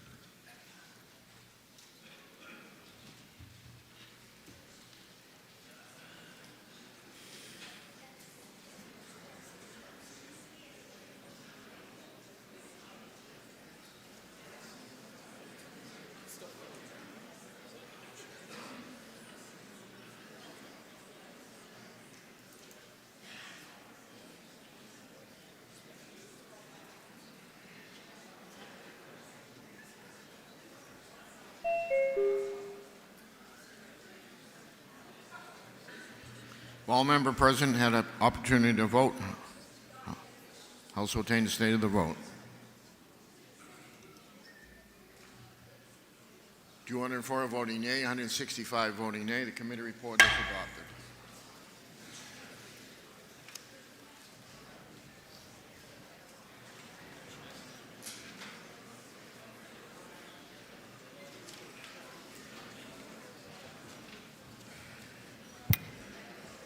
Majority of the Committee on Health and Human Services and Elderly Affairs to which is referred House Bill 712FN, an act limiting breast surgeries for minors. And considered the same, report the same with the following amendment. Recommendation that the bill ought to pass with amendment. Representative Lisa Missouri for the majority of the committee. Minority of the committee, having considered the same, being unable to agree with the majority, report with the following resolution. Resolved that it is inexpedient to legislate. Representative Janet Lucas from the minority of the committee. The amendment is 1138H, printed in House Record 17, page 130. Are you ready for the question on the amendment? All those in favor say aye. Aye. Those opposed, nay. The ayes have it, and the amendment is adopted. The motion before us now is ought to pass as amended. The chair recognizes Representative Lucas.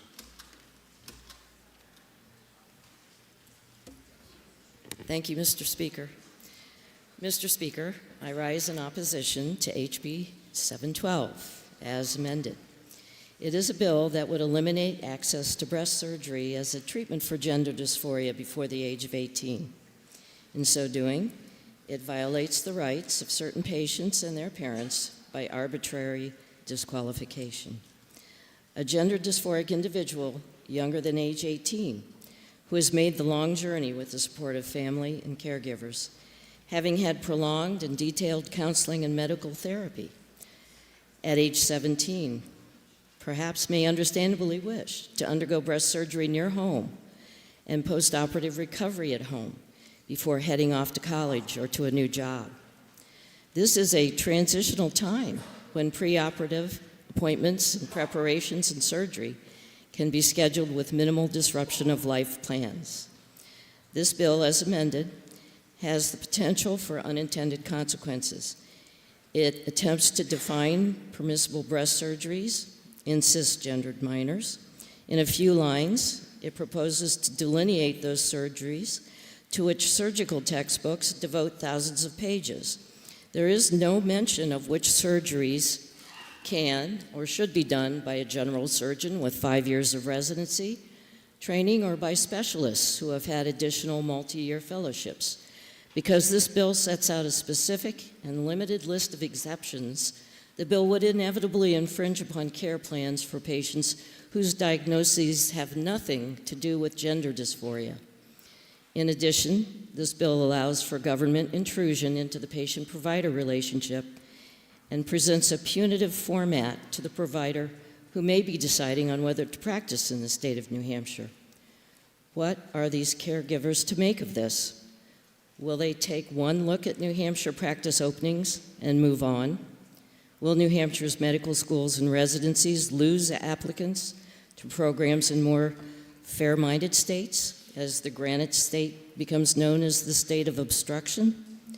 The effect of this bill is to deny one distinct class of minors their right to appropriate treatment or referral, and one distinct class of parents their right to make medical decisions in the best interest of their children.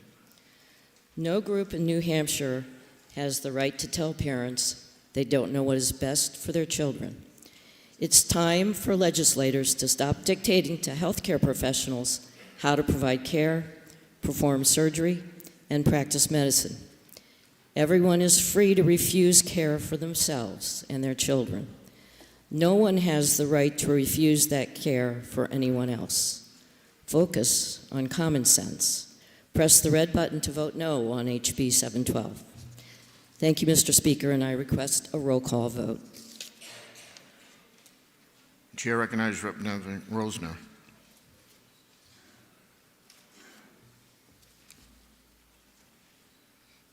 Thank you, Speaker. I decided to get a view of the other side of the room today.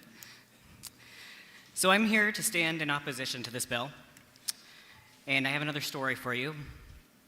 I'm the only story this time, so hold on to your seats. I rarely tell my personal story, but I think to do the hard work that this office calls for, we need to approach each other with an open heart and honest dialogue. Some aspects of my story are difficult to hear and to share, but I hope that we can do this together. My experience with gender dysphoria began early. though it took years to understand what I was feeling. As a child, I knew I was different. I preferred raced cars to Barbies. I hated dresses in the color pink. I really liked things like bugs and gross things and Teenage Mutant Ninja Turtles. I preferred a rough house with the boys and never really played house with the girls. My interests definitely set me apart, but I never felt isolated. I had many friends, mostly boys, and I felt comfortable in those connections. It never occurred to me that these friendships or my preferences might be linked to my gender identity. Despite being confident in my interests and identity, I struggled with a deep, overwhelming self-hatred. I knew being a girl didn't limit me, and I still had this quiet awareness that something wasn't right.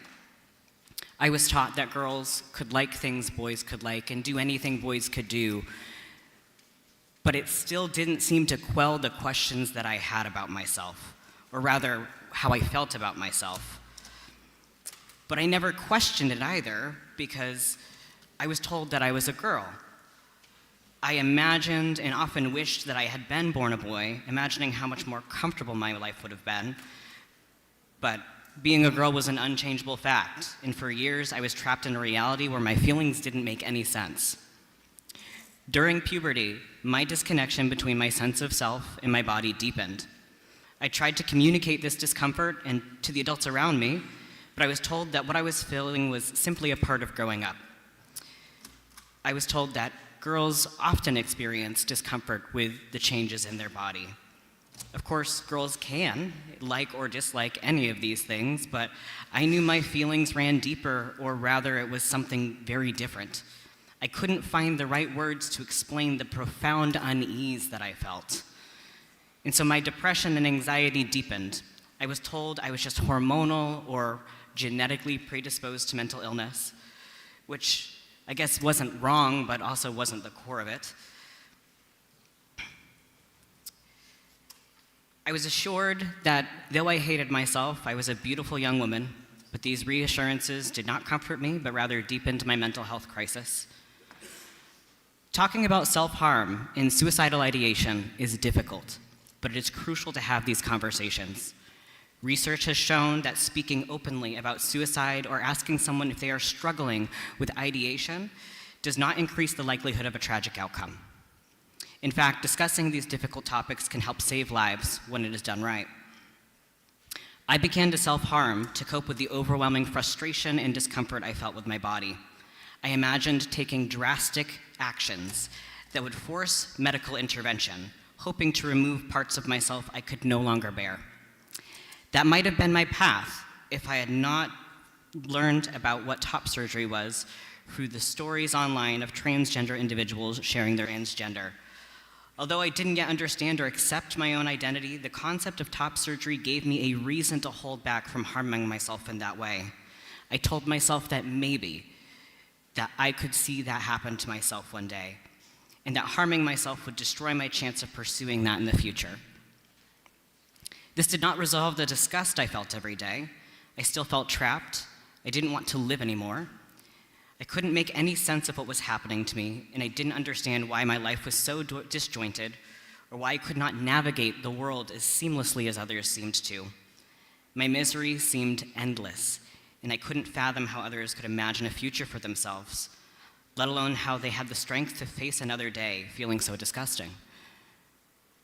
I'm here today because I got lucky. My story is part of a larger reality. Young trans people, especially when it comes to gender-affirming care, are often dismissed, disrespected, and denied. The fear of rejection and around access to care is overwhelming. Instead of support, we face laws that deny our self-affirming and life-saving treatments, voices that speak over us in a system that refuses to see us as who we are. I stand before you today in this esteemed body, in this historic house, advocating for my community. I stand here because I almost didn't, and it was thanks to the intervention of amazing doctors that I get to continue to speak to you today. Talking about how receiving gender-affirming surgery transformed my life is challenging. It was something that is such an intrinsic part of me now that I rarely reflect on it anymore. The moment my recovery began, I simply melted into a new normal. There wasn't a period of adjustment, it was just as if life began. I lost the many burdens I was carrying, the constant back pain, shortness of breath, the rashes and blisters to my skin as I concealed who I was. I can breathe now. I could look in the mirror and feel at peace. Maybe a little self-conscious sometimes, like I should go to the gym, but I no longer am haunted by thoughts of self-harm. My life didn't become perfect, and I was no longer trapped in a body that held me back. Denying this care ignores clear, peer-reviewed evidence that it improves mental health, reduces suicide rates, and helps trans youth live healthier, happier lives. When people ask me, why not just wait? It cuts deep. I attempted my life at the pain of this waiting. Gender dysphoria isn't something that can just be put on hold or delayed. It is a relentless and overwhelming force that grows more unbearable the longer it is ignored or dismissed. It is soul-crushing. Some lawmakers have said to me, I've experienced depression myself, so I can empathize, but the care you're describing seems too extreme. I genuinely appreciate their attempt to relate. However, gender dysphoria is not the same as depression. It cannot be fully treated or resolved with antidepressants or therapy alone. Gender dysphoria requires specialized care that addresses the root issue for each individual, not just the emotional distress it can cause. Yet the very care that can help alleviate this gender dysphoria is the one that we are talking about criminalizing. I am the only person in this body of over 400 people who can speak from experience. I know this perspective may be new for many of you, and so that's why I speak today. The public deserves decisions that are informed, thoughtful, and rooted in understanding. What isn't new is how good governance works. We live in a country founded on personal freedoms where we value to protect liberty and rights. When it comes to the choices of others, you don't have to like it, you don't have to agree with it, you don't have to understand it. But that doesn't mean you should take it away from someone else because of your personal beliefs. We believe in live and let live. We believe in live free or die. I had to wait until I was an adult to pursue my top surgery, not because I wanted to, but because I didn't yet have enough support or resources to have that option as a teenager. My life up to this point was not easy, it was not healthy, and it was not safe. No person should have to go through that. I stand in full-throated opposition to this bill. If this bill passes, we are limiting the opportunities for young people to thrive. Instead of supporting them and navigating their identities with care and the resources they need, we will be forcing them onto a hard road, or worse, no road at all. I would never recommend the lengths that I had to go through in order to get where I am today. There is a better way. Medical intervention for the exceptional cases who absolutely need it is the better way. And this should include, absolutely, the input of many professionals who know what they're talking about. Nobody is handing top surgery out like candy. I urge you to believe trans people know who they are better than a politician knows them. I urge you to trust that parents know their children better than a politician knows them. I urge you to acknowledge that doctors know their patients' needs better than a politician knows them. And I urge you to vote no on this bill with me today. Thank you. Chair recognizes Alessandra Murray.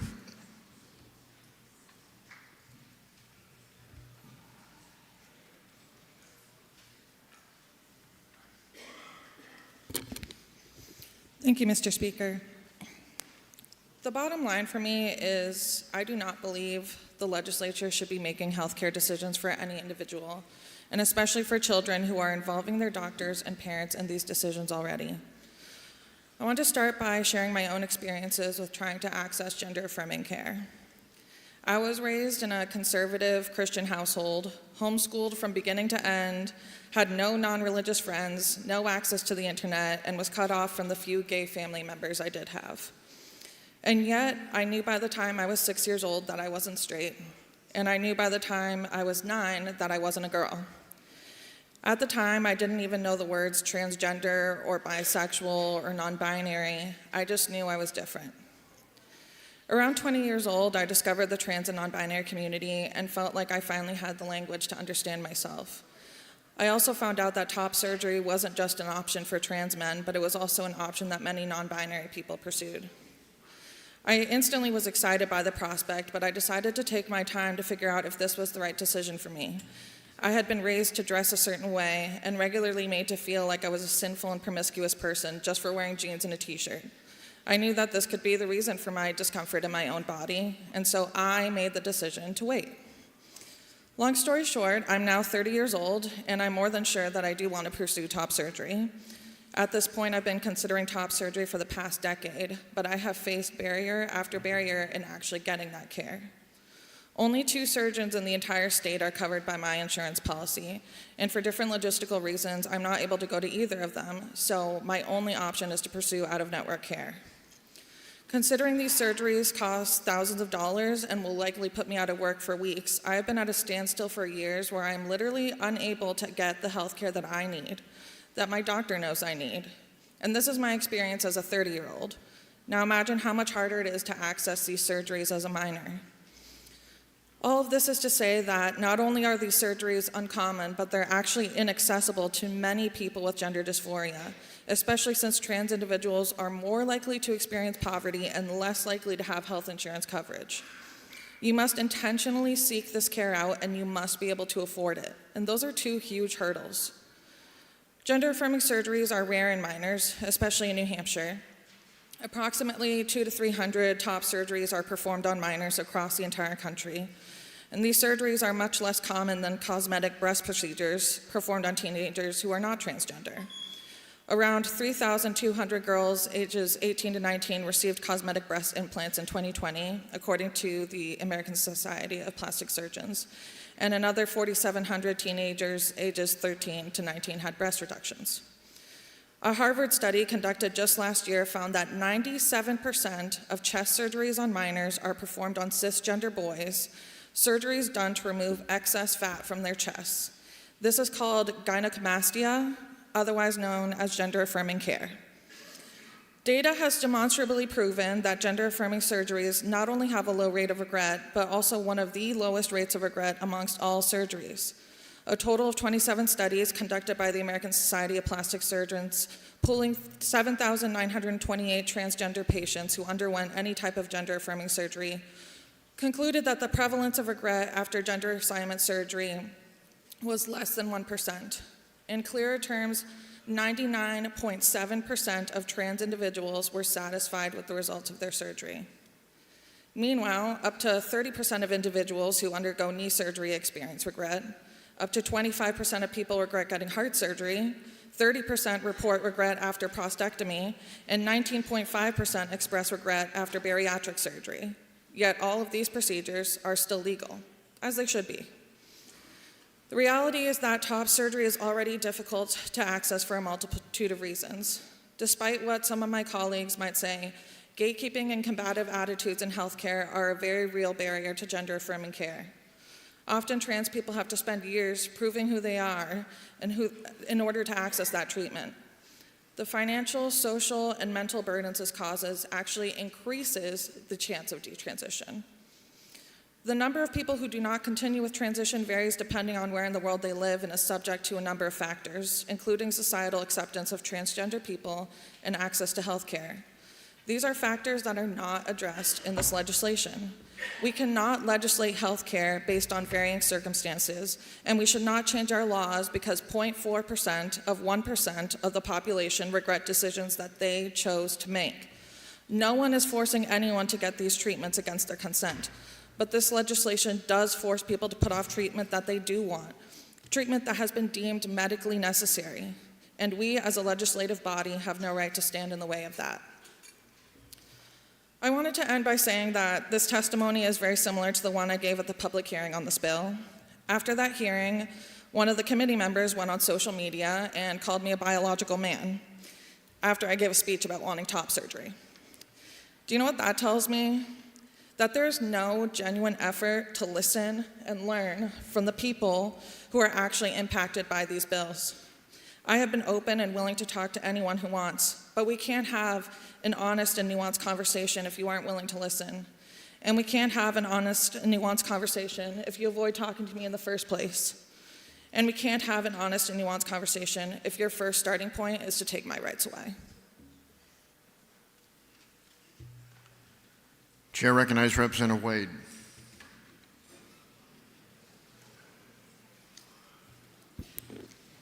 Thank you, Mr. Speaker. I'm here to share a bit about my own story of bottom surgery in the hopes that you may understand why banning various top surgeries in New Hampshire is reckless and unnecessary. Even before starting hormone therapy, I knew that one day I would want to get bottom surgery. After being on hormone therapy for about a year, I started seriously looking into my options for surgeons. I researched for months to find one with a good rating, tried pricing out how much it would cost with my insurance plan, and was looking forward to finally being comfortable in my own skin. I had recently started college and planned out the timing of how I would give myself enough time to recover. But the problem was I also had to plan out my career at the same time. For an engineer, internships are everything when it comes to job prospects. But summer would be the best time to pursue surgery, and I wasn't sure if winter break would be long enough for me to recover safely. One thing led to another, and I managed to land an internship I just couldn't pass up. The summer after that, it was a research assistantship, and another internship a year later. What I had originally hoped to get surgery at 19 ended up taking many, many more years to actually complete. It was only after I graduated college that I could finally get the timing right between graduating and my full-time job. I only turned 18 after starting college, and I saw it as an opportunity to reinvent myself, transitioning medically, socially, and legally. Many other trans people do the exact same thing. For someone who started hormone therapy earlier, it would be much easier for them to be able to get surgery at 17 in the summer before college, where they can rest and recover at home with their families. Only in the case where it has been deemed medically necessary by a doctor and approved by the parents. I don't know about you, but I'm not a doctor. And we all know what happened to the only physician on Health and Human Services who stood up for medical science over party politics. There was another thing that stood out to me in my search for a surgeon. There were none even remotely close to me that met my needs. I ended up having to fly all the way to Washington, D.C. to get bottom surgery. When your surgeon is that far away, post-operative care is incredibly difficult. Banning these surgeries will drive out anyone who actually knows what they're doing from the state. And the fact that arguments were made that we can't ban cat declawing because it's very rare and gets between the patient-provider relationship, which in this case was an actual cat, tells me that it implies cats deserve more bodily autonomy than trans people. You cannot call these surgeries experimental or harmful while simultaneously allowing everyone else to get them except for trans people. This ban is discriminatory, unnecessary, and I urge you to vote against HB 712 today. Thank you. Chair recognizes Representative Damon.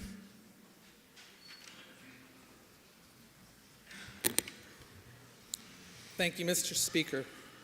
I rise today in opposition to HB 712, and I'm here representing Diana George, a mother from Hancock, and speaking with her words.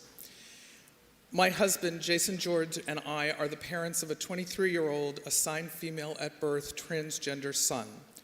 Our son came out to my husband and I as being male at age 17, just before his sophomore year of high school.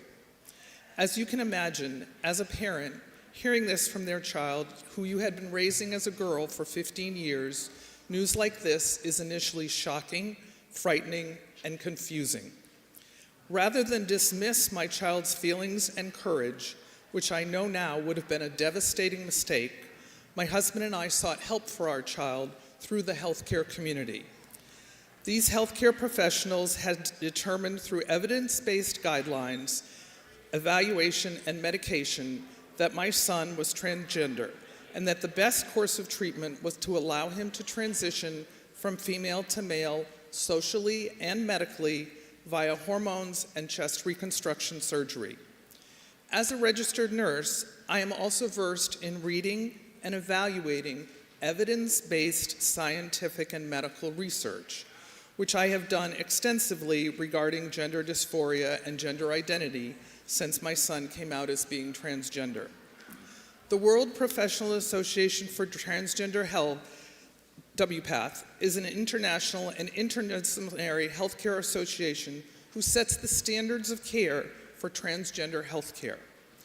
The professional organizations who are in support of WPATH standards of care include the following: the American Medical Association, the Endocrine Society, the American Psychiatric Association, the American Psychological Association, the National Commission on Correctional Health Care, the National Association of Social Workers, the American College of Obstetrics and Gynecology, the American Society of Plastic Surgeons, and the World Health Organization.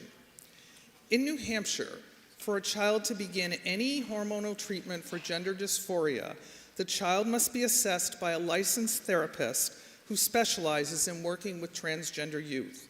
The therapist must evaluate the child to determine if the child is persistent, consistent, and insistent about their gender dysphoria and gender identity. If after months of therapy and living socially as their preferred gender, and the child remains persistent, consistent, and insistent, the child may be allowed to begin hormone treatment under the care of a pediatric endocrinologist. Hormone blockers are completely reversible. Cross hormones such as testosterone and estrogen are not allowed to begin until the child has met the above-mentioned criteria under a licensed therapist's care, and in most cases has reached the age of at least 14 years. If a teenager has already begun puberty and gender dysphoria has set in, a transgender teenager may decide that to feel more comfortable in their body, they need to undergo gender-affirming surgery. This may involve chest reconstruction. This was the case with my son. At age 16, after having been on testosterone for a year, my son asked my husband and I if he could have what the transgender community refers to as top surgery. There was a lot of careful thought put into this decision. Initially, to assuage my son's gender dysphoria about his breasts, I brought him chest binders. These are an undergarment similar to a sports bra for which trans males and some non-binary people choose to wear to hide their breasts. Chest binders are very tight and restrictive. They are also hot and can be uncomfortable to wear in the warm months. My son wore breast binders for a while, but eventually found them to be too restrictive, difficult to don and take off, and not really alleviating his gender dysphoria, because as a trans male, he did not feel he should have female breasts. At this stage in my son's transition, after consulting with his healthcare team, my husband and I made the deeply personal and difficult decision to allow our son to undergo top surgery. My son is now 23 years old and is an amazing, happy, and talented adult. He does not regret having undergone his surgery. He knew who he was then, and he knows who he is now. A child does not choose to be transgender. Being transgender opens the door for incessant ridicule, misunderstanding, rejection, and bullying. Multiple studies have shown that when a transgender child is allowed to transition and accepted by their family, peers, and society, they will go on to thrive and lead healthy and happy lives. When a child comes out, and as transgender parents, we must make the most heart-wrenching and difficult decisions about our child's health and future. There is an enormous amount of thought, consideration, fear, and worry about making the most deeply personal and difficult decision to allow your child to transition. I can tell you today that it has been the best decision my husband and I have ever made regarding my son's health and well-being, and I vehemently oppose HB 712. And I, Hope Damon, am honored to speak those words of Diana George. And I ask you all to find it in your heart to let the parents and the healthcare professionals be the people who make these decisions. Thank you. Chair recognizes Representative Miller.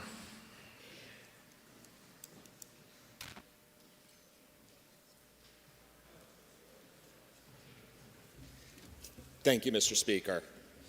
I rise today in opposition to HB 712 and to further amplify the voices and the lived experience that we heard during our testimony of the residents and constituents of New Hampshire. To that end, I will share the story of Reverend Sam Holland. My name is Reverend Sam Holland, and I am the chairperson of the Justice and Witness Ministry of the New Hampshire Conference of the United Church of Christ. The United Church of Christ is a large Christian denomination in New Hampshire, representing rural, suburban, and urban settings, people of all income levels, and people of all and no political affiliations. I was elected by this politically diverse church to serve in my role. I am non-binary. While I was assigned female at birth, I have never felt either male or female. To affirm my full personhood, I had top surgery in New Hampshire in early 2024, just after my 37th birthday. Having top surgery has been one of the best health decisions of my life. Some of the most scarring memories of my adolescence were dealing with my chest. I never wanted my chest to grow, as a child, as a teen, and into adulthood. I longed for a chest like boys and men around me throughout my life. But I knew I was in the middle, non-binary. As the world changed and I started to meet non-binary people who had had top surgery, I realized that with treatment, my body could match my full personhood. This misalignment between my chest and my true self caused both mental and physical pain, including physical chest pain and issues related to nutrition. As a full adult, it took over 18 months to get top surgery. I had a counselor therapist specializing in gender for more than 1 year before even seeing a surgeon. The total cost of the surgery with insurance was between $3,000 and $7,000. Without insurance, it would have been around $100,000. I do not know what the final amount I paid was because I saw every payment I made as necessary. Further, I had the love and support of friends, family, and faith communities in New Hampshire and throughout the country. I felt physically better when I woke up from my surgery. To this day, I am glad I made this health decision for myself and really for my family too. With regret rates being 1% or less, it would be absurd for our state to legislate the banning of this important procedure. I have excellent health insurance and made this health decision with health professionals. I would not have wanted politicians creating barriers to what I needed, and I certainly would not want that for any youth in New Hampshire. Trans youth and adults are both at risk at this moment. For each legislative action is not just about how people can or cannot access health care. It is about the message we send to people who are already bullied and excluded. Please oppose HB 712 and do not create a double standard around this health matter. Speaking for myself, I echo these words. Let us look to the lived experiences of our residents, the testimony that they overwhelmingly provided in committee and online. These are our constituents. These are the people we are here to protect, not the outsiders who have instigated this bill. Thank you. Chair recognizes Representative Mazur.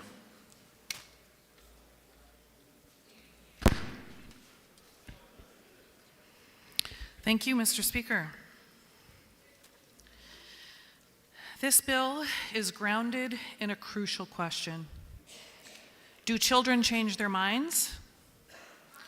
If the answer is yes, and research and personal testimonies suggest it is, then we must act now to protect them from life-altering, irreversible medical procedures. Young girls and teenagers lack the maturity to fully understand the permanence of removing their breasts. Their brains are still developing, their emotions are in flux, and their identities are still forming. Yet some are being led to believe that major irreversible surgeries are the solution to their struggles without fully comprehending what they are giving up.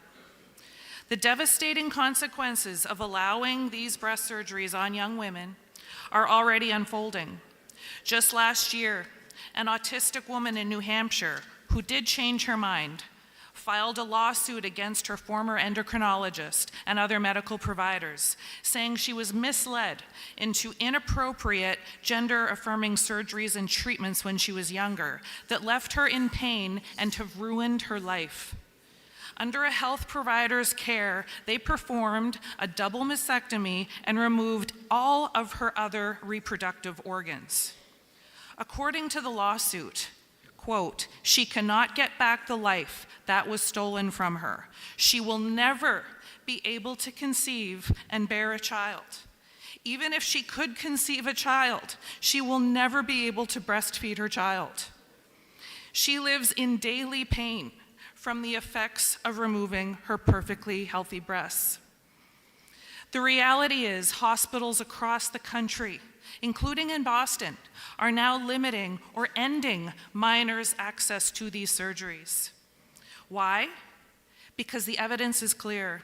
The Journal of Sexual Medicine recently studied over 100,000 patients and found that those who underwent these types of gender transition surgeries had significantly higher rates of depression, anxiety, suicidal ideation, and substance abuse compared to those who did not. We must acknowledge the serious risks involved. Breast removal is not just a cosmetic change. It is a life-altering surgery that comes with physical and psychological consequences. There is no going back. The scars, both emotional and physical, can never, ever be undone. If these surgeries don't improve mental health outcomes, why? Why are we rushing to push young girls, little girls, down this irreversible path? Why are we allowing doctors to perform these surgeries on little kids? This legislation ensures that minors are safeguarded from premature elective procedures while still allowing, which this bill does, appropriate medical discretion for legitimate needs. I urge my colleagues on both sides of the aisle to support this measure, because protecting children should never, ever be a partisan issue. Thank you. The motion before us is ought to pass as amended on House Bill 712. Representative Granger has requested a roll call. Is that sufficiently seconded? It is sufficiently seconded. This will be a roll call vote. Members, take your seats.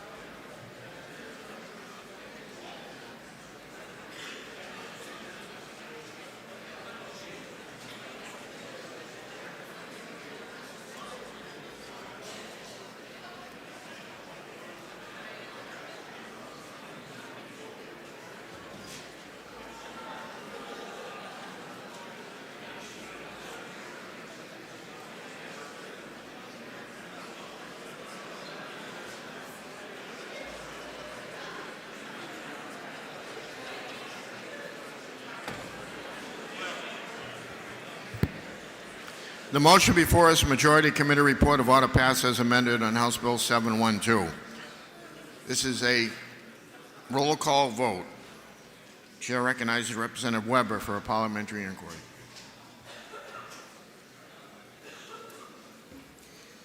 Thank you, Mr. Speaker.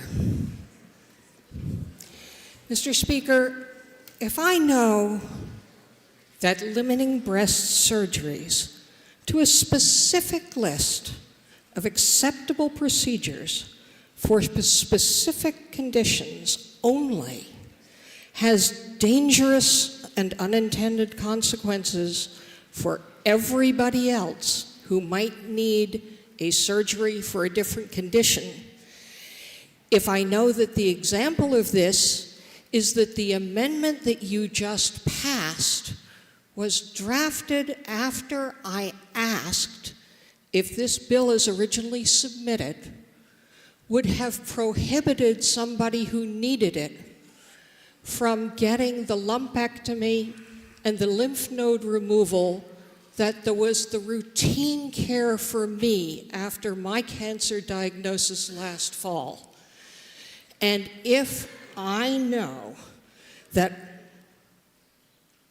I want to affirm the right of every Granite Stater to appropriate medical treatment and the rights of parents and medical providers to direct that treatment, would I now push the red button to defeat this poorly drafted and discriminatory legislation?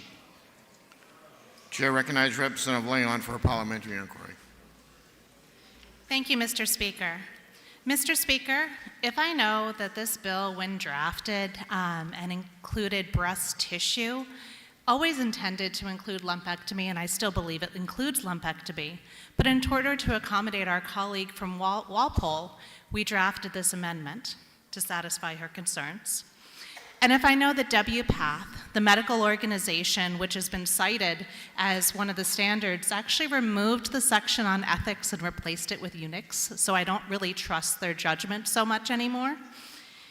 And if I know that this bill has exemptions for abnormally large breasts in both boys and girls, cancer, infection, and other tissue damage, which is quite broad-reaching, but limits the surgery to everyone under 18, including both teenage girls who want to look like the magazine models and get implants, and for children who are concerned about this because they don't fit the stereotype that they think they should belong to. And if I know that we heard from a woman who worked at a leading pediatric gender clinic who started questioning the orthodoxy when she had a patient call her a month after she had surgery to remove her breasts, crying and asking to get them back, and the surgeon would not even take her call, so her regret could not be included in statistics. The House will be in order. The member will suspend. I've given pretty good latitude to both sides of the aisle today on PIs. Member may continue. Thank you, Mr. Speaker.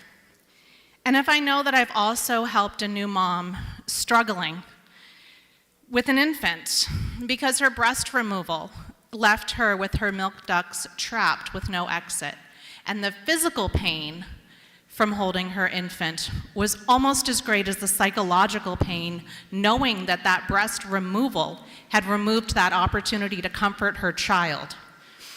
Would I then press the green button to say that all kids need to wait until 18 to enlarge, reduce, or remove their breasts? Thank you. The motion before us, Majority Committee report of order passed as amended on House Bill 712.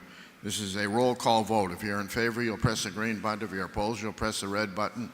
Voting stations are open for 30 seconds.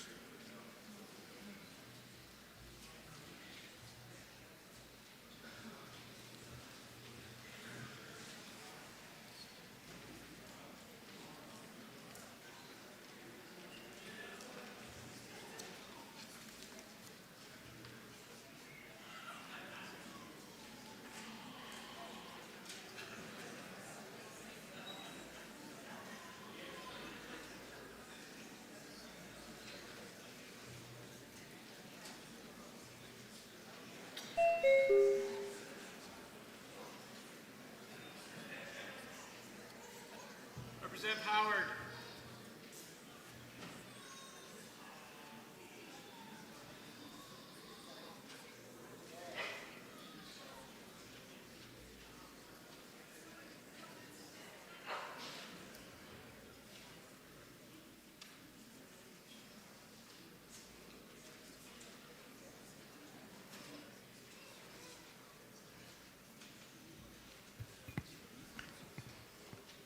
Have all members present had an opportunity to vote? Also attend the state of the vote. 200 voting yea, 165 voting nay. The committee report is adopted.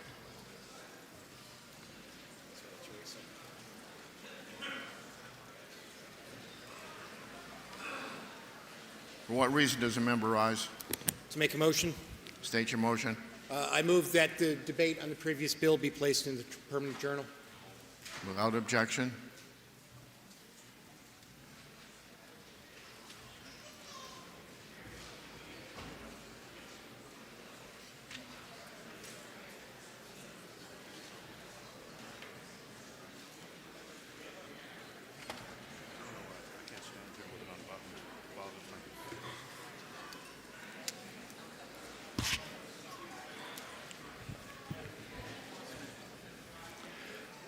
The majority of the Committee on Judiciary, to which was referred House Bill 584 FN, an act relative to public health, safety, and state sovereignty. Having considered the same, report the same with the following amendment and the recommendation that the bill ought to pass with amendment. Representative Dennis Mannion for the majority of the committee. The minority of the committee, having considered the same and being unable to agree with the majority, report with the following resolution. Resolved that it is inexpedient to legislate. Representative Marjorie Smith for the minority of the committee. The amendment is 0990H, printed on House Record 17 on page 116. Questions on adoption of the amendment? You ready for the question? All those in favor say aye. Aye. Any opposed, nay? The ayes have it, and the amendment's adopted. Now on to the main motion of ought to pass as amended. Are you ready for the question? All those in favor say aye. Aye. Any opposed, nay?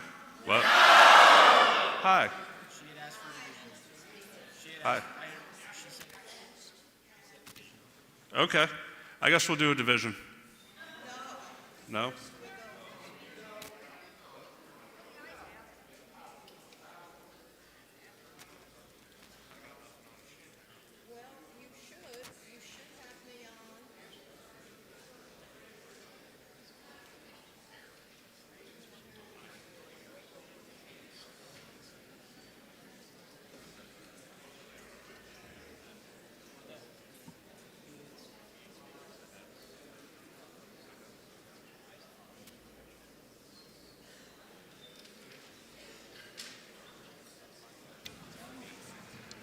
Apparently, there was an error on the sheet.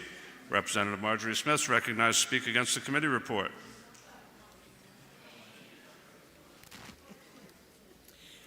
Thank you, Mr. Speaker. I imagine you are as weary as I am. This has been 2 long days, almost always with the outcome predetermined, and so it would be easy to just say, I'm sorry, I'm just waiting for it to be quiet, thank you. It would be easy to just say, let's just vote 200 to 165 on all of the remaining bills and go home. I imagine I could get, a unanimous vote on that.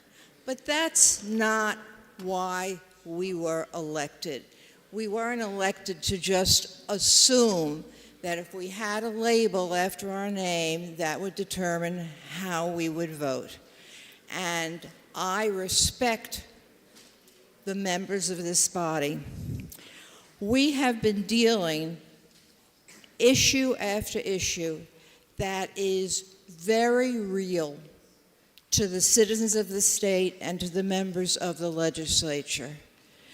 This bill that we are looking at now is not one of those bills. It is not anything that has an iota to do with how we in the state have functioned or will function.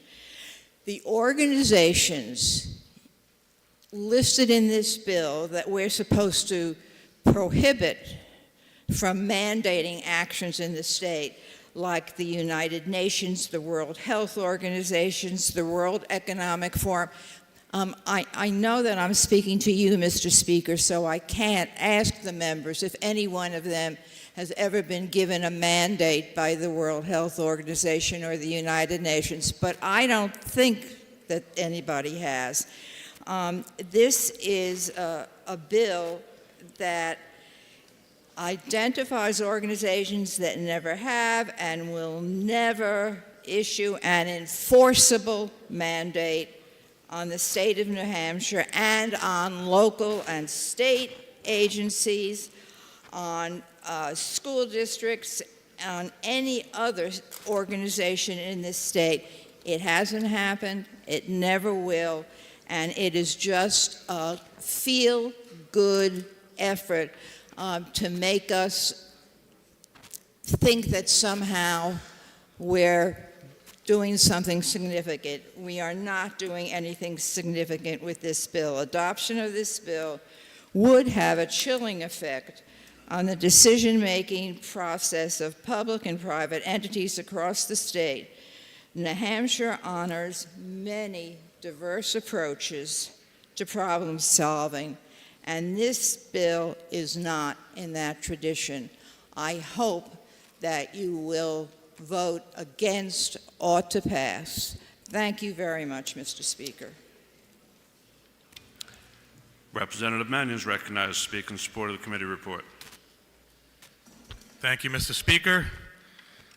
Mr. Speaker, I rise in support of the WHO bill because it feels good.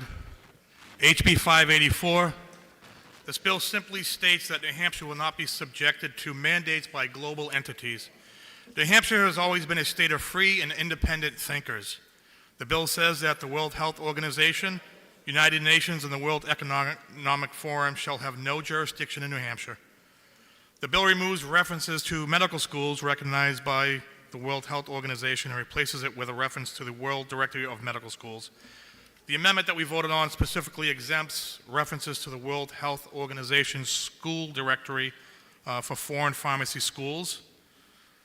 The other amendment narrows language, which some people have some concerns with, which liability may be predicated from relying on claims to enforcing mandates. The bill also creates a cause of action against communities, agencies, and entities when acting in the scope of such persons' elected or appointed capacity, who enforce policies, mandates, orders, requirements, or directives of the World Health Organization, United Nations, or the World Economic Forum. None of this is restricting anyone from accessing the information or using it in your decision making. We just won't enforce any mandates. I ask you to support House Bill 584 and keep New Hampshire the live free or die state by pressing the green button. Thank you. The House will be in order. Representative Polozov requests a roll call. Is that sufficiently seconded?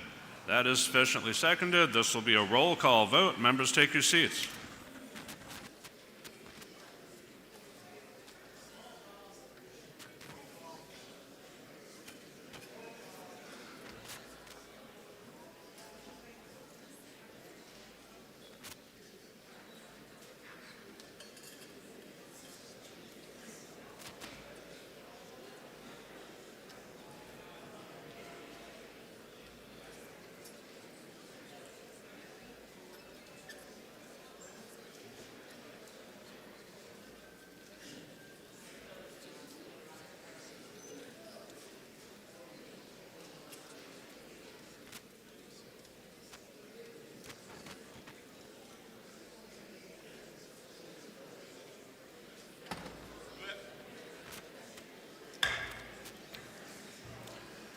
Questions on the Majority Committee report about to pass as amended on House Bill 584.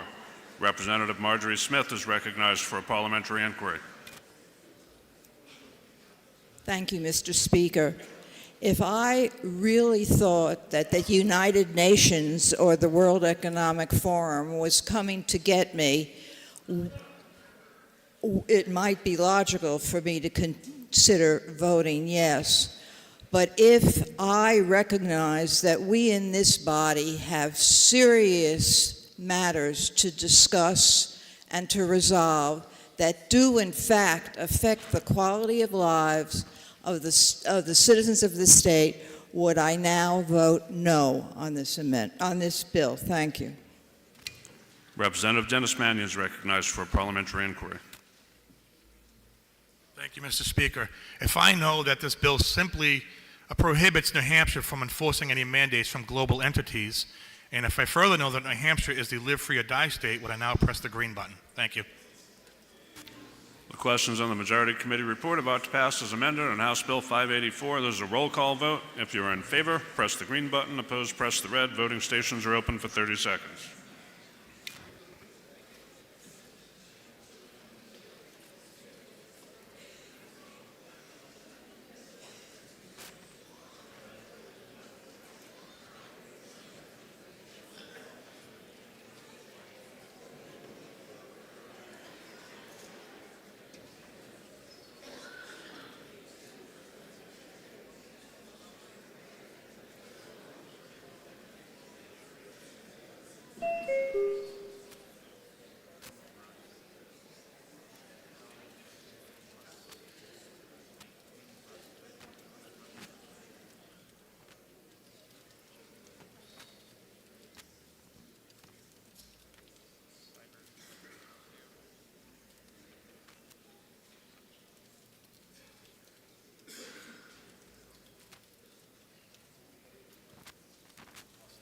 Have all members present had an opportunity to vote?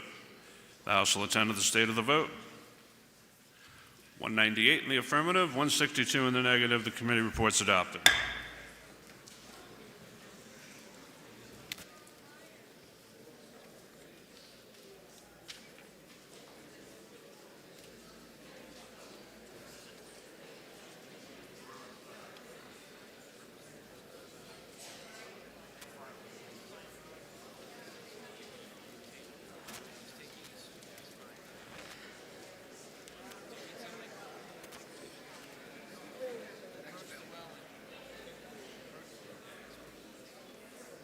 For what reason does a member rise? To make a motion State your motion. to table House Bill 620. Yeah, you have to wait for us to read it in. Well, they're just rising everywhere. And for what reason does this member rise? Thank you, Mr. Speaker. I rise to remove HB 614 from the table, and it's a roll call I'm requesting.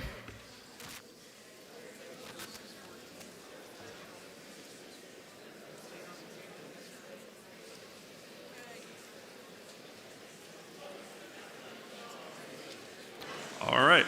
The motion is to remove House Bill 614 from the table. A roll call has been requested and seconded, so this will be a roll call vote.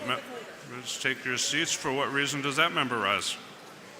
Point of order, Mr. Speaker. Yeah, let's quiet so I can hear her point of order. Was I mistaken that we already had a motion on another bill on the floor? No?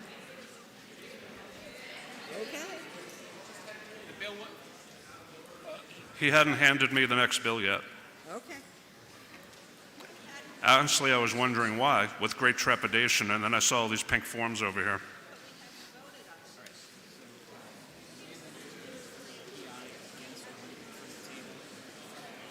All right, so where we are right now is in the voting mode with a roll call on removing 614 from the table.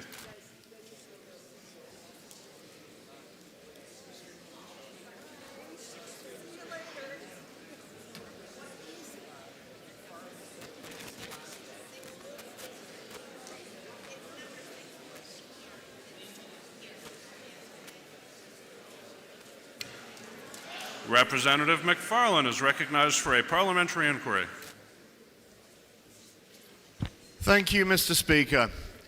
If I know that this House was asked earlier today whether or not they wanted to hear 2 hours of debate on a topic which has been well discussed and is well understood, and where I don't believe that any votes were swayed by the 2 hours of speeches, and if I know that this bill was tabled without debate yesterday, even although it is a bill which would protect our constituents' constitutional rights, and it's a bill which provides them with an ability to seek redress in state courts that they otherwise do not have without going through the federal court process and becoming one of the lucky 1% of circuit court cases from Boston and elsewhere to make it up to the federal Supreme Court. If I know these things, Mr. Speaker, would I vote to take this bill off the table so that we can simply have a few minutes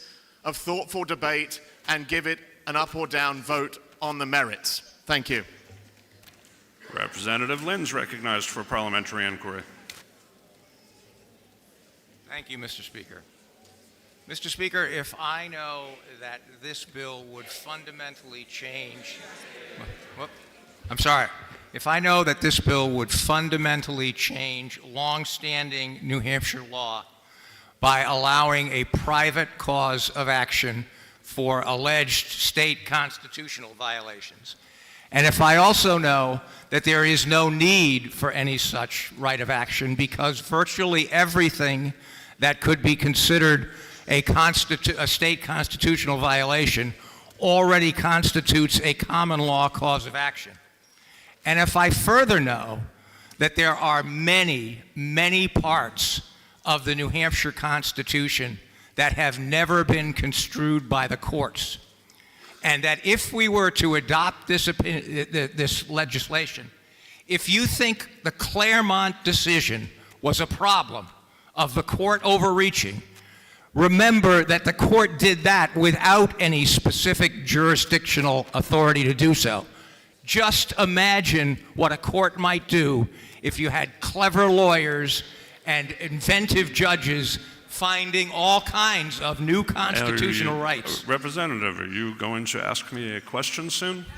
Would I then press the red button to deny the motion to remove from the table? Thank you, Mr. Speaker, and I ask for a division vote. Well, we're already in the vote, but... Okie dokie. So, the motion is to remove House Bill 614 from the table, and this is actually a roll call vote.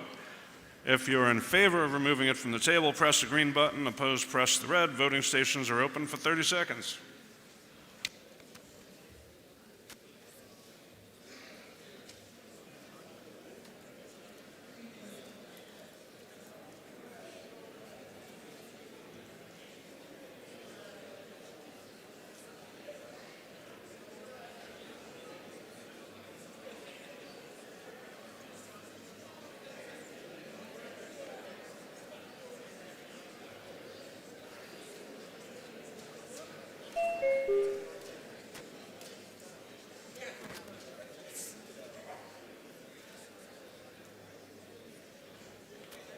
Have all members present had an opportunity to vote?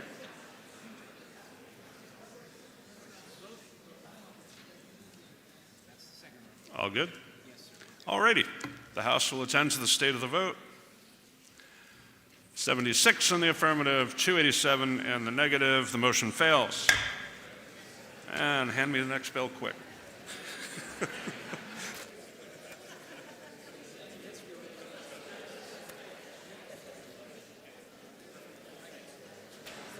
The Committee on Judiciary, to which was referred House Bill 620 FN, relative to the exercise of the freedom of religion, comes to us without recommendation.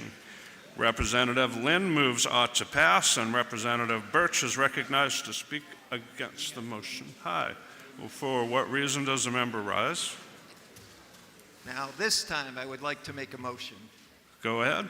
to table House Bill 620. The motion is to lay House Bill 620 on the table. That's in order. Are you ready for the question? Oh, this will be oh, really? Who asked for the roll call? Nobody? Okay. Is that sufficiently seconded, the roll call? It is not sufficiently seconded. This will be a division vote. Members, take your seats.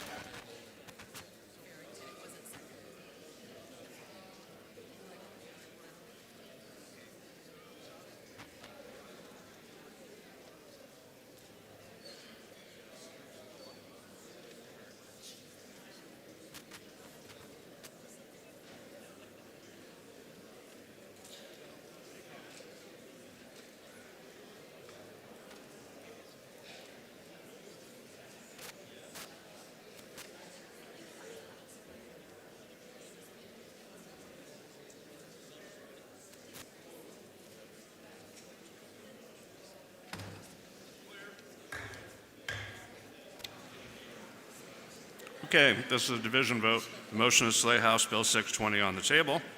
Representative Guzovsky is recognized for parliamentary inquiry.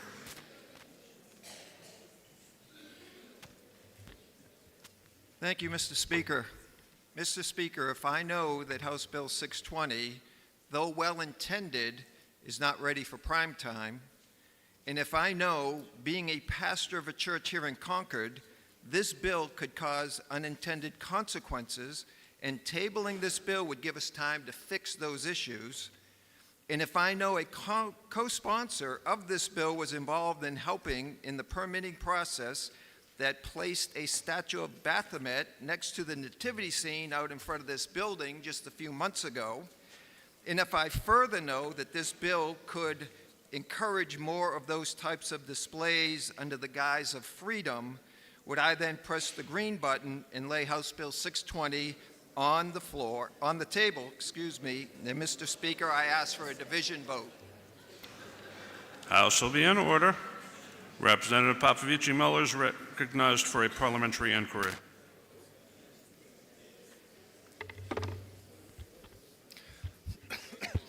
Thank you, Mr. Speaker. Mr. Speaker, if I know that this bill is so non-controversial that nobody signed up to give a floor speech in opposition, so we should be able to pass it very quickly, then address any minor language improvements needed with our colleagues across the wall. If I know that this bill merely extends federal protections approved 30 years ago in a near unanimous vote during the Clinton administration to the state level, if I know that 29 states already passed similar laws already, many with near unanimous support, if I know that any unintended consequences would have already happened under the current New Hampshire Supreme Court decision protecting the same rights, if I know that relying on a clear statute instead of case law will decrease this risk of litigation, and finally, Mr. Speaker, if I know that the concerns expressed by the opponents of this bill have not been documented in more than 3 decades since these laws were adopted federally in a majority of states, would I now press the red button so we can take another minute to accept the committee recommendation and get on with a long day? Thank you. The question is on the motion to lay House Bill 620 on the table. If you're in favor, press the green button. Opposed, press the red. Voting stations are open for 30 seconds.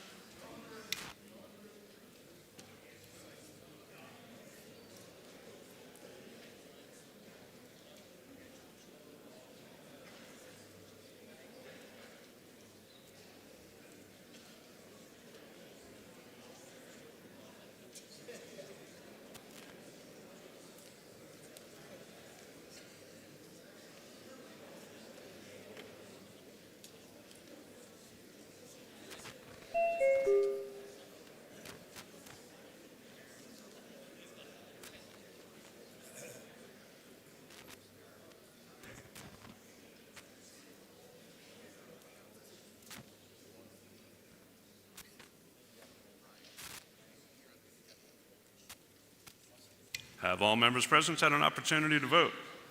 The House will attend to the state of the vote. 290 in the affirmative, 72 in the negative, 620 is laid on the table.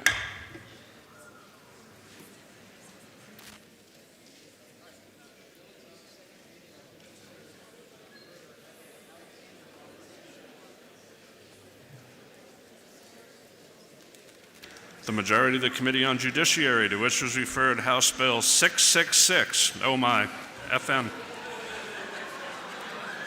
an act relative to adding restitution payment for violations of the confidentiality of the library use records and adding library cards and membership status to the list of confidential matters, Having considered the same report, the same with the following amendment and the recommendation that the bill ought to pass with amendment, Representative Joe Alexander. The minority of the committee, having considered the same and being unable to agree with the majority, report with the following resolution: resolved that it is inexpedient to legislate Representative Marjorie Smith for the minority of the committee.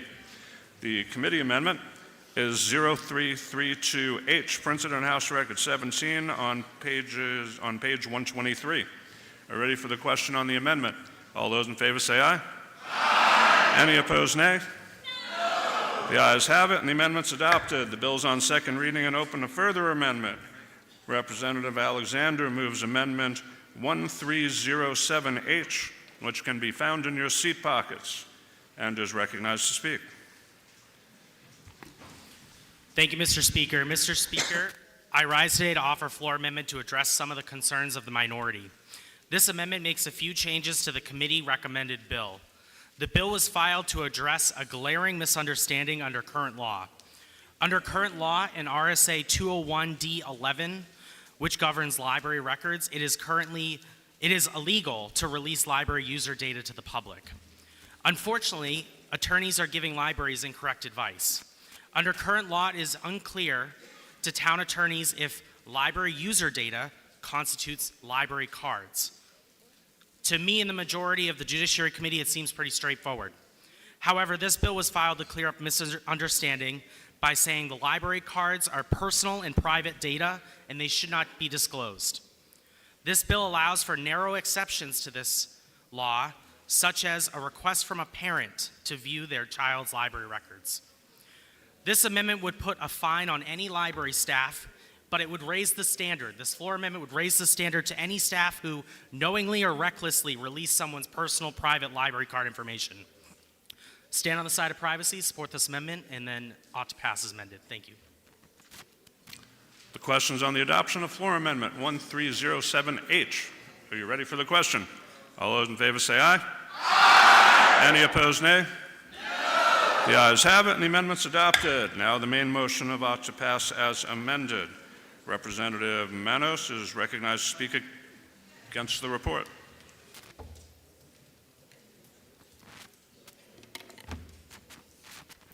Thank you, Mr. Speaker. I rise to strongly oppose House Bill 666. This bill may be well-intentioned, but its execution is seriously flawed. The intent of this bill is to assure that library cards and library membership status remain confidential, that they not be disclosed except with the consent of the library card holder or under other limited circumstances. But any library staff member who knowingly or recklessly discloses an individual's library card or membership status without the explicit consent of the card holder or under other limited circumstances shall be in violation of this law and subject to a civil penalty of $1,000. That penalty seems exorbitant and extreme to me. I will point out that originally the sponsor of this bill proposed a $500 restitution payment, but it was amended to $1,000. Most important, this civil penalty is payable by the violator to the aggrieved person without any hearing or due process, without any determination as to whether the disclosure was impermissible and whether it was made knowingly or recklessly. Since when do we impose penalties on people without any opportunity to be heard, without any opportunity to contest the charges? But that is not enough for the majority. No, further punishment is imposed. The violator shall issue an apology to the aggrieved person. An apology shall be notarized and sent via certified mail. This bill smacks of vengeance and retribution without any opportunity to defend oneself. I urge you to oppose OTPA by pressing the red button. Thank you, Mr. Speaker, and I ask for a division vote. Representative Alexander is recognized to speak in support of the committee report. Thank you, Mr. Speaker. I'm going to be very brief. The Judiciary Committee believes in privacy above all else. That is one of our key tenets in the Judiciary Committee when we see bills. In fact, we also impose penalties and fines for violation of privacy all the time. For instance, we had a bill that passed the House yesterday that would impose a penalty on violation of somebody's individual privacy. So this is just consistent with what the Judiciary Committee has done all along. I encourage you to vote ought to pass as amended. Thank you. The question is the Majority Committee report of ought to pass on House Bill 666. This will be a division vote. Members, take your seats. Roll call. Representative Germano requests a roll call. Is that sufficiently seconded? That is sufficiently seconded. Chairs, this will be a roll call vote.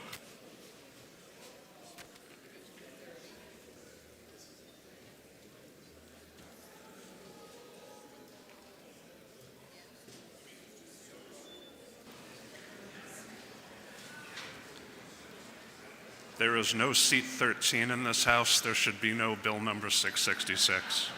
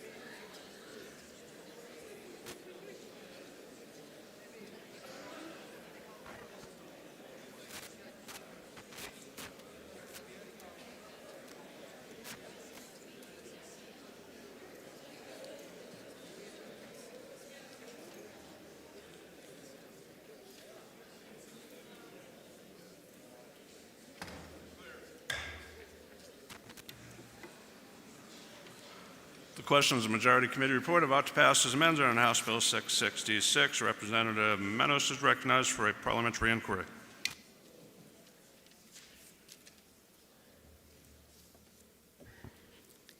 Mr. Speaker, if I know that this bill is well-intentioned, it ensures that library cards and library membership status remain confidential, except with the consent of the cardholder or under other limited circumstances. And if I know that this bill is seriously flawed in its execution, and if I know that this bill imposes an exorbitant civil penalty without any due process or right to be heard, and finally, if I know that this bill compels a violator to issue an apology to the aggrieved person, which must be notarized and sent by certified mail, would I now vote no and push the red button? Representative Mazer is recognized for a parliamentary inquiry. Thank you, Mr. Speaker. If I know that someone with a personal vendetta shouldn't be able to file a right to know request for people's, including children's, private library cards, and if I know this actually happened, and a public library emailed private library cards to a person who then knowingly and recklessly made them public, and if I know this won't happen again, because this bill, when passed, adds a restitution payment for a violation of that confidentiality. And finally, would you please overlook the bill's unholy number? We asked to change it. And press the green button to keep library cards private. Thank you. The question is the Majority Committee report of ought to pass as amended on House Bill 666. It's a roll call vote. If you're in favor, press the green button. Opposed, press the red. Voting stations are open for 30 seconds.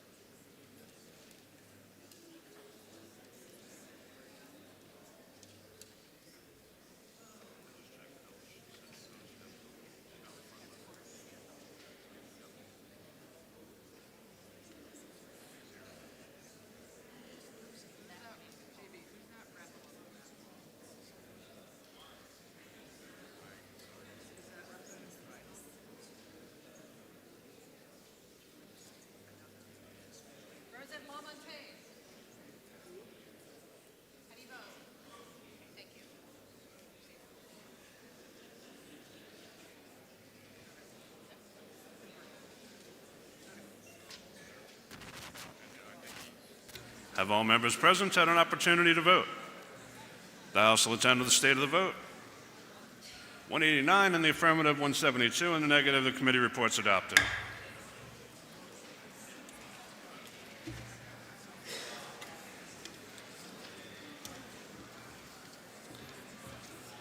The majority of the Committee on Judiciary, to which was referred House Bill 687 FN, an act relative to class action settlements and consent decrees. Having considered the same, report the same with the recommendation that the bill ought to pass. Representative Bob Lynn for the majority of the committee.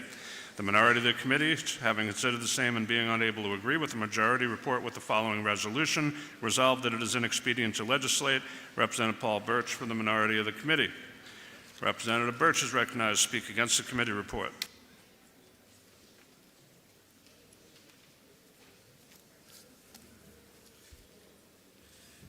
Thank you, Mr. Speaker.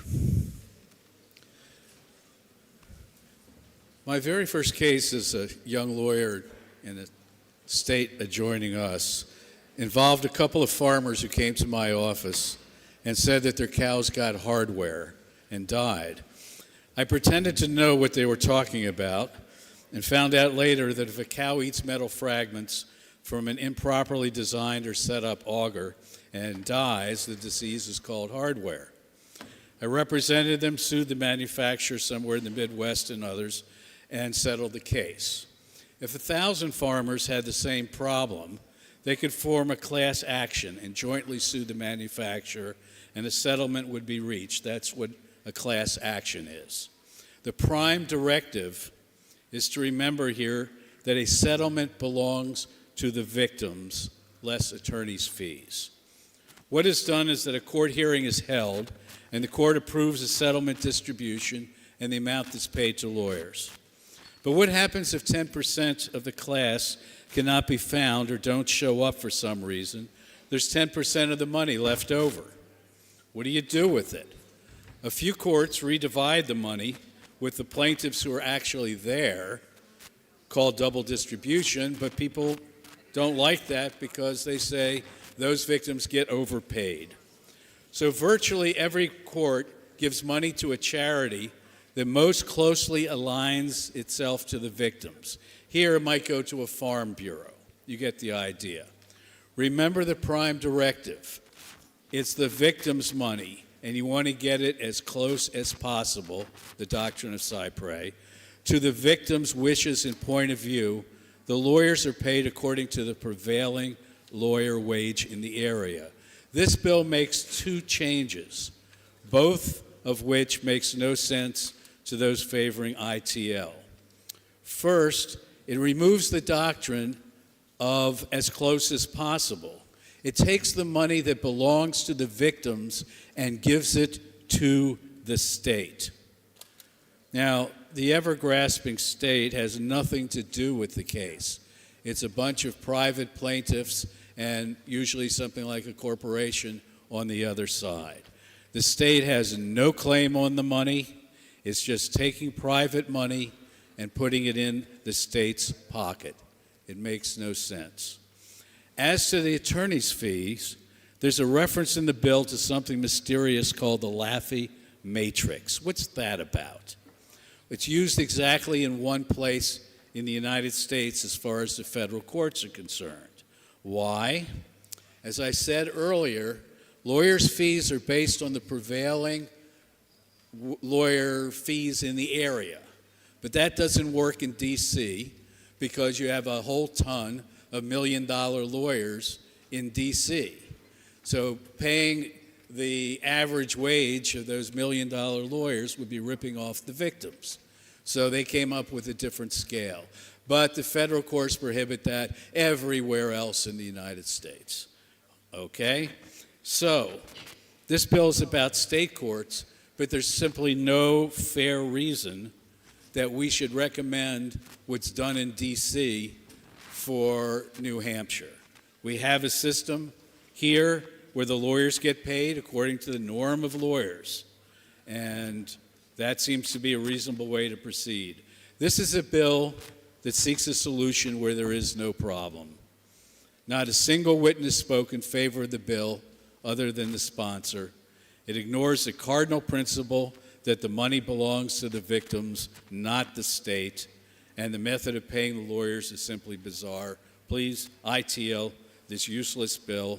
And since it's a matter of whether the state has a right to this private money, I ask for a roll call. Thank you. Representative Lynn's recognized to speak in support of the committee report. Thank you, Mr. Speaker. The need for this bill stems from the fact that as so many other things have happened, over the last 10, 15 years or so, the settlement of class action lawsuits has become politically woke. So what happens often, too often, frankly, is that, as my colleague pointed out, there will be a class action settlement of a lawsuit, and some victims perhaps cannot be found. So one way, a perfectly acceptable way of dealing with that situation, is to just redistribute that money to other victims. That's one way to do it. Nothing really unfair about that. But the other way, the other thing that can be done is that the lawyers on both sides, and frankly, mostly the lawyers on both sides are pretty woke too. They decide, wouldn't it be nice, for example, wouldn't it be nice if it was a lawsuit involving an oil spill, for example, some damage to property? Well, wouldn't it be nice if we have a little money left over, and I say a little, I'm talking usually it's quite a bit of money actually, to donate that money to something like some climate change kind of entity that will, the theory is that, well, because climate change is anti-petroleum products, and since this was for a petroleum leak, it really is using this doctrine of cypre.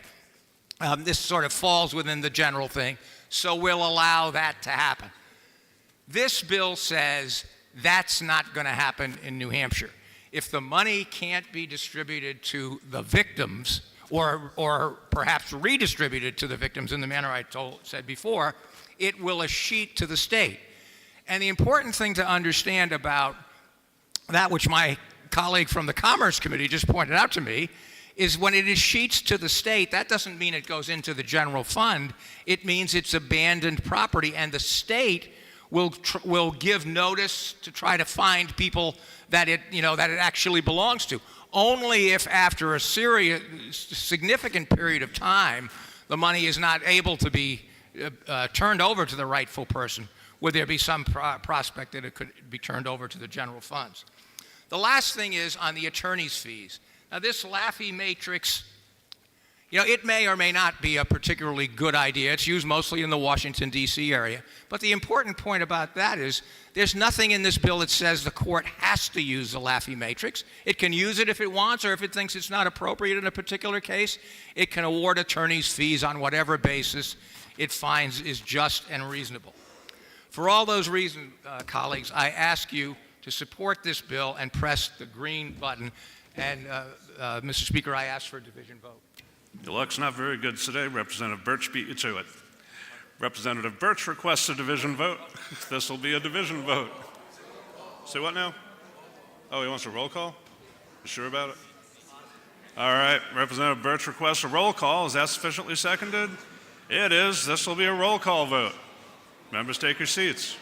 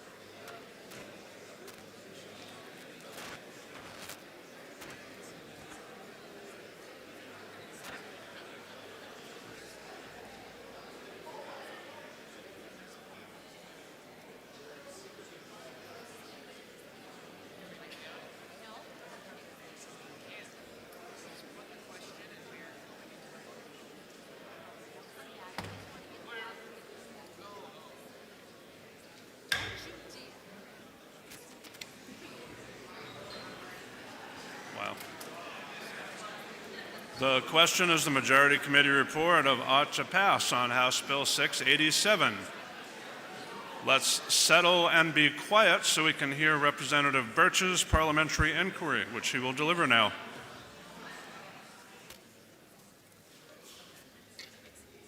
Thank you, Mr. Speaker.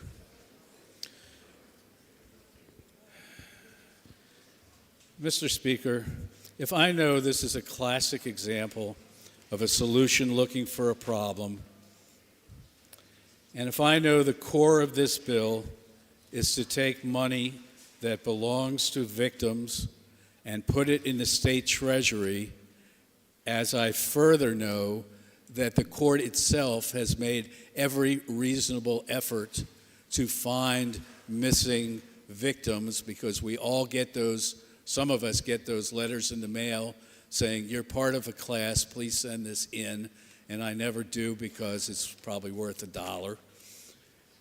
So if I know that this just puts victims' money in the state treasury that doesn't belong to the state, and thus is not exactly but similar to the concept of taxation as theft, and if I know this bill suggests to the court that they use an attorney fee system that even the majority has difficulty supporting, then would I press the red button so that another motion can be made? Thank you, Speaker. Mr. Speaker. Representative Kuchev is recognized for a parliamentary inquiry. Thank you, Mr. Speaker. If I know that it is simply unjust to victims for a portion of a class action settlement or judgment to be diverted to an ideologically focused charity without the agreement of the victims, then would I now press the green button to pass this bill? Thank you. Questions on the Majority Committee report of ought to pass on House Bill 687. It's a roll call vote. If you're in favor, press the green button. Opposed, press the red. Voting stations are open for 30 seconds.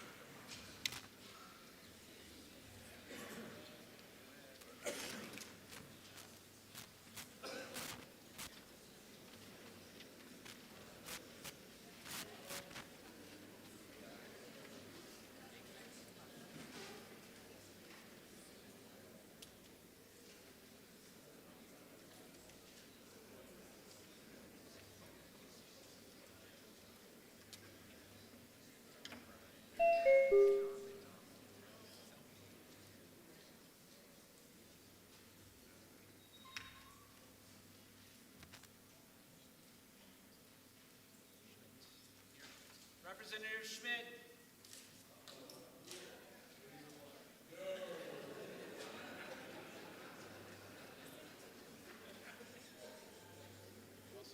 Have all members present had an opportunity to vote? The House will attend to the state of the vote. 198 in the affirmative, 165 in the negative. The committee report's adopted.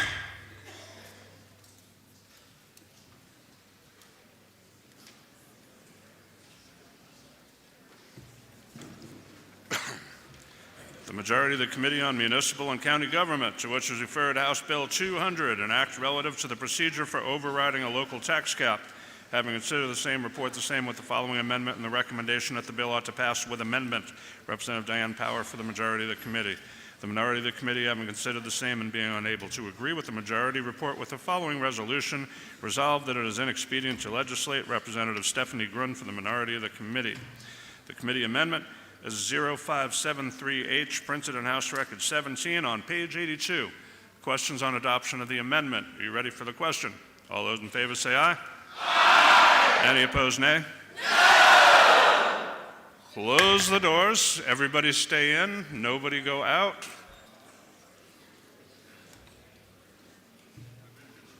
Members, back in your seats.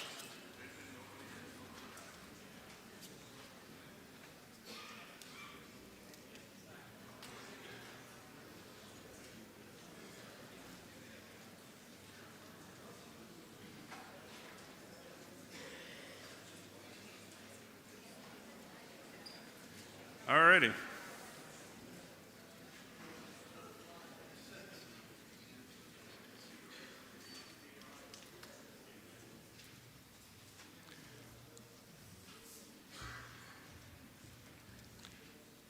And now we'll check my hearing.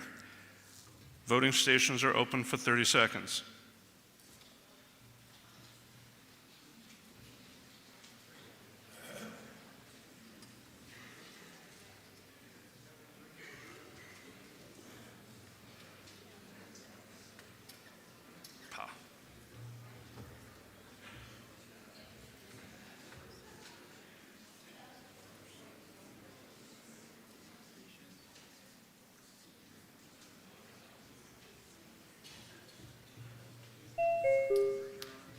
Representative Bergeron.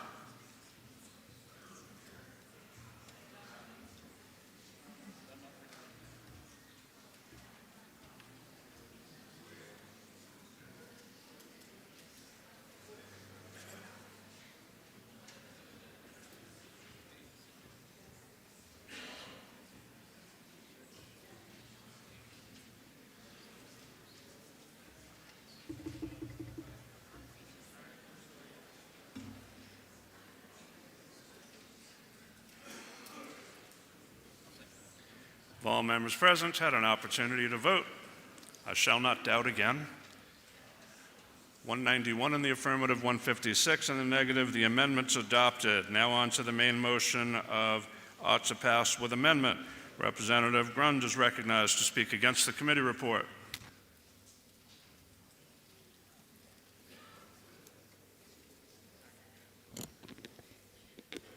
Thank you, Mr. Speaker. I stand before you today in opposition to HB 200. The bill is about loss of local control. Traditionally, when there is a new provision of law like this one, the legislative body is asked to enact the legislation. This bill does not include an enablement clause, but a requirement. Raising the override to a tax cap would become a 3/5 majority. Again, there's no enablement clause, but becomes an automatic requirement. Current ability to pass operating budgets and other warrant articles other than bond articles is typically a majority. This bill calls out that school districts shall place the warrant article for the SAU budget at the beginning of the ballot immediately after any warrant articles proposing bonds or notes.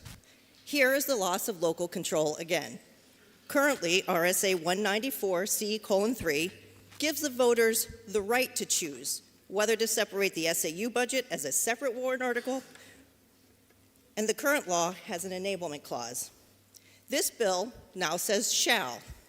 When asked by a committee member why this shall and not may, there was a deceptive no answer given.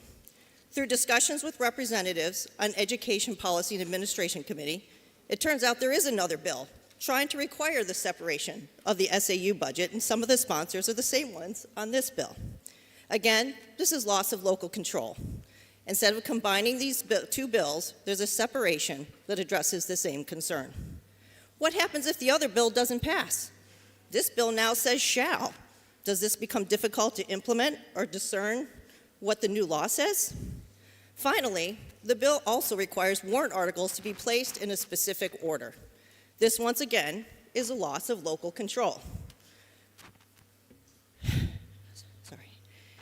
And I believe that school boards and select boards have the right to determine what order warrant articles are placed on the ballot. Don't you? Thank you, Mr. Speaker, and I ask for a division vote. Representative Powers recognized to speak in support of the committee report. Thank you, Mr. Speaker. I rise in support of the committee recommendation of ought to pass with amendment for House Bill 200. Under current law, a local tax cap may be adopted by the voters of a town, village district, or school district by a 3/5 majority vote. Once adopted, a tax cap simply limits the total appropriations presented to voters at an annual meeting by the governing body or official budget committee.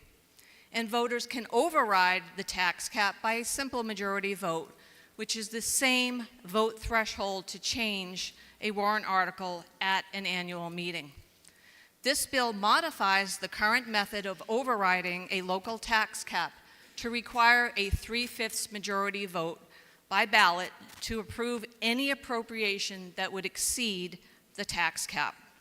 It is only logical that a tax cap that was adopted by a 3/5 majority vote should then require the same vote threshold to override it and not just a simple majority.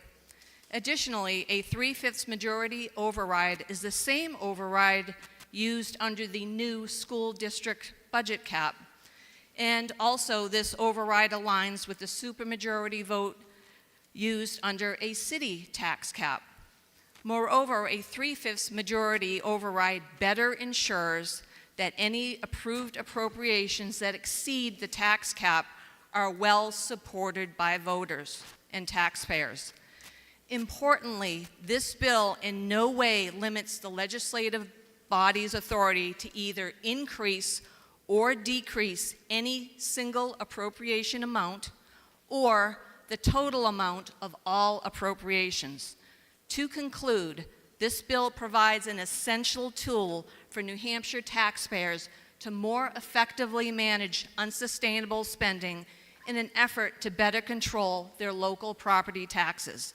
For these reasons, I urge my fellow colleagues to support the committee recommendation of ought to pass with amendment by voting yes on House Bill 200. Thank you, Mr. Speaker. Representative Grund requests a division vote. This will be a division vote. Members, take your seats.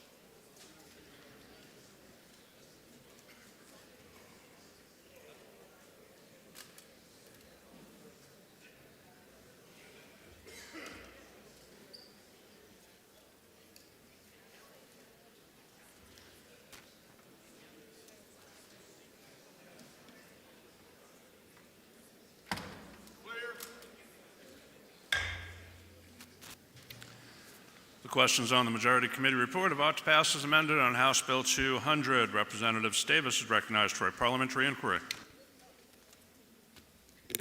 Thank you, Mr. Speaker.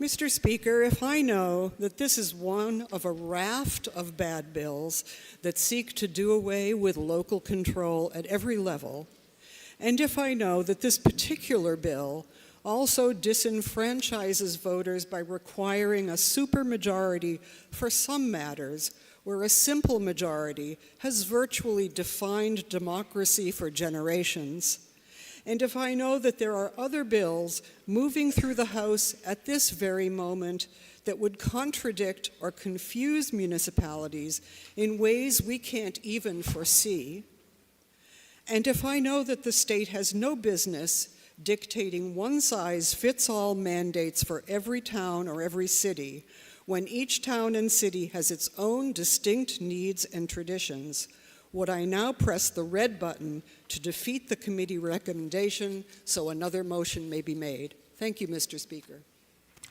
Representative Powers recognized for a parliamentary inquiry. Thank you, Mr. Speaker. Mr. Speaker, if I know that this bill with amendment puts much-needed teeth into local tax caps, and if I know that this bill will make local tax caps a more useful tool for taxpayers to regain control of escalating spending, which in turn will help to control ever-increasing local property taxes, would I now vote yes to support the committee recommendation of ought to pass with amendment and push the green button? Thank you, Mr. Speaker. Questions on the Majority Committee report of ought to pass as amended on House Bill 200. That's a division vote. If you're in favor, press the green button. Opposed, press the red. Voting stations are open for 30 seconds.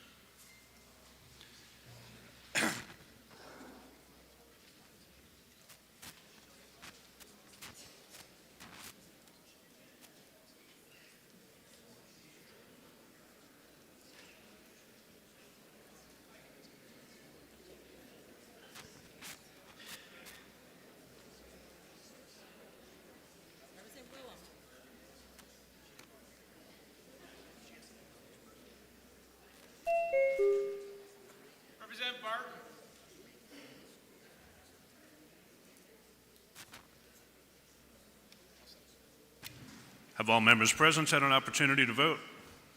House will attend to the state of the vote. 195 in the affirmative, 165 in the negative. Committee reports adopted.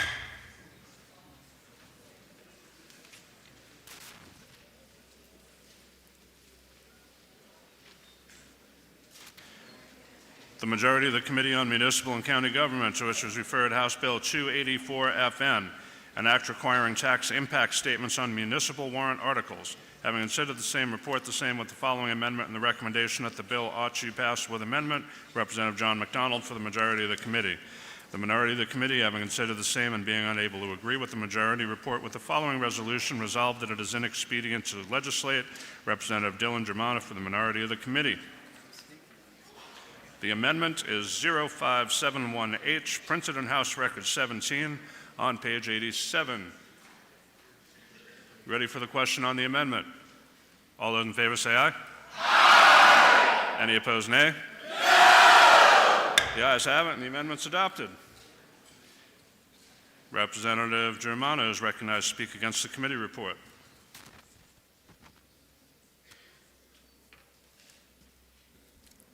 Thank you, Mr. Speaker. This bill tries to require tax impacts on the annual budget as well as all special warrants for municipalities for each of the first 5 years of that deal.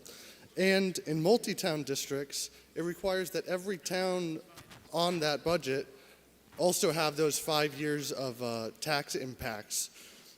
As we know with tax impacts, there's no way that 5 years can be predicted when it comes to the tax rate. So these are estimates that can be misleading, that will be inaccurate, and that will clutter the ballot to make voting even more confusing for Granite Staters.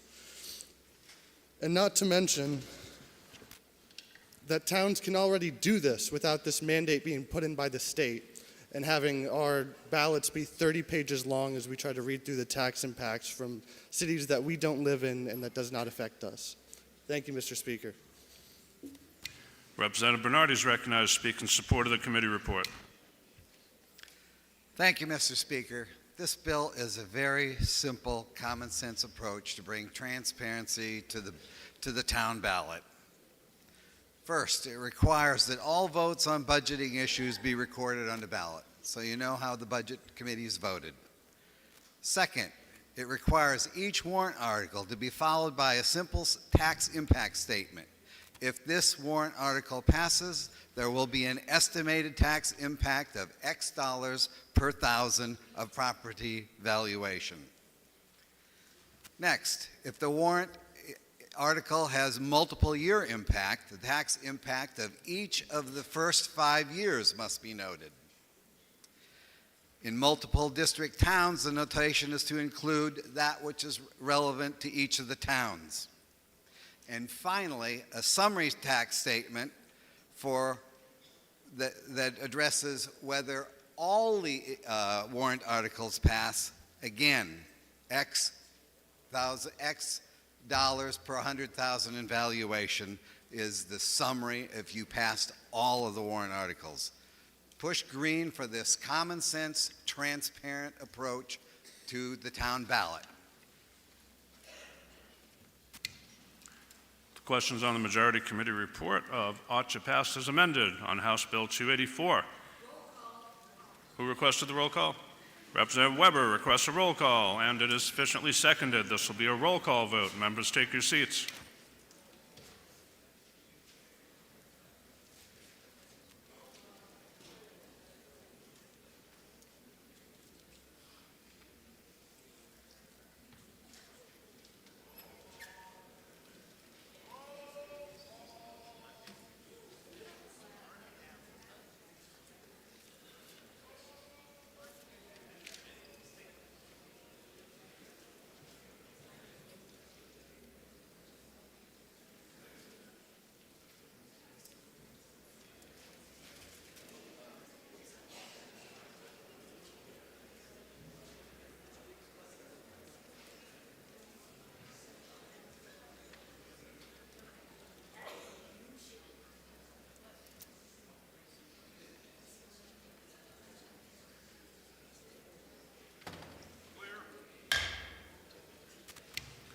Questions on the Majority Committee report of ought to pass as amended on House Bill 284. This is a roll call vote. Representative Gilman's recognized for parliamentary inquiry. Sorry?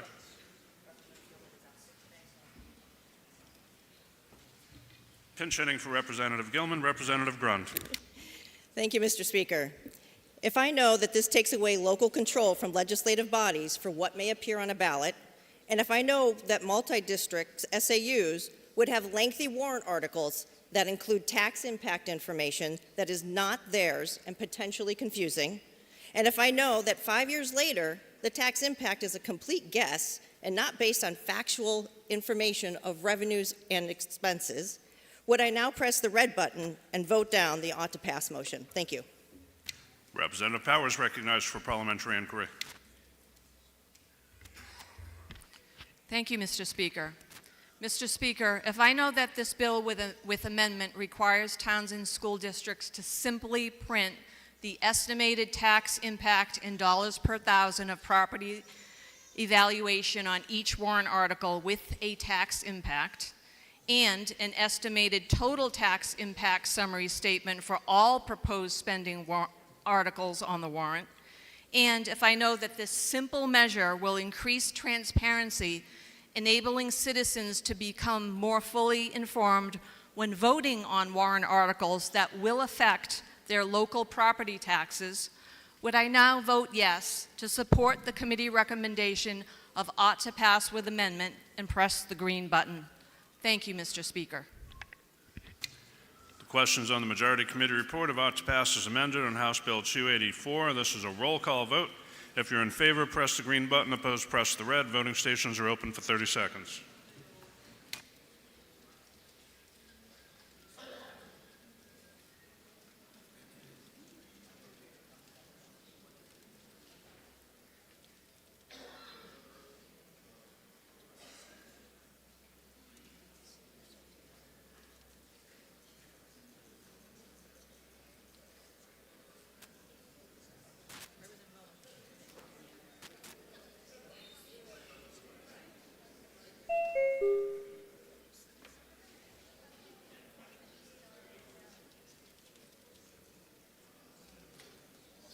Have all members present had an opportunity to vote?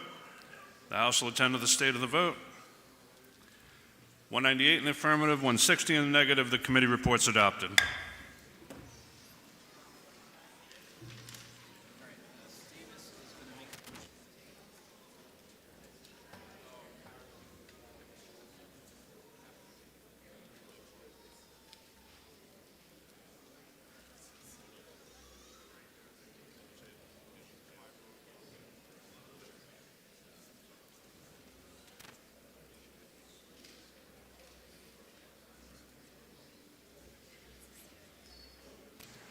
The majority of the Committee on Municipal and County Government, to which was referred House Bill 372, an act relative to lease agreements of equipment for building or facility improvements. Having considered the same, report the same with the recommendation that the bill ought to pass. Representative Diane Power for the majority of the committee. The minority of the committee, having considered the same and being unable to agree with the majority, report with the following resolution: resolved that it is inexpedient to legislate. Representative Dillinger Mana for the minority of the committee. For what reason does a member rise?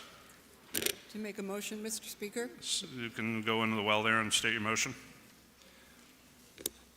I move to lay HB 372 on the table, and I request a division vote. Representative Stavis moves to lay House Bill 372 on the table. This will be a division vote. Members, take your seats.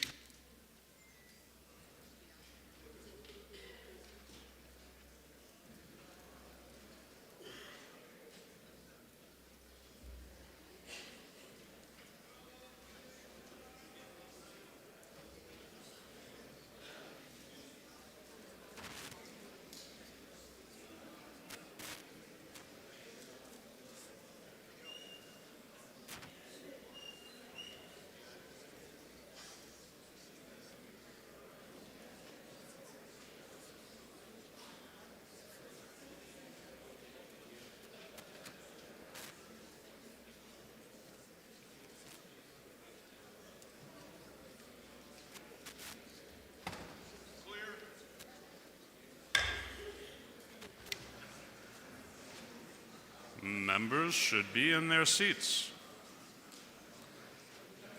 The motion is to lay House Bill 372 on the table. Representative Ouellette is recognized for a parliamentary inquiry. Thank you, Mr. Speaker. If I know that municipal leases are easier and much more flexible than bonding for our towns, and if I know the true overall cost of these leases are comparable to bonds, and if I know that we should not be telling our towns how to operate their finances, then I would push the green button to get rid of this needless bill. Thank you. Representative Powers recognized for parliamentary inquiry. Thank you, Mr. Speaker. Mr. Speaker, if I know that lease agreements of equipment statute is being misused to fund equipment and major facility improvements and building renovations that become fixtures, resulting in substantial, unnecessary expense to taxpayers, and if I know that there is a lot of misunderstanding and confusion circulating about this bill, and I can't understand why this is so. And if I know, finally, that this bill is important to our constituents and it's important to hear the debate, would I then vote no to table this bill and press the red button? Thank you, Mr. Speaker. The question is whether to lay House Bill 372 on the table. It's a division vote. If you're in favor, press the red button. If you're in favor, press the green button. If you're opposed, press the red. Voting stations are open for 30 seconds.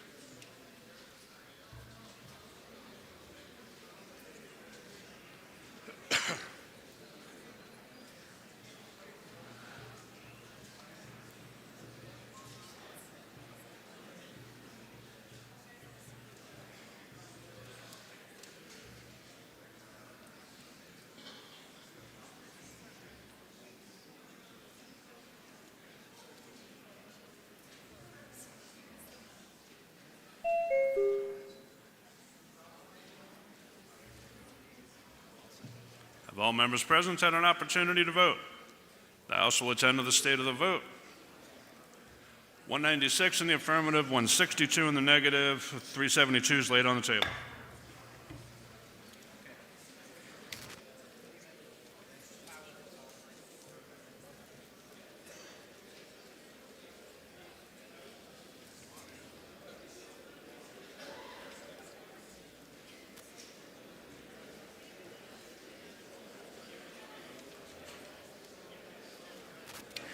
The majority of the Committee on Municipal and County Government, to which was referred House Bill 373, Local, an act relative to the management and regulation of town real property. Having considered the same, report the same with the following amendment and the recommendation that the bill ought to pass with amendment.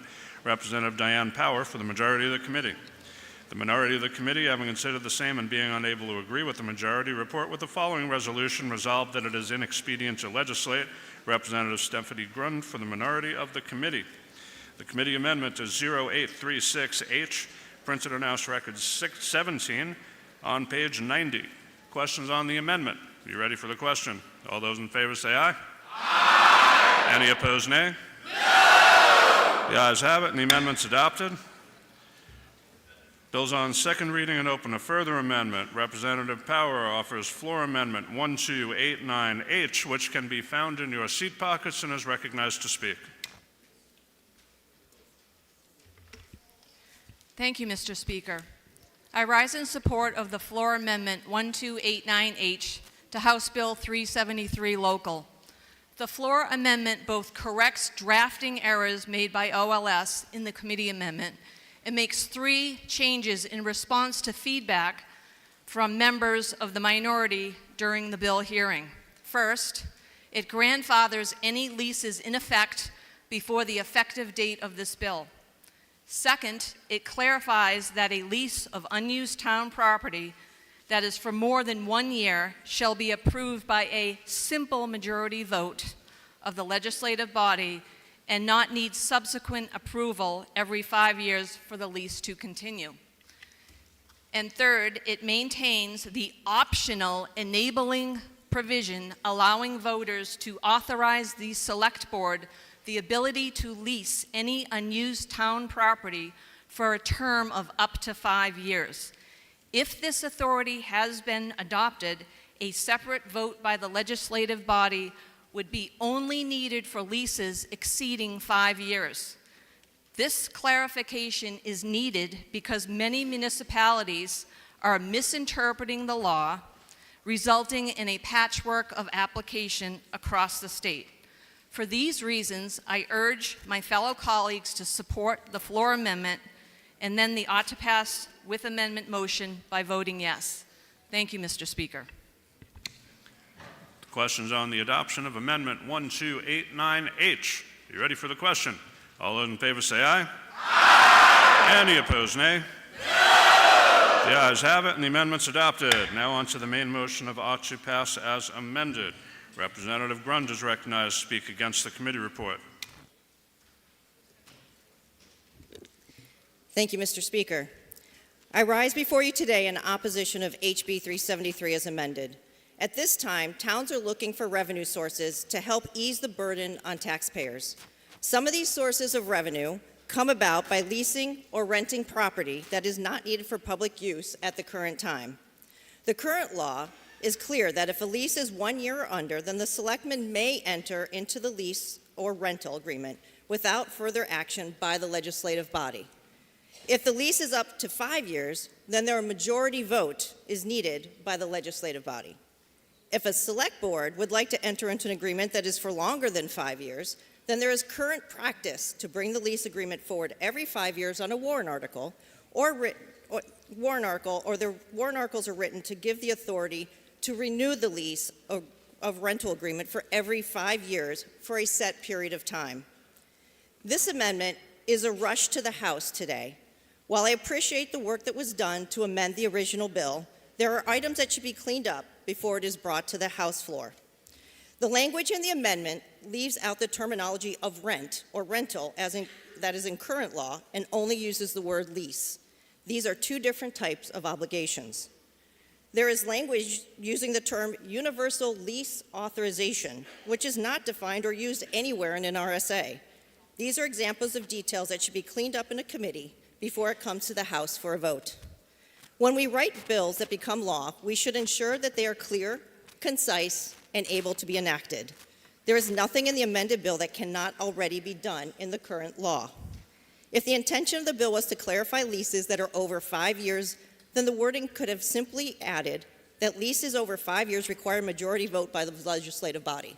There's a lot of wording in this amended bill that makes it seem too complicated to enact. I ask that you join me in voting against the ought to pass as amended motion, as this bill does not do anything more than what you can do with the current law with the current language in the law today. Thank you, Mr. Speaker, and I ask for a division vote. Representative Powers recognized to speak in support of the committee report. Thank you, Mr. Speaker. I rise in support of the motion of ought to pass with amendment for our House Bill 373 local. As I had explained in my floor speech for the floor amendment, that this bill substantially keeps the current law as it is. I took the feedback during the hearing from my colleagues across the aisle, and I dialed back what was originally filed in the bill. That's number one. Number two, to be very clear, the change that remains in the bill is needed because there are instances across the state where this very statute is being misinterpreted and misapplied. And it's important that this legislature strives to have laws on the books that are clear and can be interpreted consistently and applied consistently so that we don't have a patchwork of municipalities and school districts and political subdivisions using the same law and applying it differently. That's chaotic. So, to be clear, what remains in the bill right now is absolutely needed. So for these reasons, I urge my fellow colleagues to support House Bill 373 with amendment and by voting yes. Thank you, Mr. Speaker. Does the member yield for a question? No. Member does not yield. The questions on the majority committee report about to pass as amended. This will be a division vote. Members, take your seats.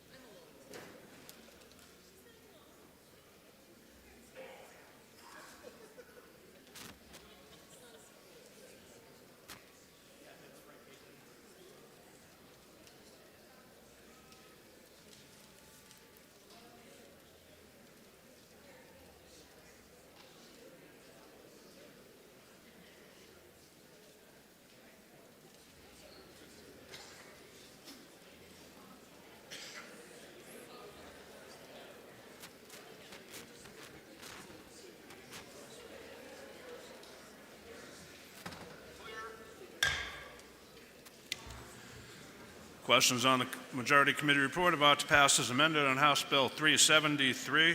This is a division vote, and Representative Colby is recognized for a parliamentary inquiry. Thank you, Mr. Speaker. Mr. Speaker, if I know that this bill as amended would grow the existing statute from 49 words to over 220, and if I know that all these extra words somehow do not change what is already permitted by law, and if I believe this body should not stall revenue-generating efforts by municipalities simply by adding voluminous amounts of content to a statute, and I know we all want our constituents to benefit from lower property taxes, would I then press the red button to support government efficiency and more financial security for New Hampshire residents? Representative Powers recognized for parliamentary inquiry. Thank you, Mr. Speaker. Mr. Speaker, if I know that this bill, as amended, makes only the changes needed to clarify the RSA so that towns are better able to interpret and apply the law and more easily and more confidently enter into leases that generate revenue for the town, would I now vote yes to support the bill as amended and push the green button? Thank you, Mr. Speaker. The questions on the majority committee report about to pass as amended in House Bill 373. This is a division vote. If you're in favor, press the green button. Opposed, press the red. Voting stations are open for 30 seconds.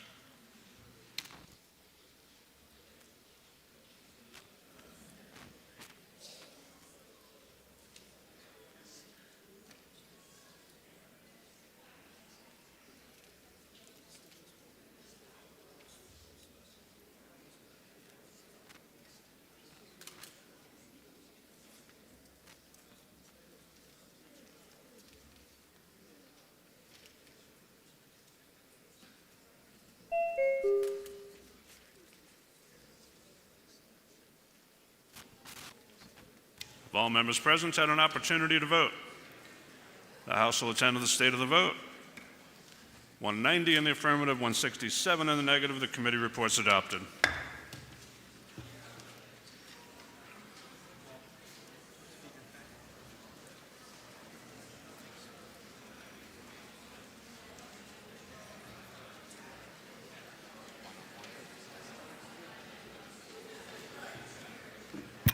Majority of the Committee on Municipal and County Government, to which was referred House Bill 374, an act relative to clarifying references under local tax cap and budget laws.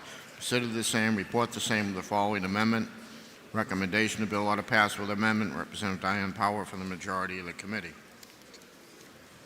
Minority of the committee, having considered the same and being unable to agree with the majority, report with the following resolution resolved that it is inexpedient to legislate. Representative Jim Magliore for the minority of the committee.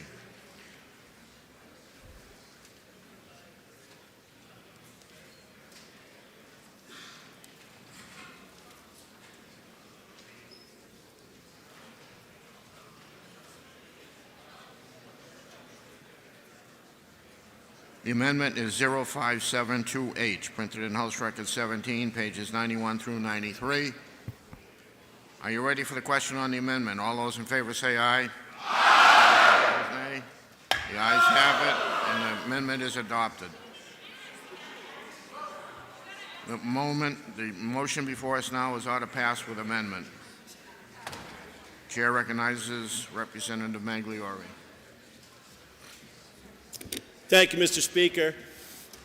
Mr. Speaker, House Bill 374 was introduced as a housekeeping bill crafted to fix all the problems with a bill introduced for the same purpose, passed into law just last year, and that went into effect in September and October. And I agree that the dates in that bill were wrong and needed to be corrected. I agree that the statute references in that bill were wrong and needed to be corrected. And I even agree that the metrics for calculating an accurate school attendance were wrong in that bill. So submitting a bill to correct those errors would indeed be housekeeping.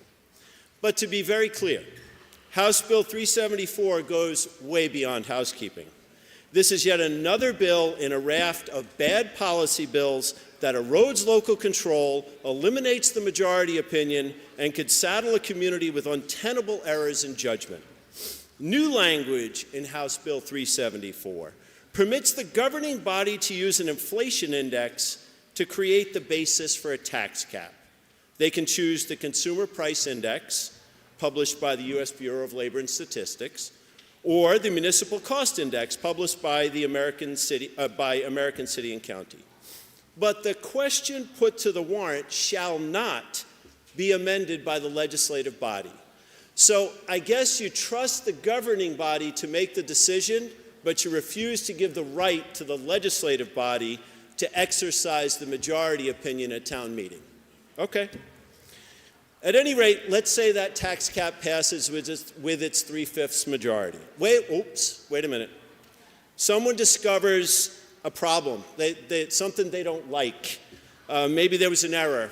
Maybe they need clarification. Maybe something that's just housekeeping in nature. Well, the only way to amend that tax cap is with a 3/5 majority. Imagine if the same rules imposed by this legislature on local communities with this bill we imposed upon ourselves. Imagine if every housekeeping bill required a 3/5 majority to both pass and be amended. With very few exceptions, this body respects the majority vote. Make no mistake, House Bill 374 is not merely housekeeping. This bill impedes the majority at the local level from exercising their rights. It erodes local control, and it is bad policy. Please oppose the OTPA motion, Mr. Speaker, and I ask for a division vote. Thank you. Chair recognizes Representative Power. Thank you, Mr. Speaker. I rise in support of the committee recommendation of ought to pass with amendment for House Bill 374. The bill, as amended, is housekeeping legislation for 2024 Senate Bill 383 to clarify the laws related to the adoption and implementation of a local tax cap and the new school district budget cap. The bill updates current statutory language to correct paragraph and definition references in several places, provides more clear definition of terms, and adds important missing statutory references. Additionally, for both the local tax cap and school district budget cap, the annual date of the inflation index used is changed from January 1st to October 1st to ensure that the reported figure for the inflation index is available for the annual budgeting season. Lastly, the updated language in the bill clarifies that an adjustment to an existing local tax cap or a school district budget cap may be made by a vote of the legislative body without requiring the tax cap to first be rescinded and then subsequently readopted with the proposed change. To conclude, these important statutory modifications ensure clear and consistent adoption and application of local tax caps and school district budget caps across the state. For these reasons, I urge my fellow colleagues to support the committee recommendation of ought to pass with amendment by voting yes on House Bill 374. Thank you, Mr. Speaker. Representative Osborne has asked for a roll call. Is that sufficiently seconded? It is sufficiently seconded. This will be a roll call vote. Members, take your seats.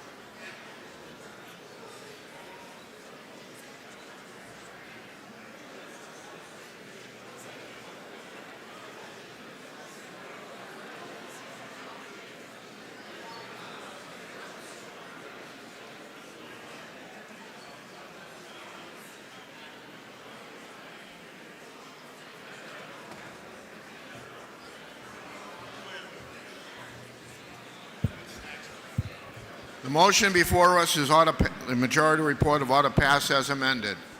House will be in order. On HB 374, this is a roll call vote. Chair recognizes Representative Gilman for a parliamentary inquiry.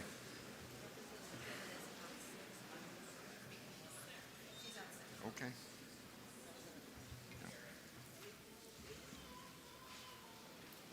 Go ahead. Thank you, Mr. Speaker. If I know this bill takes what used to be considered acceptable simple majority and creates a 3/5 majority on voting, and if I know this bill caps budgets on CPI and MCI does not consider needs of the town, like roads or bridges or additional required costs for new special education students or fluctuations in revenue like rooms and meals tax, and if I know this was not a simple housekeeping bill by impeding the majority at the local level from exercising their rights, would I not press the red button to oppose the OTPA motion? Thank you. Chair recognizes Representative Power for a parliamentary inquiry. Thank you, Mr. Speaker. Mr. Speaker, if I know that the legislature continuously strives to enact laws that are clear and unambiguous in an effort to avoid misinterpretation, which results in a patchwork of application across the state, and if I know that this bill with amendment proactively provides important statutory clarifications relative to the adoption and implementation of local tax caps and school district budget caps in New Hampshire, would I now vote yes to support the committee recommendation of ought to pass with amendment and push the green button? Thank you, Mr. Speaker. The motion before us, majority committee report of ought to pass as amended on House Bill 374. This is a roll call vote. If you're in favor, you'll press the green button. If you're opposed, you'll press the red button. Voting stations are open for 30 seconds.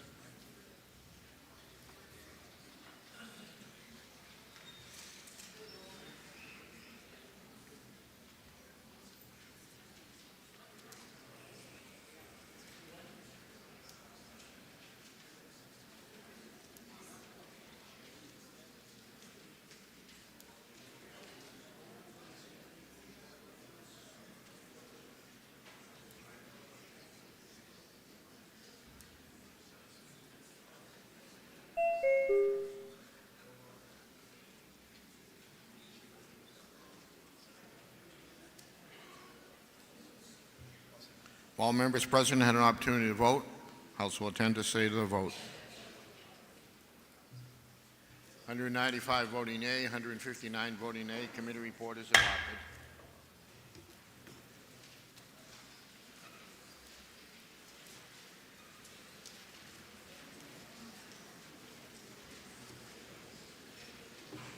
Majority Committee on Municipal and County Government, to which is referred House Bill 413, Act relative to subdivision regulations on the completion of improvements and the regulation of building permits. Consider the same, report the same with the recommendation the bill ought to pass. Senator John McDonnell from the majority of the committee. Minority of the committee, having considered the same, being unable to agree with the majority, report with the following resolution: resolved that it is inexpedient to legislate. Senator Jim Magliore for the minority of the committee. The chair recognizes Representative Frock. Frock. Frack.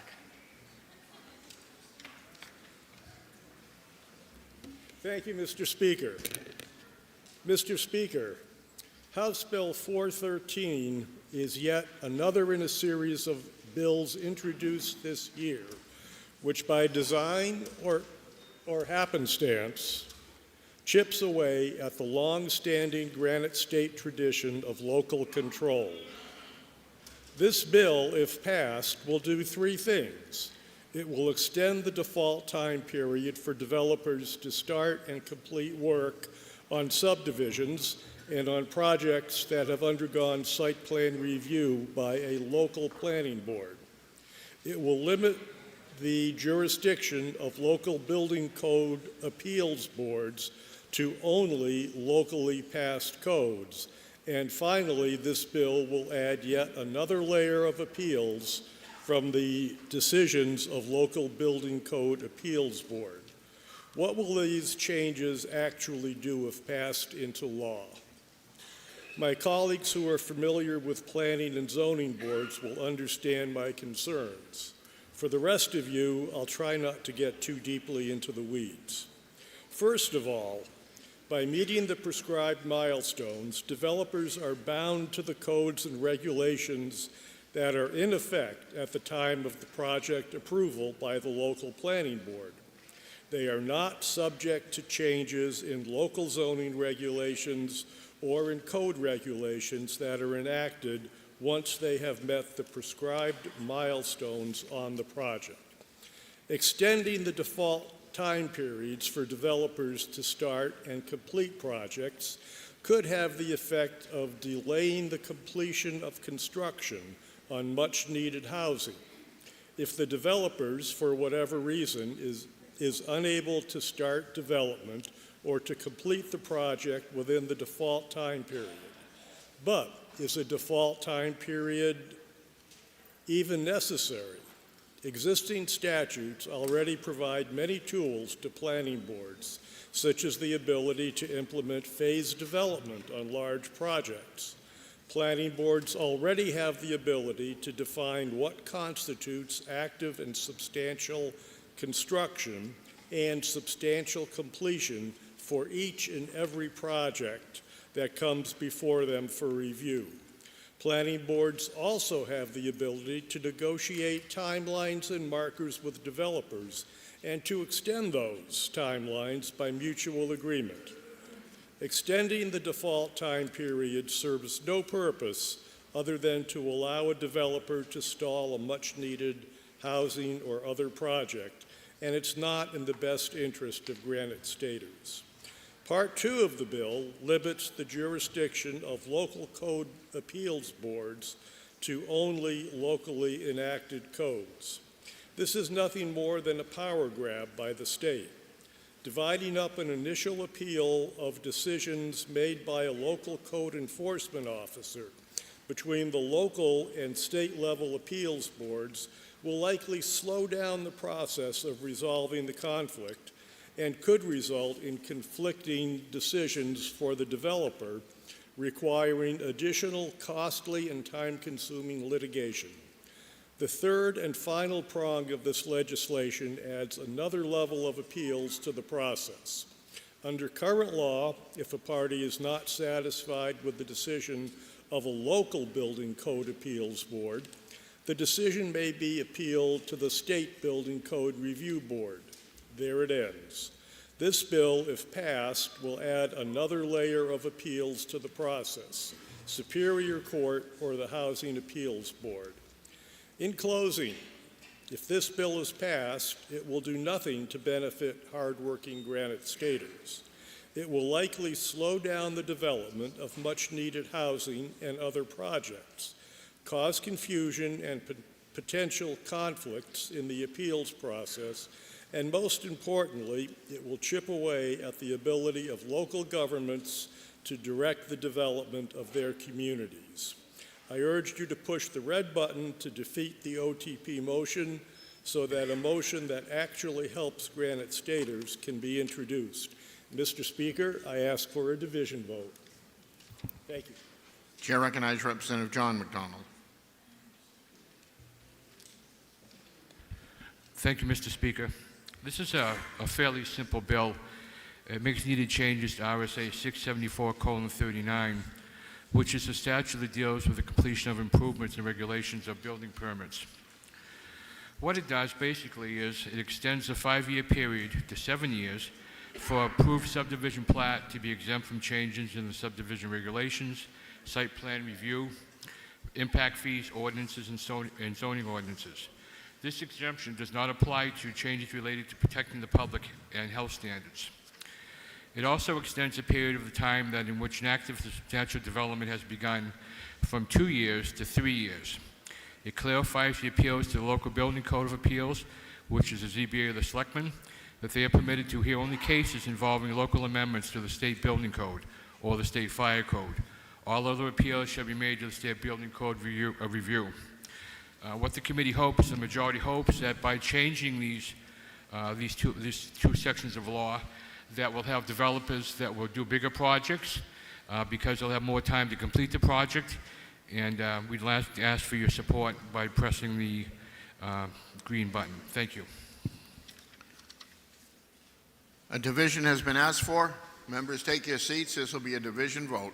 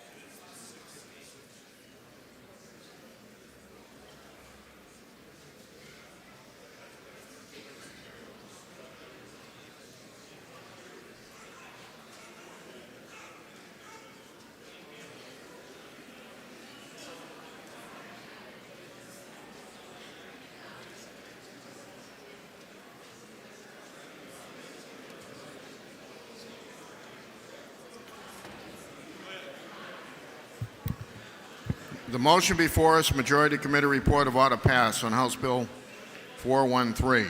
This is a division vote. Chair recognizes Representative Stavas for parliamentary inquiry. Thank you, Mr. Speaker.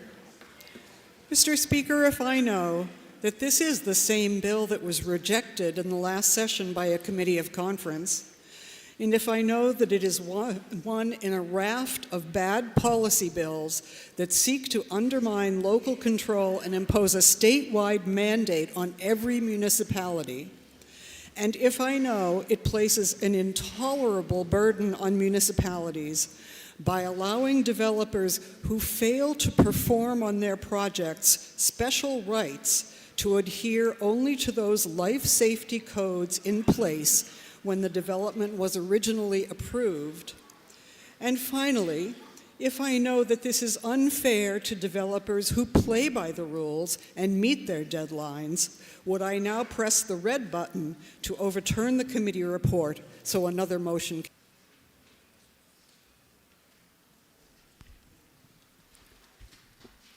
Thank you, Mr. Speaker. If I know that a 2-year site review extension on impact fees, ordinances, zoning ordinances, but not including protecting public health standards, would help municipalities better control and manage subdivision developments. Mr. Speaker, if I know that House Bill 413 better clarifies the appeals process from municipal level through the State Building Code Review Board, through the Superior Court, or the Housing Appeals Board, would I now then press the green button? Thank you, Mr. Speaker.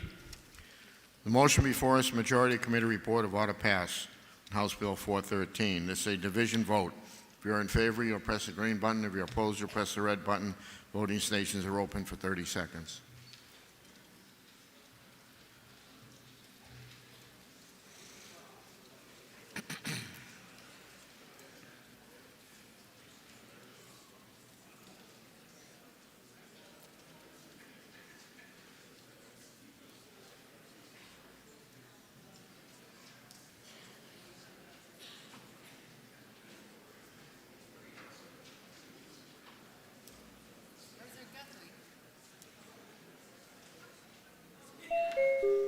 Representative Pizarro.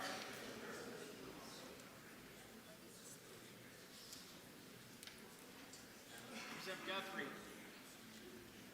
Hey, you gotta give me a thumb, sir.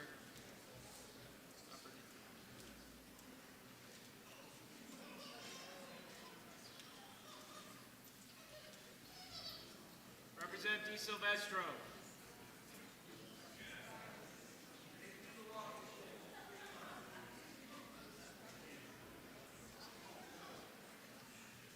If all members present had an opportunity to vote, the House will attend to state of the vote. 185 voting yea, 167 voting nay. Committee report is adopted.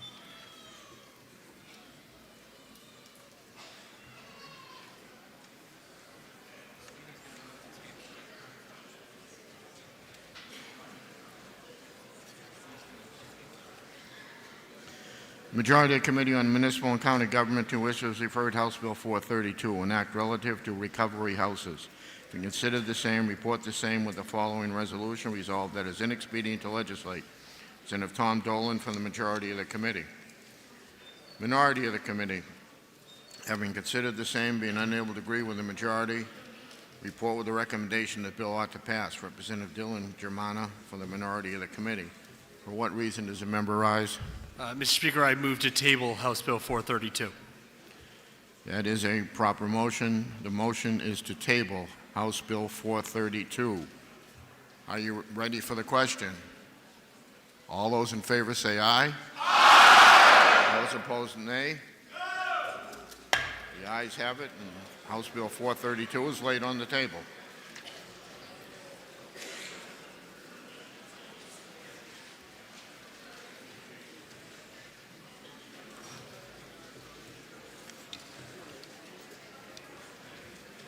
The majority of the Committee on the Municipal and County Government, to which was referred House Bill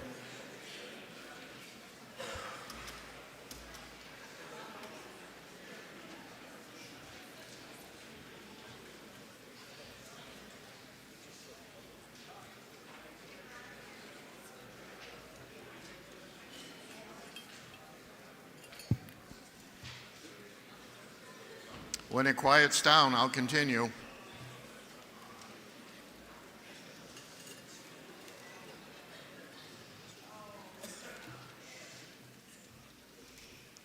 An act relative to the reductions from the default budget for official ballot town meetings. Consider the same, report the same with the following amendment. Recommendation that the bill ought to pass with amendment. Senator Diane Power from the majority of the committee. Minority of the committee, having considered the same, being unable to agree with the majority, report with the following resolution. Resolved as inexpedient to legislate. Representative Elena Colby from the minority of the committee. The amendment is 0600H, printed in House Record 17, page 104-105. Are you ready for the question on the amendment? All those in favor say aye. Aye. Those opposed, nay. No. The ayes have it. The amendment is adopted. The motion before us now was ought to pass with amendment. Chair recognizes Representative Colby.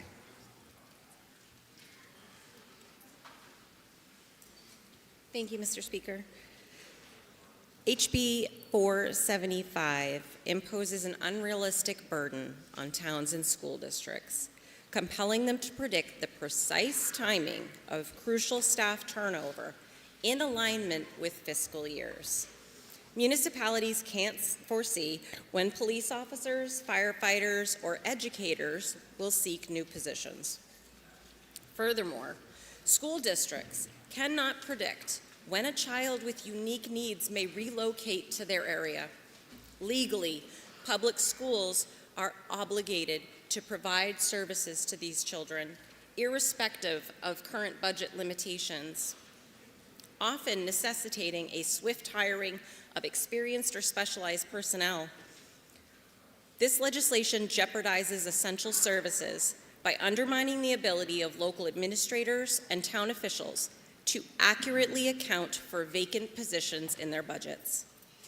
In committee, we heard conspiracy theory type claims that unspent funds for open positions are being mismanaged, and worse, accusations that department heads are keeping these positions open to use as a slush fund. Not surprisingly, no evidence was brought forth to support any of the shameful allegations. The truth is that municipalities often reallocate unused funds from vacant positions to supplement unanticipated overtime pay or to hire outside contractors to fill critical gaps in coverages. These aren't shell games. They're necessary shifts arising from very real recruitment and retention crisis affecting our school districts, police, fire, and public works departments. This legislation's constraints will severely impact the ability of all municipalities to provide critical, even life-saving services to your residents, ultimately harming communities throughout New Hampshire. The stakes are high, and the promise of federal funding is low. We cannot afford to gamble with the safety and well-being of our towns and school districts. I urge you to vote no on the ought to pass as amended, so a fiscally responsible motion can be made. And Mr. Speaker, I call for a roll call. Chair recognizes Representative Dunn. Thank you, Mr. Speaker. I am here today to make a small change in the way the default budget is calculated. The fixes I'm proposing in this legislation will not solve all the problems, but it will move in the right direction. The default budget, in simple terms, is based on the previous year's operating budget with adjustments, debt, contracts, and obligations. A major concern in the existing calculation is that the default budget contains monies allocated for use in unfilled positions. This current practice allows towns to use this money on items that have not been approved by the voters. This bill clarifies that all the salaries, benefits for all the vacant positions and the remaining open and unfilled shall not be included into the default budget. Towns will hire unfilled positions so they can use the money to pay for other areas of the budget that are underfunded or overspent. This current practice leads to inefficiency, wasteful spending, and leads to lack of trust and transparency in government. This bill states that there is a vacant position and is not filled in 1 year's time. That money cannot be put into the default budget. This practice needs to end. If this position is needed, it should be filled. If it is not needed, it should be eliminated. This will improve fiscal transparency by not inflating the true spending needs of the fiscal budget. By eliminating these unfilled positions, it also allows towns to prevent spending on items that voters have not approved on warrant articles. By passing this legislation, we have an opportunity to lower property taxes. Unfilled positions inflate default budgets, thus increasing your property taxes. I urge you to vote ought to pass. Thank you, Mr. Speaker. Representative Osborne asked for a roll call. Is that sufficiently seconded? It is sufficiently seconded. This will be a roll call vote. Members, take your seats.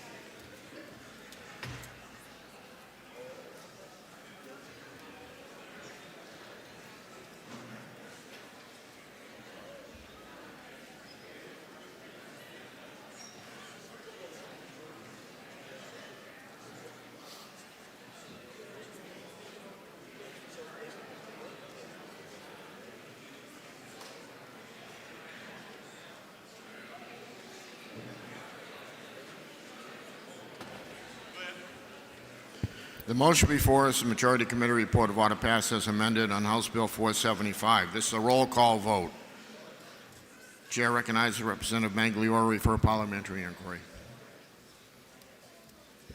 Thank you, Mr. Speaker. Mr. Speaker, if I know locally elected school and municipal officials must retain their ability to manage the prudent affairs of their communities, including hiring employees in an incredibly challenging labor market, without the long arm of Concord reaching into their local governments. And if I know eliminating salaries and benefits for employees in the default budget, including salaries for police officers, fire rescue personnel, and school teachers, will put a stranglehold on schools and municipalities from hiring qualified employees. And Mr. Speaker, if like many of my friends on the other side of the aisle, after serving many years on my local budget committee and many years on my local select board, I know default budgets are crafted to merely keep the doors open and the lights on, then Mr. Speaker, would I press the red button to stop yet another bad policy bill from eroding local control? Thank you. Chair recognizes Representative Power for parliamentary inquiry. Thank you, Mr. Speaker. Mr. Speaker, if I know that this bill, with amendment, closes loopholes, allowing default budgets to be artificially inflated, and if I know that closing these loopholes will ensure that default budgets are truly minimal operating budgets that maintain the same level of services for towns and school districts without unnecessary extra spending, would I now vote yes to support the committee recommendation of ought to pass with amendment and push the green button? Thank you, Mr. Speaker. The motion before us, Majority Committee report of order passed as amended on House Bill 475. This is a roll call vote. If you're in favor, you'll press the green button. If you're opposed, you'll press the red button. Voting stations are open for 30 seconds.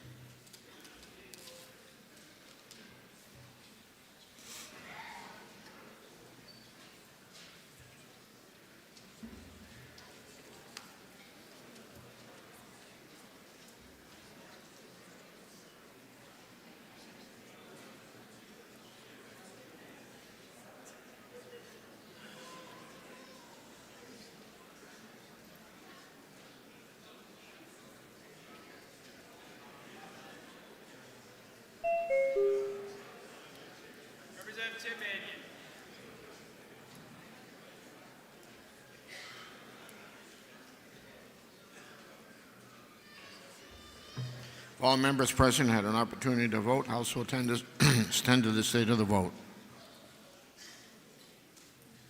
195 voting yea, 159 voting nay. Committee report is adopted.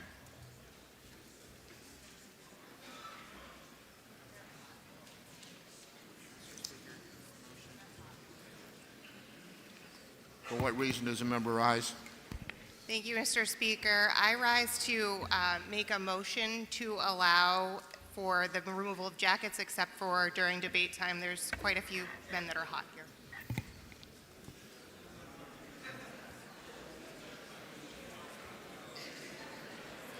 We don't need to vote on it. Without objection, Majority of the Committee on Municipal and County Government, to which was referred House Bill 613, an act relative to enabling local political subdivisions to vote instead of reduced default budget option. Consider the same, report the same with the following amendment and a recommendation that the bill ought to pass with amendment. Representative Diane Power for the majority of the committee. Minority of the committee, having considered the same, being unable to agree with the majority, report with the following resolution resolved that it is inexpedient to legislate. Representative Julie Gilman for the minority of the committee. The amendment is 0795H, printed in House Record 17, page 118. You ready for the question on the amendment? All those in favor say aye. Aye. Those opposed, nay. No. The ayes have it, and the amendment is adopted. The motion before us now is ought to pass with amendment, and the chair recognizes Representative Grunt. Thank you, Mr. Speaker.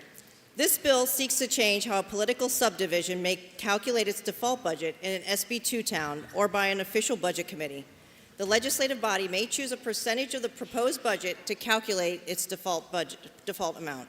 While this is a laudable effort to give voters more input on spending or lack thereof, the bill ignores some RSAs regarding default budgets that are currently established and presented in the affected chapter ahead of those proposed changes.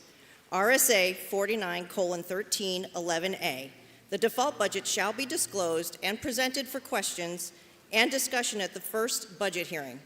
The governing body or official school budget committee shall complete a default budget form created by the Department of Revenue Administration, which was not consulted, to demonstrate how the default budget amount is calculated. If this bill passes, you could simply say, it's a percentage of the proposed budget. But the RSA goes further. It requires that line item details for changes to calculations shall be available for inspection by voters. The form and associated calculations shall at a minimum include identification of specific items that constitute a change by account code and the reason for each change. Are these amounts calculated by the various governing bodies or committees? This bill doesn't say. Since this bill also prohibits any changes to the wording of the default budget question at the deliberative session, does that mean no line item calculated by a governing body may be changed? Does it mean the percentage amount may not be amended at the deliberative session? While this bill can provide voters with seemingly more authority on budget issues, it takes away the transparency already established in law. If a municipality chooses this method of budget calculation, it can be adopted, rescinded, or readopted every year, leading to confusion as to which property tax bill is affected by which number and when does it. Municipalities that choose this method of calculating default budgets choose to spend less and less on their communities, as each year's default may be a percentage of last year's default. Less and less does not mean make an attractive community. Thank you, Mr. Speaker, and I ask for a division vote. Chair recognizes Representative Harvey Bollier. Thank you, Mr. Speaker.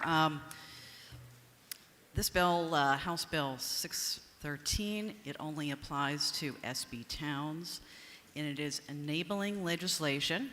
It provides that a legislative body may adopt a reduced default budget option, meaning that it will have an additional option on their ballot.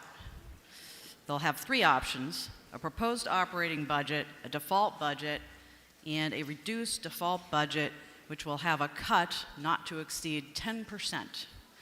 So, Mr. Speaker, I ask you to join me on this raft of good tax cuts and vote yes on House Bill 613. Thank you. Representative Osborne has asked for a roll call. Is that sufficiently seconded? It is sufficiently seconded. This will be a roll call vote. Members, take your seats.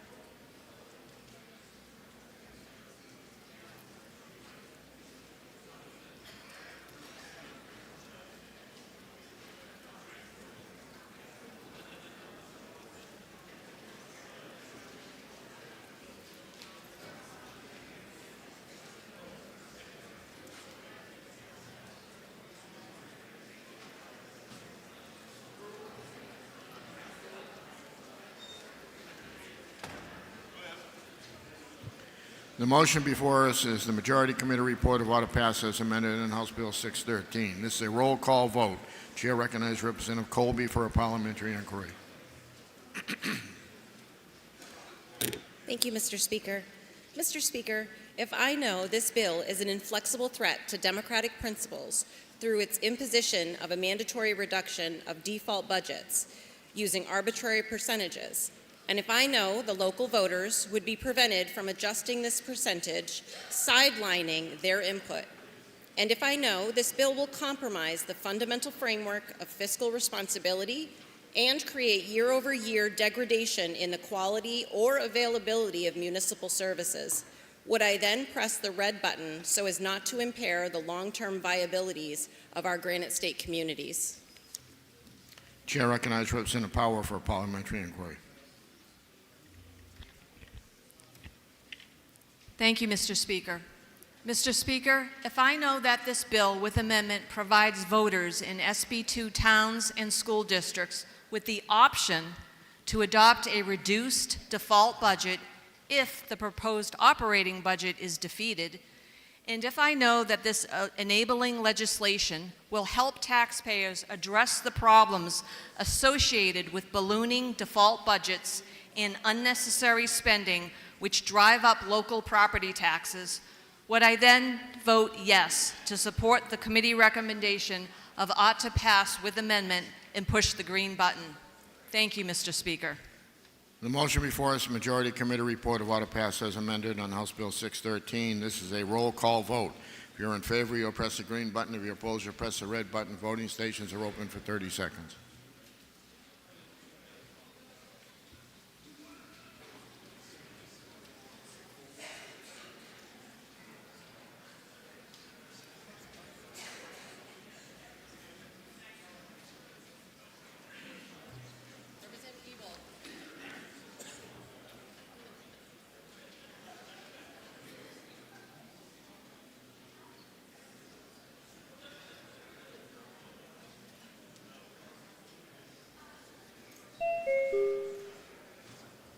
All members present had an opportunity to vote. House will attend to stay the vote.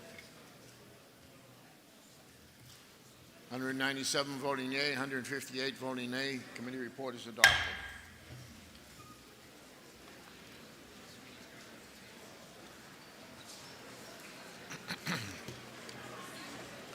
Majority of the Committee on Resources, Recreation, and Development, to which was referred House Bill 568. An act allowing subdivision regulations concerning water supply. Having considered the same, report the same with the following resolution: resolved that it is inexpedient to legislate. Representative Tanya Donnelly for the majority of the committee. Minority of the committee, having considered the same, being unable to agree with the majority, report with the recommendation the bill ought to pass. Representative Linda Ryan for the minority of the committee. For what reason does the member rise? To lay House Bill 568 on the table. That is a proper motion. The motion before us is to lay House Bill 568 on the table. Are you ready for the question? All those in favor say aye. Aye. Those opposed, nay. The ayes have it, and House Bill 568 is laid on the table.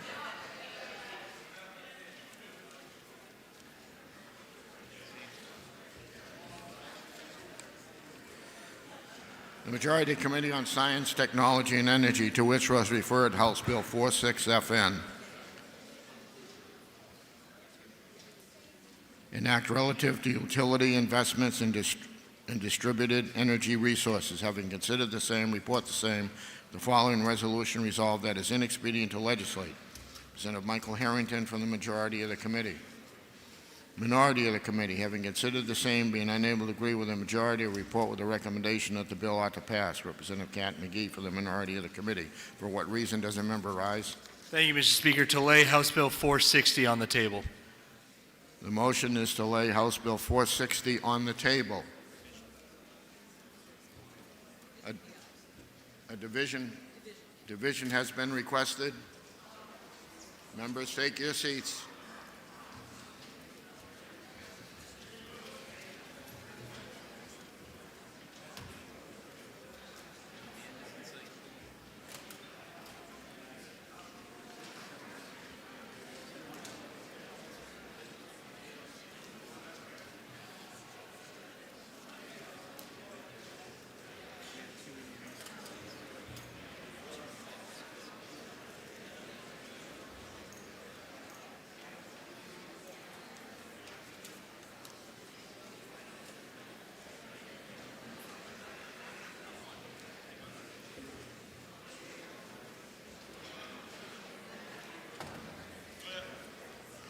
The motion before us is to lay House Bill 460 on the table. This is a division vote. The chair recognizes Representative McGee. No, Harrington. Thank you, Mr. Speaker. Wait a minute. Yes. The chair recognizes Representative Harrington for a parliamentary inquiry. Thank you, Mr. Speaker. Mr. Speaker, if I know this is a very complicated bill that's going to be moved in front of the PUC with the input from the Department of Energy and many other people, and if I also know it's really not need to be debated here, would I push the green button to table this bill? Chair recognizes Representative McGee for a parliamentary inquiry. Thank you, Mr. Speaker. If I know that we made an agreement yesterday that we would table all 6 of our ST&E bills in favor of the body, and that this is actually a very short and simple bill, and that is the way we will be describing it, it's actually a one-sentence bill that covers only 9 lines, then would I now push the red button so that we can get on with this very simple bill? The motion before us is to table House Bill 460. This is a division vote. If you're in favor, you'll press the green button. If you're opposed, you'll press the red button. Voting stations are open for 30 seconds.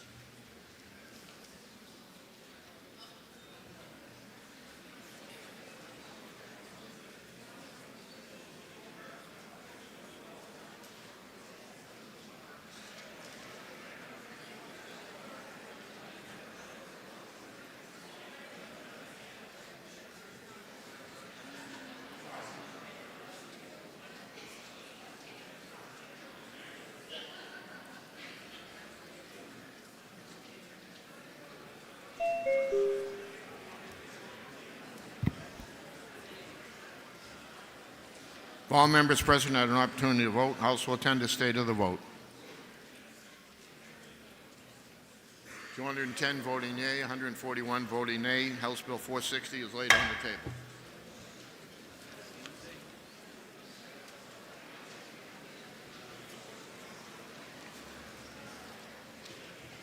Majority of the Committee on Science, Technology, and Energy, to which was referred House Bill 537, an act relative to electric rates approved by the Public Utilities Commission for residential condominium property.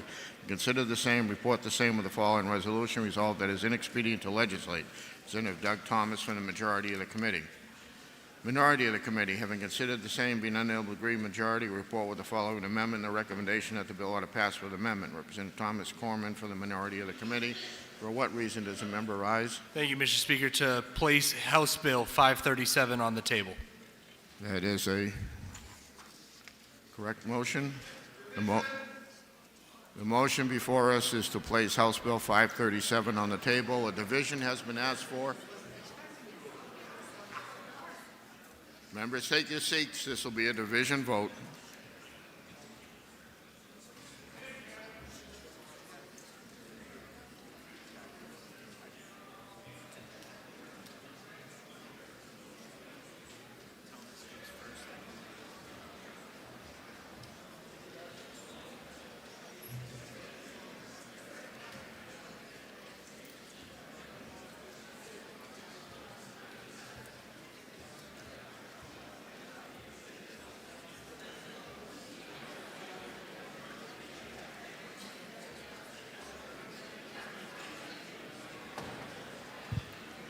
The motion before us is to lay House Bill 537 on the table.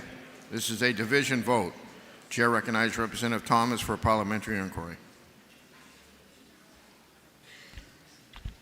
Thank you, Mr. Speaker. Mr. Speaker, if I know that the Public Utility Commission says that condos are inherently commercial businesses, and if I also know that we heard in testimony that the utilities were willing to work things out amongst the HOAs, and therefore there's really no need for a legislative action on this bill. Therefore, why should we put more bureaucracy into the electrical system? So if I believe all of this, please press the green button to ITL this bill. To table a bill, excuse me. Chair recognizes Representative Corman for a parliamentary inquiry.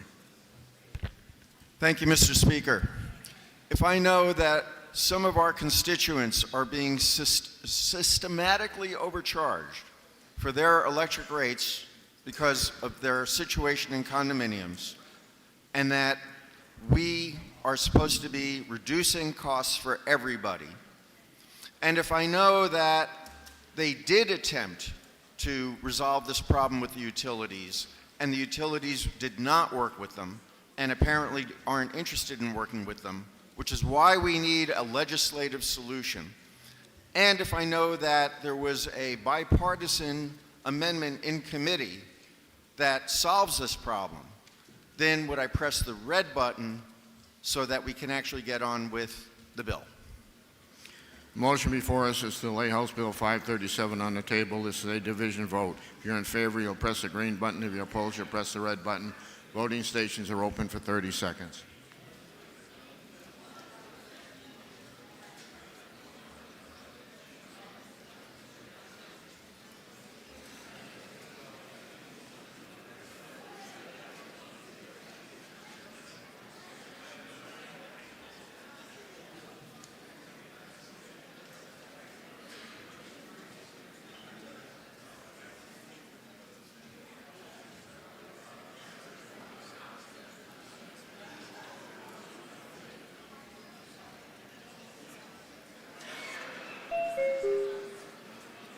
Representative Tom Dolan.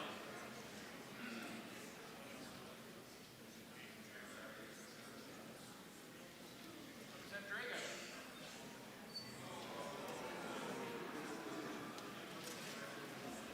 Representative Dargy.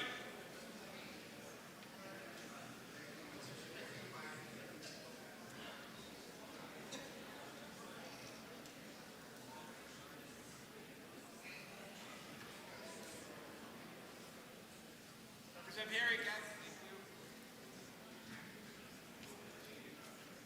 Representative.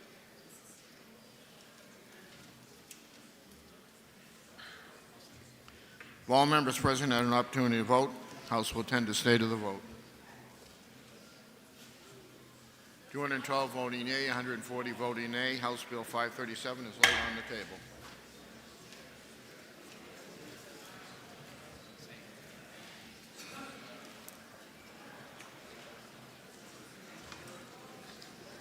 Majority of the Committee on Science, Technology, and Energy, to which was referred House Bill 690 FN, an act directing the Department of Energy to investigate the state's withdrawal from the ISO New England and other strategy decisions that impact ratepayers in relation to New England's environmental policy. Having considered the same, report the same with the recommendation that the bill ought to pass. Representative James Summers from the majority of the committee. Minority of the committee.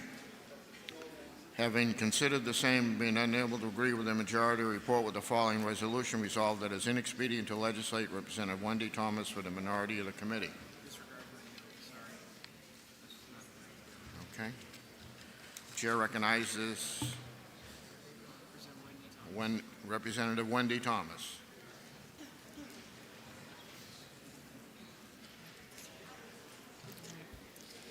Thank you, Mr. Speaker. Mr. Speaker, I rise today in opposition to HB 690. While it may appear to be a simple investigation, let's be clear. This is the first step towards a misguided and costly attempt to withdraw New Hampshire from ISO New England. First, look at the title of this bill. It doesn't suggest that we find ways to improve the system and make things simpler or more cost-effective, as the consumer advocate had hoped for. Instead, it directs the Department of Energy to investigate New Hampshire's withdrawal from ISO New England and strategies that could impact ratepayers in relation to New England's environmental policies. Withdrawal, a move that even the consumer advocate diplomatically stated is unlikely to happen and not in our best interest. ISO New England is what ensures we have a reliable, affordable, and stable power grid. It manages the flow of electricity across 6 states, balancing supply and demand in real time. If we leave this system, we cut ourselves off from this interconnected network, exposing our residents to unnecessary risks. If New Hampshire withdrew from ISO New England, we would be like Texas, that uses ERCOT and which avoids federal regulations and maintains self-control over its energy policies. It also creates several significant vulnerabilities and challenges. Let's just take a look at what's happening in Texas. Since Texas is not interconnected with the neighboring grids, it cannot easily import electricity during emergencies. When power generation fails, as was seen during Winter Storm Uri in 2021, Texas cannot rely on other states for support, resulting in widespread blackouts. People froze to death in their homes during that storm. Texas's grid isolation leaves it vulnerable to extreme weather events, including both winter storms and summer heat waves. Without access to external power reserves, shortages are more likely, putting residents at risk. ERCOT operates under a deregulated, energy-only market that incentivizes low-cost production rather than reliability investments. Power generators are not required to maintain excess capacity, meaning the grid lacks a safety buffer during high-demand periods. Unlike other regions regulated by the Federal Energy Regulatory Commission, or FERC, ERCOT operates independently. This allows Texas to sidestep federal reliability standards, which can lead to inadequate infrastructure maintenance and fewer protections for consumers. Deregulated independent energy providers. Where have we heard that before? Trick question last week. Because of its deregulated market, electricity prices in Texas can skyrocket during crises. During Winter Storm Uri, electricity prices surged to the state-imposed cap of $9,000 per megawatt hour, leading to financial ruin for consumers and energy providers alike. To put that into perspective, wholesale power prices outside of Texas averaged $34.84 per megawatt hour in the real-time energy market in October 2024. The ratepayers of Texas asked the courts to correct what they thought was an egregious mistake. The courts came back with the decision, sucks to be you, pay up. Yeehaw. And are we seriously even wanting to consider having that here in New Hampshire?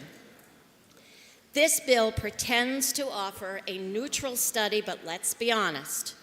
We already know the costs of withdrawal. Exit fees, duplicative services, and a loss of regional collaboration would only drive up rates for consumers. Worse yet, we would sacrifice reliability. When extreme weather hits, we rely on the grid's ability to draw power from neighboring states. Abandoning that safety net would leave us incredibly vulnerable. Additionally, this study would waste taxpayer dollars on a hypothetical scenario that has already been examined in other states. Connecticut recently explored withdrawal and found it to be infeasible and economically reckless. Maine studied it as well in a 2020 memorandum titled ISO-Nexit, which explored the legal feasibilities of withdrawing from ISO New England. The conclusion was clear. While legal pathways exist, such a move would lead to significant uncertainty and complexity.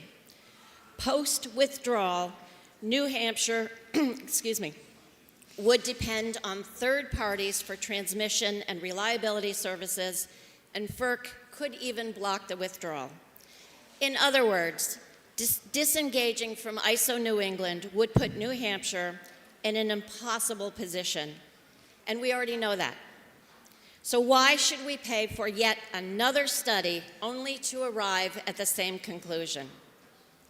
Instead of pursuing this costly and speculative dream, we should be focusing on real solutions like expanding renewable energy, improving grid reliance, and advocating for fairer market reforms within ISO New England.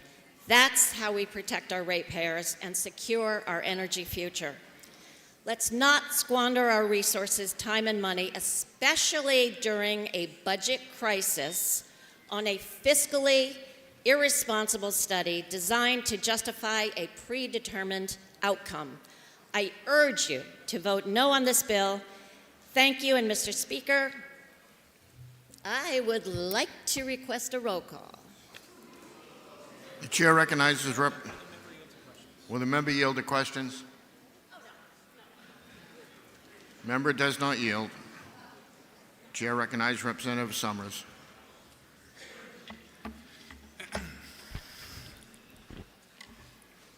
Thank you, Mr. Speaker. Mr. Speaker, I rise today in support of HB 690. HB 690 directs the Department of Energy to investigate the state's withdrawal from ISO New England and other strategic decisions affecting ratepayers in relation to New England's environmental policy. This bill would finally find the result of the cost and the benefits of being a member of this regional 6-state ISO New England grid. Mr. Speaker, when I wrote this bill, I could not help but see a direct comparison with New Hampshire and with Canada's troubles and catastrophic economic downturn, specifically Alberta. Alberta has over 98% of all the oil in Canada. However, because other provinces do not allow pipelines through their territory, Alberta has no choice but to sell only to the United States.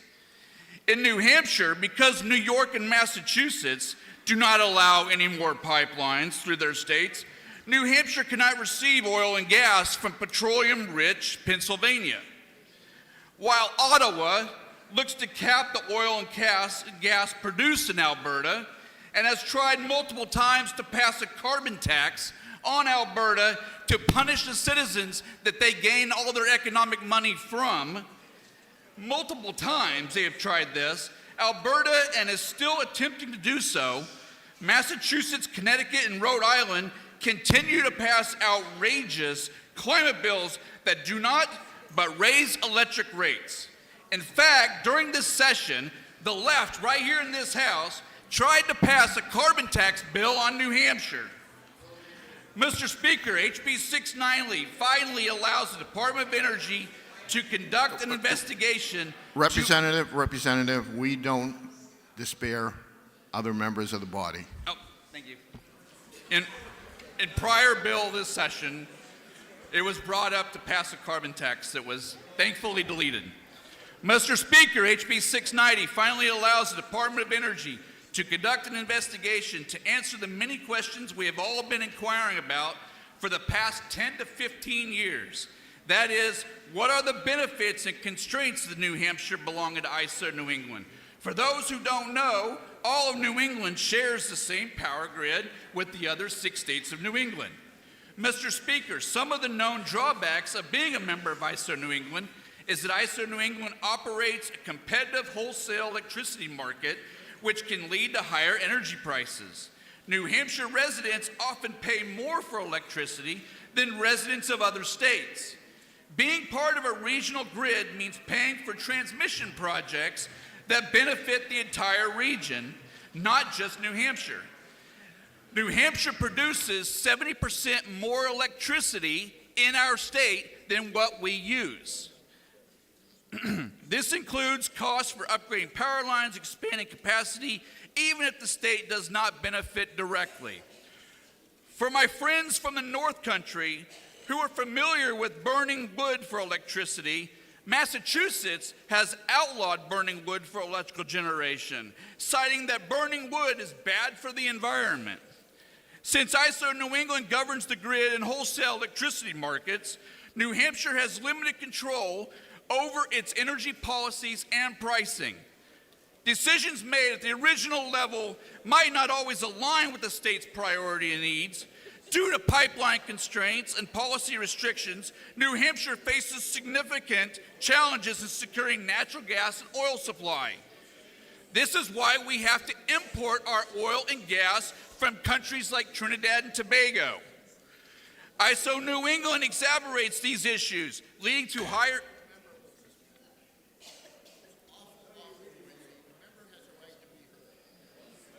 freedom of speech. The member has a right to be heard, and it's awful noisy. The member may continue. Sorry to cause such an uprising. Mr. Speaker, New Hampshire consumers pay some of the highest electricity rates in the country due to these supply constraints. ISO New England has warned of potential rolling blackouts and extreme cold due to these natural gas shortages. Mr. Speaker, the opposition to this bill stated that this bill is an unnecessary and costly exercise that risks destabilizing New Hampshire's energy future. I think it's about time to understand all the benefits, price constraints, questions that we have been asking for almost 2 decades now. Mr. Speaker, you know, climatology, I turn off every light, unplug everything, and sit in the dark regularly. However, I apologize to those green climatologists out there. I still haven't figured out how to stop the methane from my private sewage system. Mr. Speaker, I ask you to press the green button to pass this critical bill. Thank you very much. Representative Wendy Thomas has asked for a roll call. Is that sufficiently seconded? It is sufficiently seconded. This will be a roll call vote. Members, take your seats.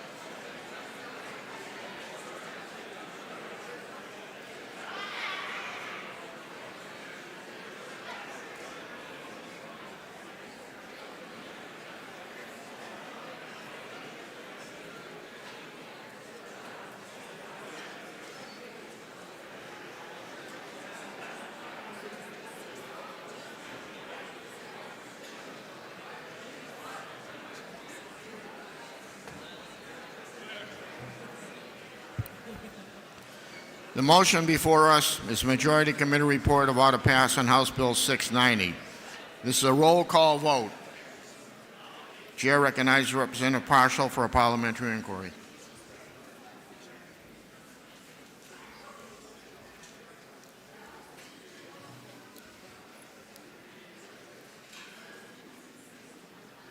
I'll wait. Mr. Speaker, if I know that the loss of economies of scale, along with market access to competitively priced energy, risks even greater volatility at a time when our constituents are already burdened with skyrocketing energy costs. And further, because similar studies in Maine and Connecticut have determined that exit was not in the public interest. The likelihood of us attaining the required federal approval is highly unlikely. I'm not sure where Alberta weighs in on this one, though. And finally, if I know that New Hampshire does not produce more electricity than it needs. In fact, the state of New Hampshire generates no electricity. We rely on power purchase agreements with private utilities that under free market capitalism will sell to where the price is best. And like I said before, due to economies of scale, this will most likely not be New Hampshire. Then, would I now refuse to authorize a study by unelected bureaucrats at an undetermined cost by pushing the red button? Thank you. Chair recognizes Representative Naughter for a parliamentary inquiry. Thank you, Mr. Speaker. Mr. Speaker, if I know that this bill tells our Department of Energy to look into ways to protect New Hampshire ratepayers from the reckless decarbonization policies of our neighboring states, would I then press the green button to provide long-range protection to New Hampshire's ratepayers? Thank you, Mr. Speaker. The motion before us, Majority Committee report of ought to pass on House Bill 690. This is a roll call vote. If you're in favor, you'll press the green button. If you're opposed, you'll press the red button. Voting stations are open for 30 seconds.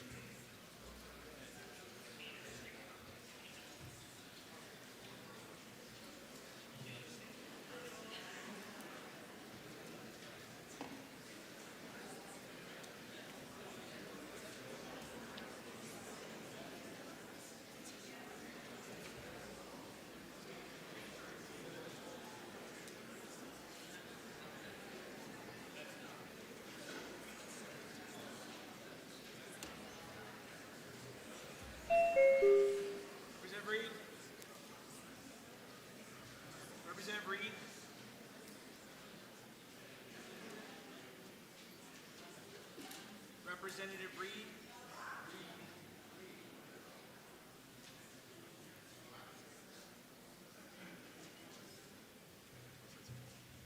If all members had an opportunity to vote, House will attend to stay to the vote.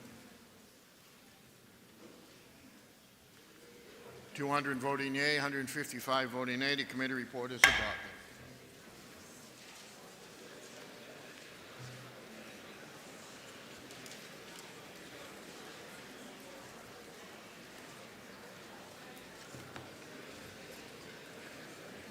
Majority of the Committee on Ways and Means, to which was referred House Bill 402, Act relative to liability as taxable income of the Education Freedom Account payments.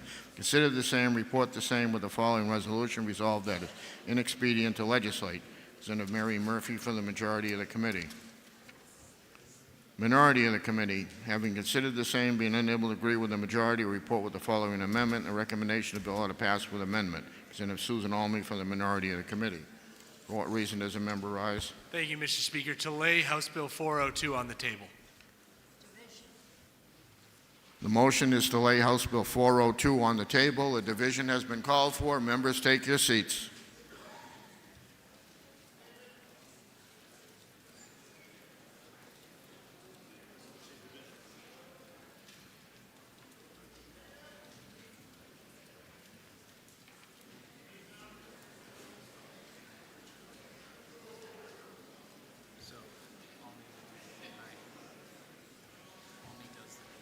Yeah.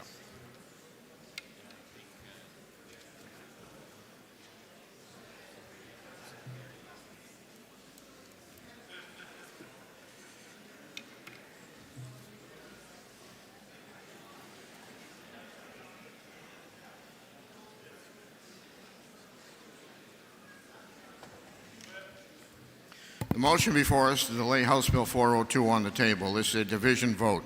Chair recognizes Representative Mary Murphy for a parliamentary inquiry.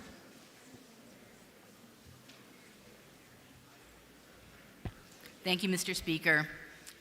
If I know that passing HB 402 FN would harm our most vulnerable families participating in the Education Freedom Account program by creating a federal tax liability for funds that they actually never receive and must be returned to the state by the tax-exempt entity that administers the EFA program if unspent, and if I know that EFAs are funded by tax dollars, there's three sources: the SWEPT, the sin taxes, and then donations that are actually tax credits. So it's illegal to tax them because it would be double taxation. And if I know that the IRS topic number 421 specifically states that scholarships and grants are taxable when the check is paid to an individual subject to federal taxation, which the EFAs are not, it's paid to a charitable entity. And finally, if I know that passing HB 402 FN would cause the state of New Hampshire to incur a new cost of generating and mailing 1099s to all EFA participating families, then would I vote to table HB 402 FN and press the green button. Chair recognizes Representative Almy for a parliamentary inquiry. Thank you, Mr. Speaker. Mr. Speaker, since I believe that the parents of children in the EFA program need protection from the faulty tax advice in our EFA law, since I know that the foremost and totally apolitical tax attorney in our state has brought us proof that the IRS can audit, charge, and fine the wealthier parents currently in the program, because 12 of the program's 15 expenditure classes are potentially taxable at the federal level by the IRS.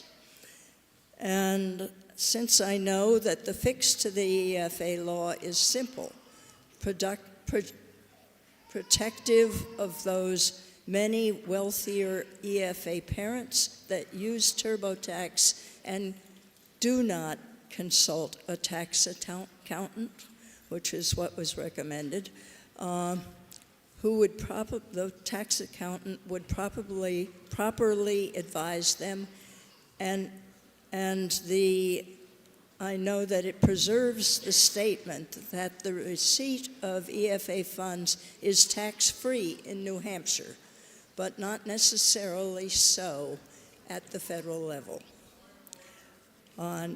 Then, shouldn't I press the red button to allow this small but important correction of our existing law to be heard? Thank you. The motion before us is to lay House Bill 402 on the table. This is a division vote. If you're in favor, you'll press the green button. If you're opposed, you'll press the red button. Voting stations are open for 30 seconds.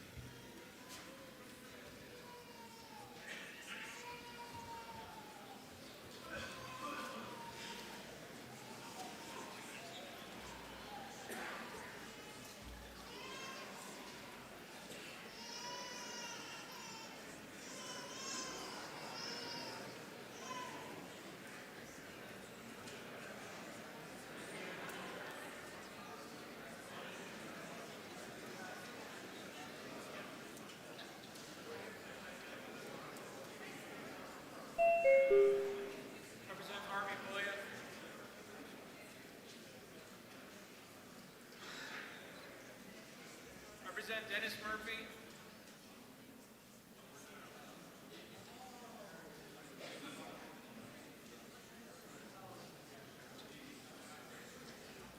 Representative Reed. Representative Reed.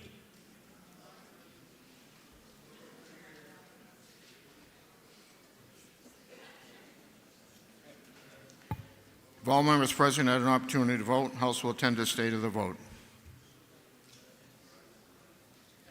202 voting yea, 149 voting nay. House Bill 402 is laid on the table.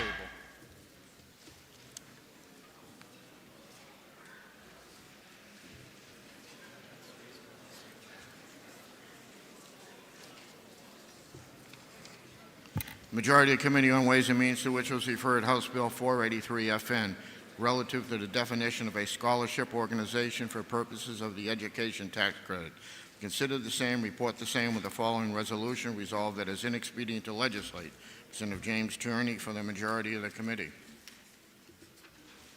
Minority of the committee, having considered the same, being unable to agree with the majority, report with the recommendation that the bill ought to pass. Representative Dennis Malloy for the minority of the committee. For what reason does the member rise? Thank you, Mr. Speaker. To table House Bill 483. It's a proper motion. The motion is to table House Bill 483. A division has been called. Members, take your seats.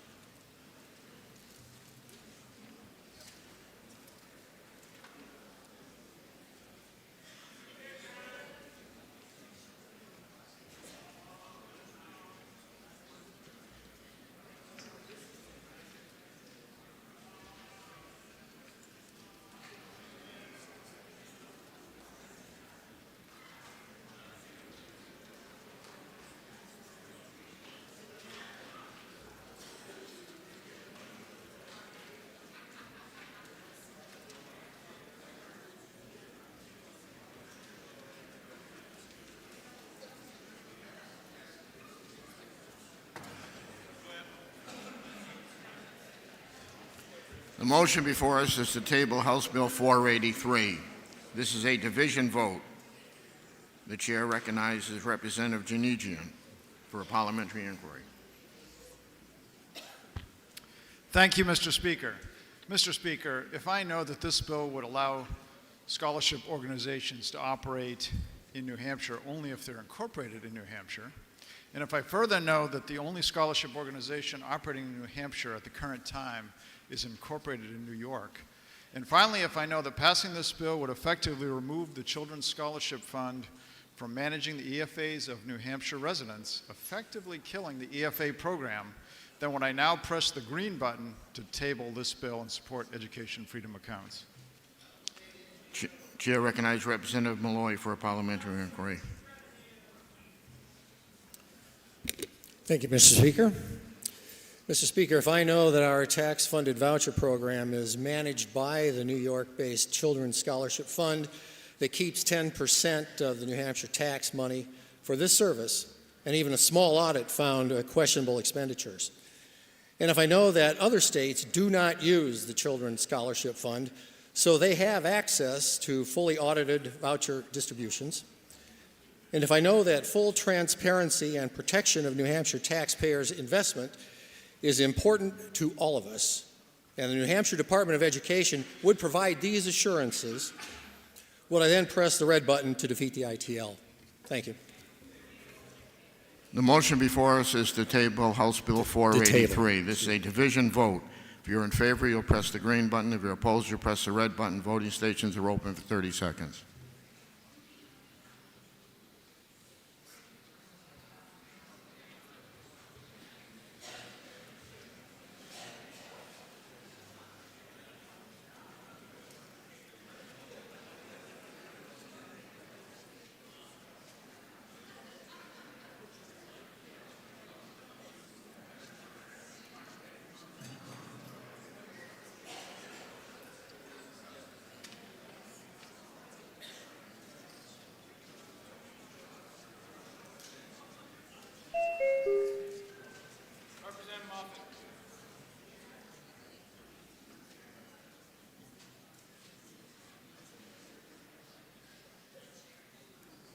Representative Newell.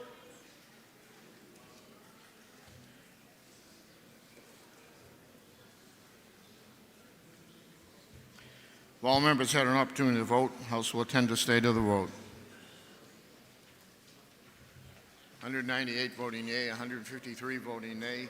House Bill 483 is laid on the table.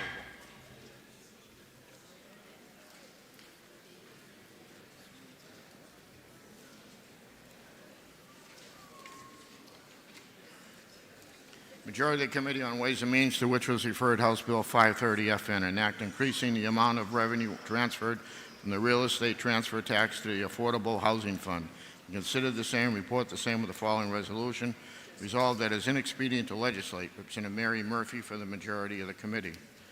Minority of the committee, having considered the same, being unable to agree with the majority, report with the recommendation the bill ought to pass. Mr. Thomas Opel for the minority of the committee. For what reason does the member rise? Thank you, Mr. Speaker. To lay House Bill 530 on the large table. The motion is to lay House Bill 530 on the table.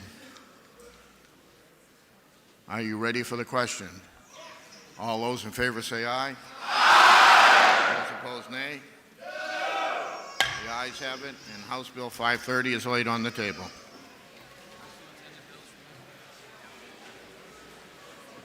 We're now on the bills removed from the consent calendar. Committee on Commerce and Consumer Affairs, to which was referred House Bill 517 FN, an act repealing the Granite State Paid Leave Family Plan.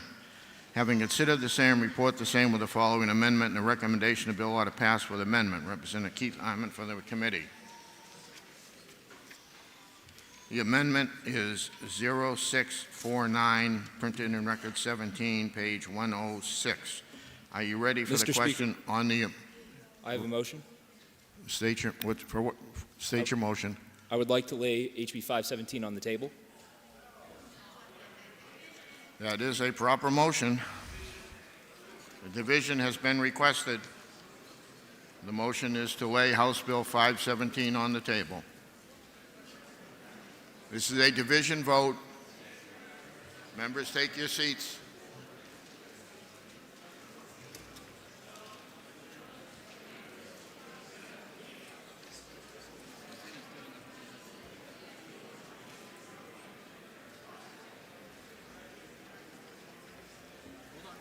Hold on.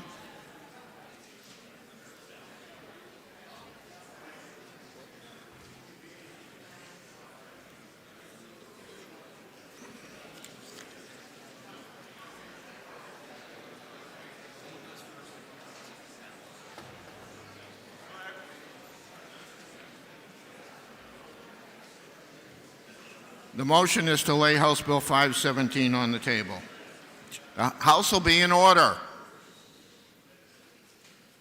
Chair recognizes Representative Howard for a parliamentary inquiry.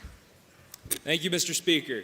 If I know that the New Hampshire paid family leave program is a model that other states have been looking to because of how great it is, and if I know that this optional program is essential for the success of our businesses and young families and the elderly in our state, and if I know that by tabling this legislation, we can still discuss cutting funding for the marketing and outreach program in the budget, and if I know that by tabling this bill, we can finally get out of here and avoid another debate, then I would press the green button and table this bill. Thank you. Chair recognizes And I'd request a division vote. Chair recognizes Representative Hunt for parliamentary inquiry. Thank you, Mr. Speaker. Mr. Speaker, if I know that whether we table it or not, the money has already been removed by the Finance Committee in House Bill 2, so whatever we do from now on doesn't really matter.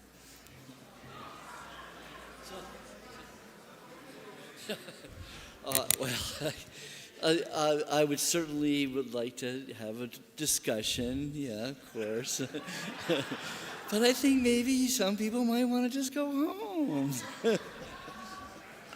The motion before us is to lay House Bill 517 on the table. This is a division vote. If you're in favor, you'll press the green button. If you're opposed, you'll press the red button. Voting stations are open for 30 seconds.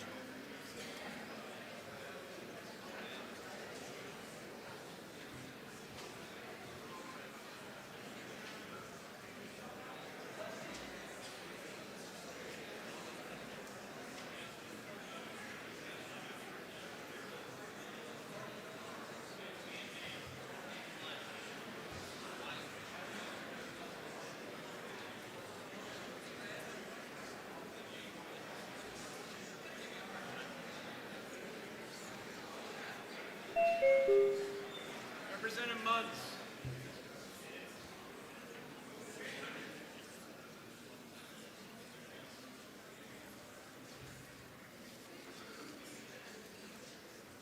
Representative Gallagher.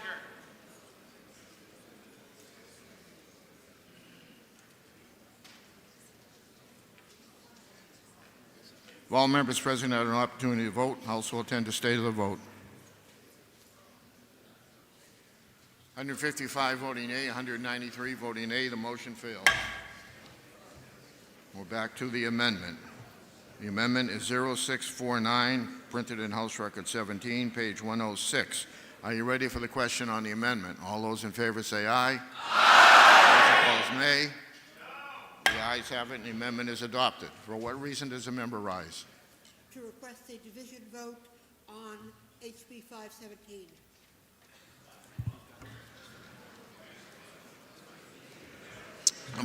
The motion before us now is ought to pass with amendment. Chair recognizes Representative Howard.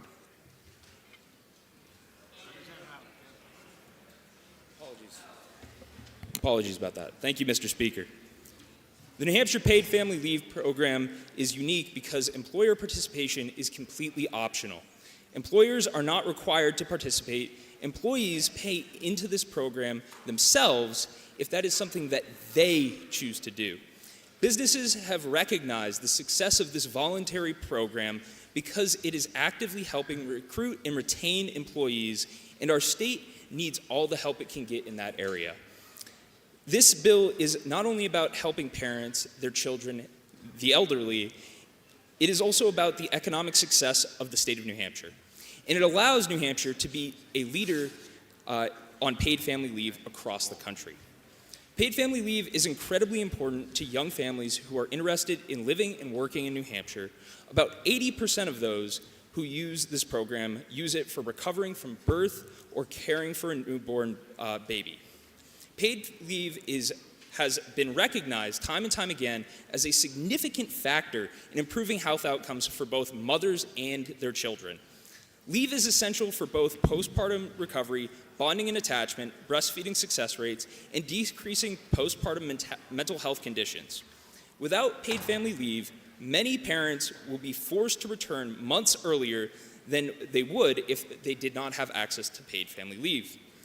And that means their health the health of their baby will suffer. During testimony for this bill, we heard parents state that they would consider moving to other states if this program is taken away. One of the main reasons I became involved in politics was because I wanted to work towards establishing such a program. When I was 16 years old, I broke my back. I had an L4 burst fracture, which required me to have a 7-hour surgery and resulted in spending over a month in hospitals at both Dartmouth and Spalding Rehab. My mother spent every single one of her vacation days and every one of her sick days with me, fighting on my behalf as an advocate. She understood my needs better than anyone, and I'm extremely thankful for that, that she was able to make that sacrifice. But not every family has someone like my mother who had the ability to take those days off of work and return to her job. This bill does not simply zero out a line item. It removes the RSA that allows the program to do outreach and promote the program. Currently, MetLife, who manages the program, has stated that they will cover the outreach and marketing costs. However, I believe that we need to keep these RSAs so we can enable marketing and outreach if or when we have another provider covering us. We shouldn't remove the ability to market and perform outreach since we are a Dillon's Rule state. This optional program is essential to the success of businesses, young families, the elderly, and people going through similar experiences to myself. This program provides our state a significant leg up economically for both businesses and individuals. I encourage you all to give the paid family leave program all of the necessary tools so employers can utilize this important recruitment and retention tool. This is not an entitlement program. This is pro-business. Thank you. Chair recognizes Representative Hunt.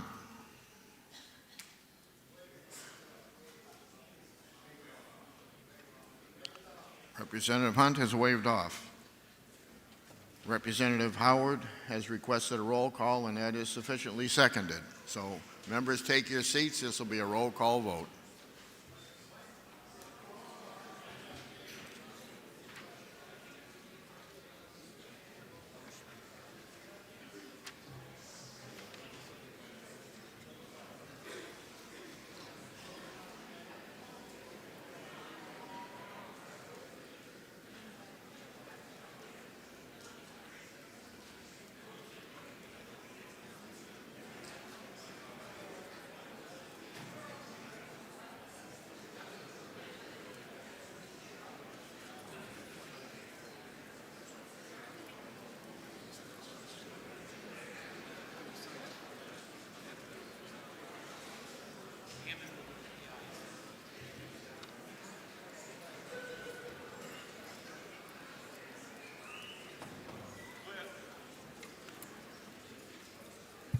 The motion before us is the committee report of OTPA as amended on House Bill 517.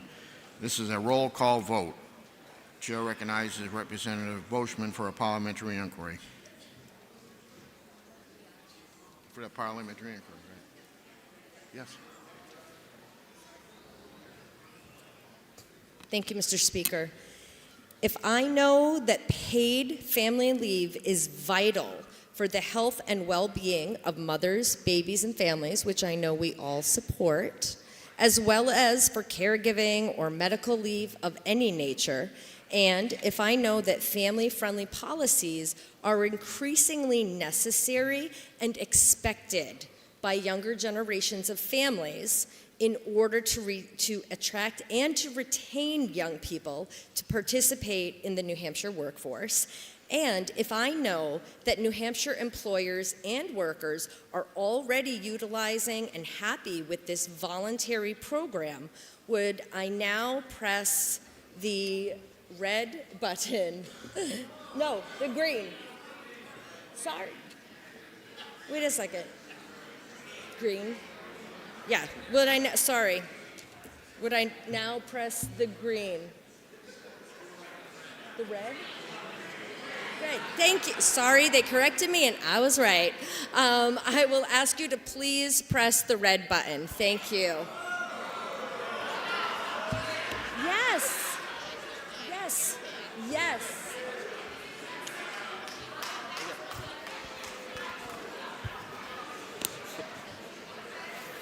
The House will be in order. Okay.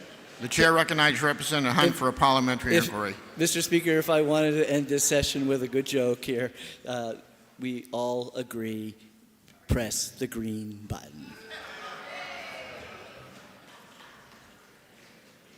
The motion before us is the ought-to-pass motion on House Bill 517.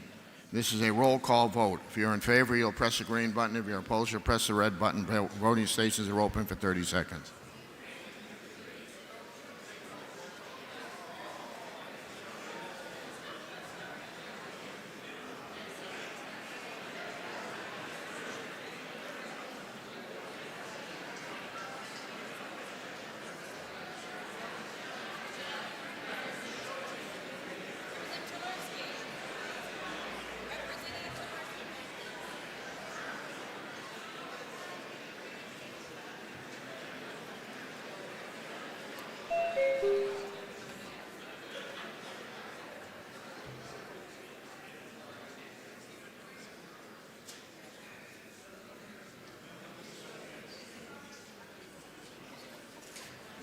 If all members present had an opportunity to vote, House will attend the state of the vote. 316 voting yea, 32 voting nay. The committee report is adopted.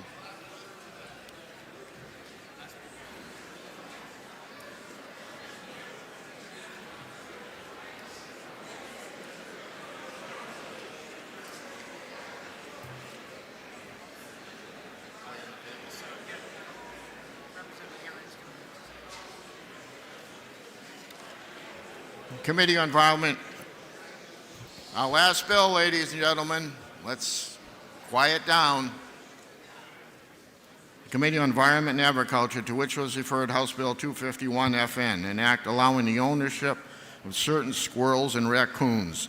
To consider the same, report the same with the following resolution: resolved that it is inexpedient to legislate. Representative Kevin Scully for the committee. For what reason does the member rise? Thank you, Mr. Speaker. I rise to offer a table motion for HB 251. The motion is to table House Bill 251. That is a proper motion. Representative Granger has asked for a roll call. Is that sufficiently seconded? It is sufficiently seconded. This will be a roll call vote. Members, take your seats.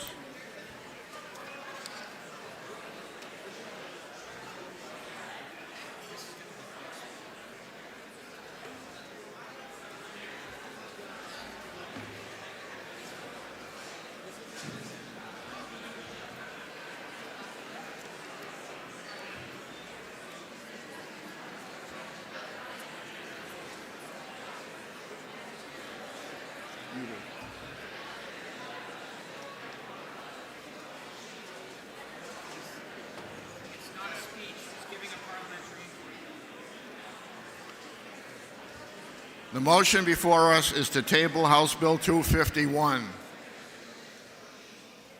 Chair recognizes Representative Bixby for a parliamentary inquiry. Thank you, Mr. Speaker.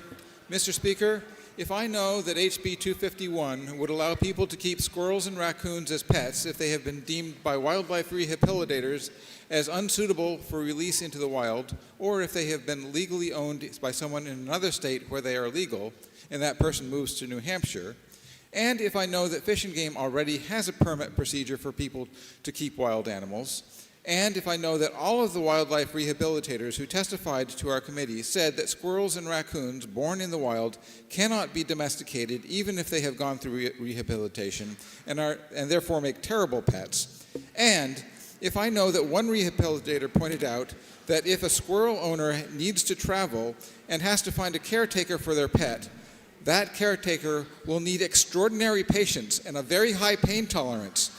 Would I vote green to table this? Chair recognizes Representative Granger for a parliamentary inquiry.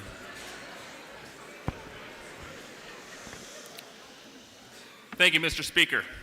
If I know that Peanut was a squirrel and that squirrels are people too, if I know that Peanut was murdered, if I know that Peanut was murdered, and not just murdered, but executed by the people's state of New York, and that this is an outrage, and that New Hampshire law currently allows the same thing to happen here, and that Peanut gave my party the White House in November, would I then oppose the tabling motion so we could honor the life and legacy of Peanut the squirrel? Thank you, Mr. Speaker.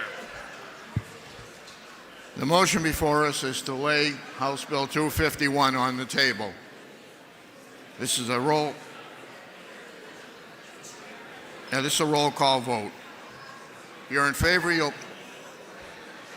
House will be in order. This will be a roll call vote. If you're in favor, you'll press the green button. If you're opposed, you'll press the red button. Voting stations are open for 30 seconds.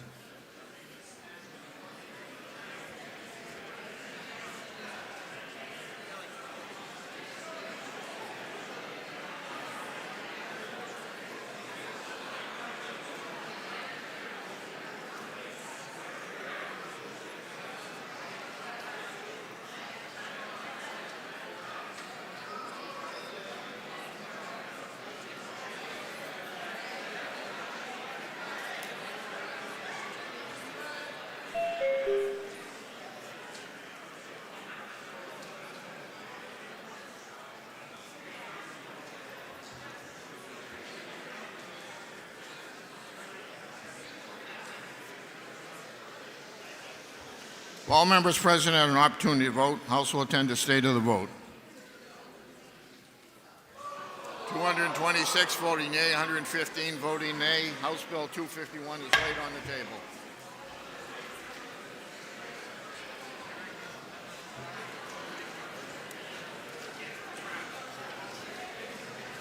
The chair recognizes a member from Auburn, Representative Osborne, for the third reading motion. The question. Not a minute too soon, sounds like. Resolved that the House now adjourn from the early session, that the business of the late session be in order at the present time, that the reading of bills be by title only and resolutions by caption only, and that all bills ordered at third reading be read a third time by this resolution, and that all titles of bills be the same as adopted, and that they be passed at the present time, and when the House adjourns today, it be to meet on Thursday, April 10th at 10 a.m. Question is on the third reading motion. Are you ready for the question? All those in favor say aye. Aye. Those opposed, nay. The ayes have it, and the third reading motion is adopted. The House will attend to announcements. Chair recognizes the clerk. Thank you, Mr. Pay Speaker. attention. Thank you, Mr. Speaker. Two quick announcements. One, there will be a budget briefing in this room on 10 a.m. on April 8th. The LBA and the members of Finance will present a budget briefing to the full House. Additionally, please empty your seat pockets as you leave today. Thank you. We have two unanimous consents. Representative Georges.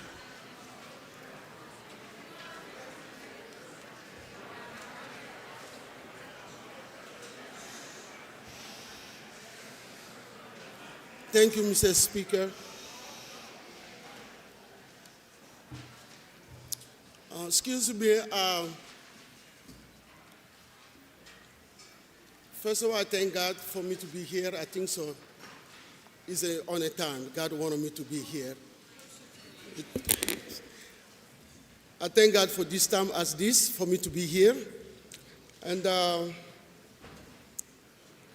is a quote that is for Bishop Tutu say in Africa, Ubuntu. If I am, because you are. If you are, because I am. If we are here, because for the people.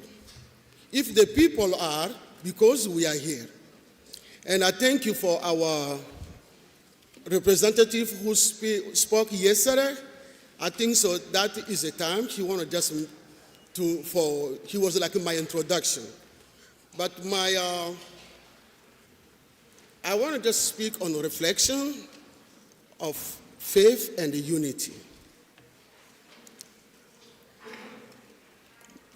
Dear colleague, I would like to take a moment to express my gratitude for the presence of a minister who leads us in a prayer at the beginning of each session. This important practice reflects our shared belief in a higher power, even though many of us come from different faith backgrounds. Ultimately, most recognize that our common bond lies in our belief in a God of love who stands against all form of evil that harm humanity. I want to share a personal experience that has profoundly shaped my understanding of compassion and acceptance in 2012. Well, I was reflecting during a quiet moment in my truck on Elm Street across the Transgender Club. I felt a strong spiritual message urging me to shift my perspective. Initially, I found myself judgmental toward the transgender community and the prayers against what I perceive as wrong. However, I hear a deep and a resonant voice within me say, "You must stop and pray for love, for I am love. I love them as I love everyone. Each of them is my child." This experience opened my heart to the importance of love and acceptance rather than judgment. Many, we are gathering here as an individual of faith, commitment to serve our community, and it is crucial that we do so without inflicting harm or division among ourselves of the people we serve. As we navigate our role, let us strive to give into God what belongs to God and fulfill our duties to one another with respect and kindness. It is essential to remember that each of us will eventually stand before God, and we will be accountable to our action and intention. I'm a woman of God. I'm a woman of prayer.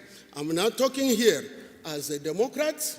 I'm not talking here as an independent who I know I'm a black woman, but I'm not talking about this because for make a judgment, but I just want to let you know my spirit let me speak, because when I hear all the time, when the minister come here, I always pray with him, and I feel the way he always pray with really a deeper presence of God.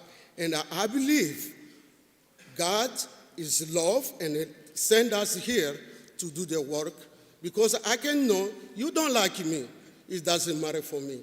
This is what I can tell you. You can see me, you cannot say hi to me, I don't care. But only one thing I know, God loves me. Thank you for allowing me to share this perspective. I hope it is inspired thoughtful reflection on our responsibilities to one another and the value that guide us. Thank you. May God bless you.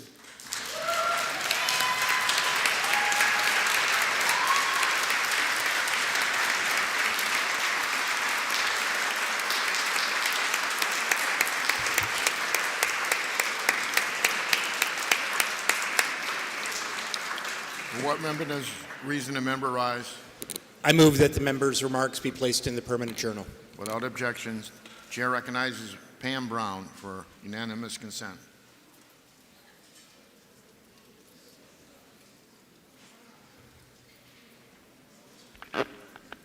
Thank you, Mr. Speaker. I rise to quickly correct Thank you, Mr. Speaker.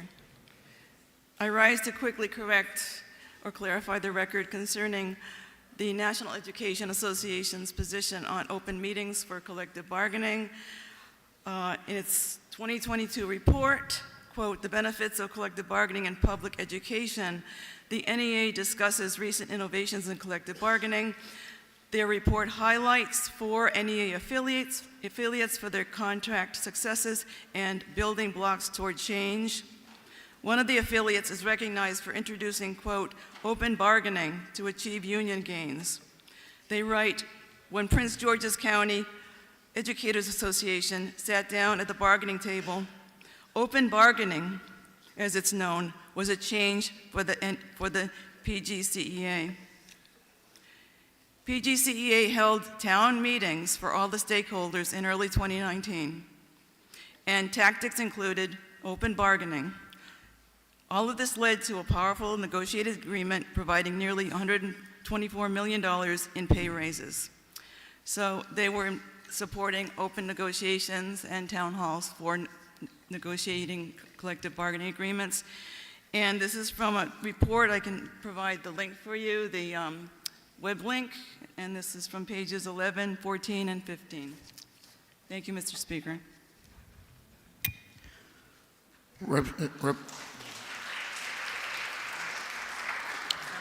Representative Osborne moves that the House stand in recess for the purposes of the introduction of bills, vacate motion, and roll bill amendments, roll bill reports, and receiving messages. Are you ready for the question? All those in favor say aye. Those opposed, nay. The ayes